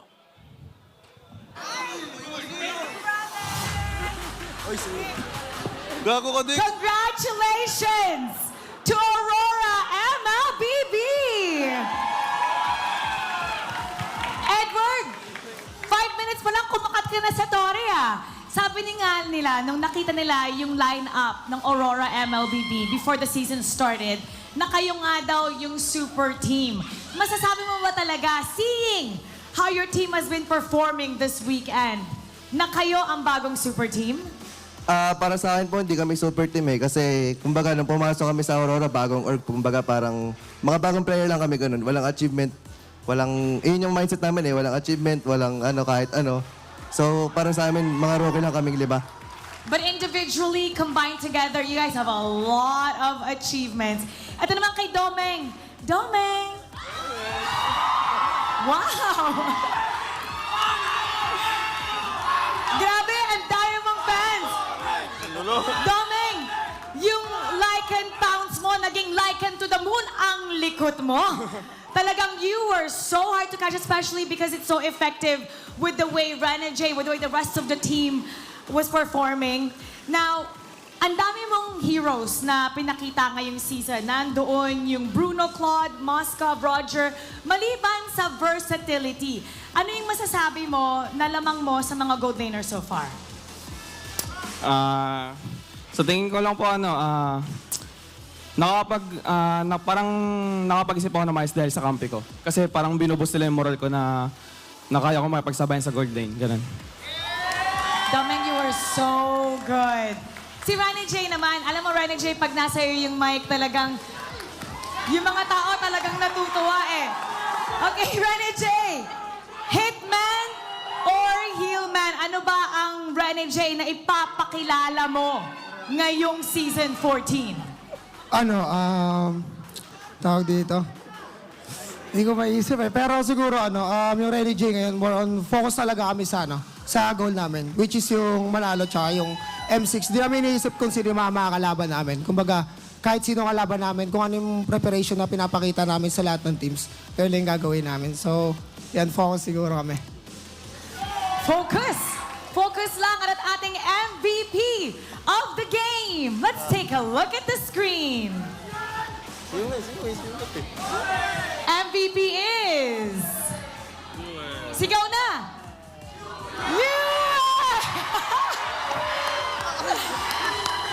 Yue, anong gusto mong sabihin sa lahat ng mga fans nyo? Dahil coming into the season, you guys are getting a lot of support every single game, palaging sold out. Salamat sa suporta na binibigay niyo sa amin at sa pagsuporta niyo sa amin sa bawat laro. At saka sa laging panonood sa amin ngayon. At alam nyo, meron kaming reward sa lahat ng mga nanonood dahil we're picking one lucky winner in the crowd to win 3,000 diamonds. Congratulations to our lucky winner. Come on up. Hello, come here. Dito ka, tabi ka kay Domeng. What's your name? Gino po. Gino, sino yung favorite player mo dito? Hindi po naglaro eh, si Bentings. Si Bentings! Bentings, punta ka naman dito, Bentings! Tabi kayo, okay. Bakit si Bentings? Ben talaga. Nakalaban ko na po siya eh, sa Torna. Techno po. Nakalabang ka daw niya sa tour na naalala mo siya? Hindi ko masyado malala. Okay. Dito sa... Yung sa Techno. Naalala ko. Naalala mo? Okay, bigyan mo siya ng 20 tips. Ano ba role mo? Anong role? Tank. Yung mga, ang dami kasi pag may mga, hindi pala madami. Pag may mga nagtatanong sa akin na kung ano yung tips ko sa tank, hindi ko na tinuturo yung parang sa in-game. Sabi ko, gamitin niya lagi puso. Kasi pag laging isip, mag-overthink ka kung i-go-go mo ba or hindi. Yung instinct kasi ng tank, depende yan sa experience. So pag marami ka ng bagay na na-experience, mas ma-apply mo na yung... Hindi mo isipin, go-go ko na ba to? Hindi, based sa experience ko, go-go ko na to eh. Go daw, go. Oh, okay. Anong gusto mo sabihin naman kay Bentings? Sana maka-M6 na sila. That's a nice wish. All right, congratulations. Thank you so much. Bigyan ng diamonds. And now, once again, congratulations to Aurora MLBB. You may now take your bow. And take your walk of victory. Aurora MLBB always dominating their opponent with a great performance this weekend. And we're gonna break that down for you, so we're gonna go back to our panel. Pass up. No more introductions needed para sa Aurora dahil pinakita na nila kung ano talaga ang kanilang kaya dahil they have won all their series for week number 1 and what a performance, of course, from the whole squad, especially coming in from the game MVP. Sabay-sabay tayo sumigaw! The MVP of the game, back-to-back Zask games. At akala ko nga mas mahirapan dito si Yue up against the Jushin. Now, alam naman natin na the Jushin is the response to the Zask kasi yung isa sa mga main points dyan is that malalagay na naman sa ibang lugar yung hipon nung Zask na yun. Pero, naghintay lang yung Aurora, hinanap nila yung right timing nila. Kasi dahil dun sa mga early pressure na ginagawa ni Aqua. By the way, nung third turtle, si Aqua naging one-man zone na yan. Yung lantern lang, yung ilaw lang nung Jushin ginagamit niya para mag-zone out sa buong Aurora. So, Aurora respected the Zask at saka yung jaw-head combo. But, one of the best things about the lineup of Aurora is that they have the Roger, they have the Arlot, and most importantly, yung Zask. Na eventually, yung RSG, mararamdaman nila pag sabihin natin, hindi nila nakuha yung pick-off kagad na hinahanap nila, yung play na ginawa nila, hindi nila nahuli yung Julian, hindi nila nahuli yung Roger, and of course the Zaz. Tapos magtataka naman sila, ay, ginawa na natin lahat, but parang meron pa sila. The longer extended team fights of the abilities of Aurora that allow them to play that way is what they had over RSG Philippines. Since they had that with them, once they were able to make the most out of the error of RSGPH in the 9th minute of the game, they forced the team fight in the middle of the map. Aurora just said, let's go for it. Because Domeng was able to get away.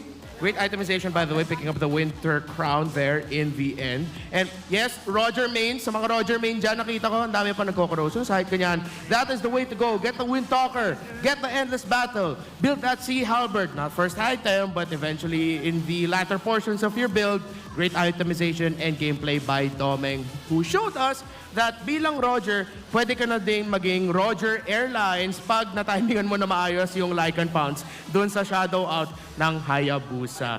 Throwback na naman ulit ang nagawa ng Roger at saka Hayabusa. Huling nakita ko nun, yung theme of this day is parang throwback to Season 8. Kasi yung huling nakita ko na yung Roger na tumalon dun sa Hayabusa tapos lumipad yung Roger was MPL Philippines Season 8. Now, we also have to mention the early game of RSG Philippines because hindi mapupunta yung panalo sa Aurora if we don't tell the story of what happened in the RSG Philippines in the early game. Again, yung Juicin at saka Jawhead combo na we have to go back to what Benting says earlier, yung bent tips na binigay niya, as a roamer, dapat i-trust mo lang yung instincts mo. Trust your instincts because if you think, use your mind too much, you will overthink. Now, for Aurora, it wasn't that RSG Philippines made them overthink. It's just with the Juicin and Jawhead in front of you, kailangan mo talaga mag-isip, pasok na ba talaga dito? Is this the right timing? Meron na ba akong items? Di, wait lang, wala pa ako sa items. Sige, chill lang muna tayo. Hanapin natin yung perfect timing. And eventually, they found the perfect timing. The many nicknames of the Hitman, Heelman. Dahil sinabi ni Ren J sa huling interview na chill lang sila and looks like Aurora, they're respecting their opponents, just focusing on the strat. May bagong nickname na ako kay Ren J. Ano yan, ano? Walang anuman. Ano ang reaction mo sa game? Walang anuman, chill lang. Not to disrespect the opponents, but because right now, the games look relatively easy for Aurora with what they're doing. Na-high five ako dito ni Midnight. Salamat, Midnight approved. Midnight approved, thank you. And now, again, one of the main stories of the game, just wait for the right timing. RSG Philippines, kinuha nila yung timing nila with the early to the mid game. Aurora eventually found the timing with a turnaround in the middle with great timing by US sa paglapag at sa paggamit ng Dominator's Descent. And wait lang, parang something's right up. At yun, napakaganda nun, Boss Renmar. No? Nagbabalik tayo dito ngayon sa Infinix Game Tambayan. Naimbitahan tayo dito, guys. Gusto ko lang sabihin, Bentings, so, Kyrie! I'm just gonna pull back the curtain. Bentings, ang lupit mo talaga. Kasi hindi ka ma-brief. Sinabi mo yung tamang pangalan, welcome to the Infinix Game Tambayan. Lupit mo, bossing! Ako din. Pwede ako dito pag wala kaming laro, ha? Direk, narinig nyo na. Pero all jokes aside, Bentings, first of all, kamusta ka naman? Sobrang saya, no? Lalo na yung mga pinapractice namin sa team, na-apply talaga namin sa MPL. Kaya masaya kami sa nangyayari ngayon. At patuloy pa kami mag-improve. Okay, may mga tanong ba kayo kay Rito Loy Bentings? Actually, may tanong ako doon. Ano yung pinagkaiba ng preparation nyo today sa preparation nyo yesterday? Ano yung pagkakaiba ng Blacklist and RSG na parang medyo specific na I would say, ano yung difference sila as a team na kinaya nyo, tinusiro nyo pareho, di ba? So ano yung tingin mong pagkakaiba nila na mas lamang yung Aurora? Siguro sa preparation, may bonus lang kami kasi yung RSG naglaro na. Unlike sa Blacklist, blanco talaga kami. Kaya nahirapan kami sa preparation doon. Then, yung RSG, pinagpuyatan talaga namin sila para makasweep kami ng laro. One thing I want to learn, Ben, things, of course, alam natin, married man na si Ben Things. By the way, congratulations sa wedding mo. Heading into this season. Now, how has being married affected you as a pro player? Mas na-motivate ka ba, of course, with your new marriage? Are there times na, of course, we have to have time for our personal lives, pro life natin? Paano naapektado ng being a married man now yung buhay mo as a pro? Unang-una, yung pagiging kasal, hindi ko pa talaga siya, ma-full time, no? Ang ginawa nga namin adjustment doon, nagpakasal na kami nung off-season para focus na nga yung MPL. No? Tapos, mas nakaka-motivate siya. Siyempre, pagkasal na kayo, kailangan nyo. Siguro, pagtaas ng season, bili ng bahay, kotse, Ang sweet. By the way, pwede nyo i-clip yung moment na yun. Nung tinignan ni Bentings yung sing-sing niya, tapos sinabi niya yung married life. Grabe yung ngiti ni Bentings. Kinilig ako kay Inspired. Bentings. Inspired. Eto si Bentings. So Bentings, matanong kita. Napanood ko kasi yung TikTok mo eh. Sabi mo na, pwede ka naman talaga maging influencer, hindi player. Pero what made you choose to pursue pa rin being a player up until now? Siguro yung simula nung college pa lang ako, nung nag-aaral pa ako, gusto ko talaga mag-pro player. Tapos, may nangyari hindi pa talaga dapat kami magpapakasal kasi ang sabi ko sa wife ko ngayon, tutuparin ko muna yung pangarap ko sa sarili ko. Para after nun, pangarap ko sa sarili ko mag-international. Tapos, after nun, pangarap naman natin tutuparin ko para focus ako sa mag-international, then focus na ako sa husband. Ganon. Kaya lang, baka magising pa. Baka mauntog pinakasalan ko na. Feeling ko, Bentings, sa moment sa camera, mensahe mo kay Mrs. Bentings Yun, thank you lagi sa suporta. Simula nung una pa lang, nandiyan na siya. Siya yung unang nagtiwala. Tapos, sobrang bagay talaga kami kasi lahat ng needs ko na provide niya. Siyempre, sobrang busy ko. Naintindihan niya yun. And yun. Grabe, Bentings. Maraming salamat. Again, congratulations for an amazing win. MPLPH's first week, nanalo ang Aurora. Napakita niyo na sobrang lakas, hindi lang hype ang Aurora. Kaya naman, congratulations. Good luck sa mga succeeding games nyo. Good luck sa future, sa sarili mong goal. Kayo guys, last words kay Bentings. Idol kita, boss. Salamat. Idol ko din kayo. Maraming salamat. And you may now look at ang ating mga standings ngayon. Wow! Wow! Nagbago na po ang timpla ng ating standings after day number 3. Grabe, top 1. Ganon kabilis. And right now, obviously, the point system really is coming into play here. Aurora MLBB, Smart Omega at Fnatic Onyx. Magta-time muna yan. Sila ang mga naka 2-0 sa ating linggo ngayon. Man, what a surprising season so far ng MPL Philippines. Team Liquid PH, Falcons AP Brand, RSG PH, Blacklist, TNC right now. Sobrang crucial talaga yung new point system natin. The match point difference, not that high. Pero of course, andyan pa rin yung value at saka yung weight ng match win-loss and game win-loss. Because as the season goes on, the more ties we have, the more those will weigh because those are the numbers that will be compared. But of course, you gotta win those series. Get those match points right away. Look at our top 3. Aurora, MLBB, Smart Omega. Grabe. Iba na talaga yung ML ngayon. Sobrang bilis mag-change ng panahon. Napapansin ko lang ngayon na dalawa yung hawak mong mic. Reminiscent of your banana challenge. Sa mga hindi nakakapanood, sundan nyo na lang dyan si Renmar. Pero thanks for reminding me. More MLBB actions coming your way dahil kasado na ang semifinals at finals ng UAAP Esports MLBB. Punta na sa Arete, Ateneo de Manila on August 21 and witness collegiate esports history. Finally, may esports na sa bakit tagal ko nang graduate at ngayon lang ako graduate? Sayang. Animo Lasal. Ateneo kasi ako Lasal, ikaw, ano ka? Ako sa Dominican College, San Juan. Shoutout. Shoutout din naman sa ating community dahil you can assemble your own community tournament, be a part of E-Project Esports for everyone, and show the world your impeccable esports prowess. Enjoy tournament access mode, free in-game items, diamonds, and more. Can register. Rakart, turo mo yung QR. Nasaan yung QR? Scan it. We'll give you a few seconds. Go, scan it. Scan nyo bago the QR mawala. code. Scan nyo bago mawala. O, Rakart, Do sige. it. Ayan. Ayan na. Ayan, nandiyan pa rin na. Pwede nyo pa i-scan again for the community. We want to invite you not just to be part of MLBB, of course, but to be here present with us.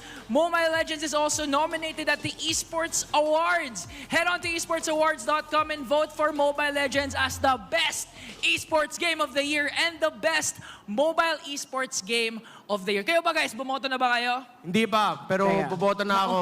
We're breaking viewership records for major international tournaments. Huwing. Teka, tanong ko lang dito guys ha. Oh. The best ba MLBB? Yes! Ayun. Boto na. Oh, pwede na. Oh. Napaos kasi sila sa mga pinakitang magandang performance ng Aurora. Again, maraming salamat. This has really been a successful week number 1 for MPLPH S14. And I'm really excited to see what we have or what we can expect for week number 2 dahil next week na yun. Yeah, we have a lot of awesome action for the viewers watching and of course the viewers na want to play because we have a little tournament, if I'm not mistaken, for each fan base. So you can represent your team as a group of 5 in the Infinix Fun-Sick Laban. So ito, parang may sarili silang standings. Yung mga audience natin dito sa venue, naglalaro din sila. Tapos, i-represent nila yung mga teams na fan base nila. All right, I think we gotta show some love to the Raiders who are coming top 1! Grabe. GG! Thank you. Thank you guys. Audience participation, napakaganda dito. And of course, nandiyan din naman ang Aurora, Fnatic, TNC, Omega, Black, TLPH. And surprisingly, F-Cups team, community team is at the bottom. Nakausap ko dyan yung community manager nila, si Bren. Sabi nila, wala, malakas daw talaga kalaban. Kaya kung gusto nyo supportahan ang mga paborito nyong teams, syempre, punta na kayo dito and experience din naman our official mobile partner, GT20 Pro. Dahil yun yung ginagamit sa Fun-Sick Laban Sa 5v5 Sasabihin ko lang, I'm willing to offer my coaching services for the team sa Fun-Sick Laban. Ang charge lang ay kape. Salamat. Wow. So marami again tayong aabangan for next week. Kaya naman magkikita tayo muli dito lamang sa MPLPH Season 14. Once again, ako si Ingan, kasama si Renmar, Rockart, and we'll see you next week. The first week of the season has come to an end. The standings are as clear as day, but that won't stay the same. I told you when it first began that change is inevitable, and the tournament has just begun. Kita-kits po tayo next week dahil sinisigurado ko sa inyo dito sa MPL Arena, mas magiging mainit pa ang ating labanan. Once again, my name is Mara Aquino, and you've been watching MPL Philippines Season 14, a tournament where we are challenged to unleash the hero within. Keep it good vibes, everybody, and see you next week.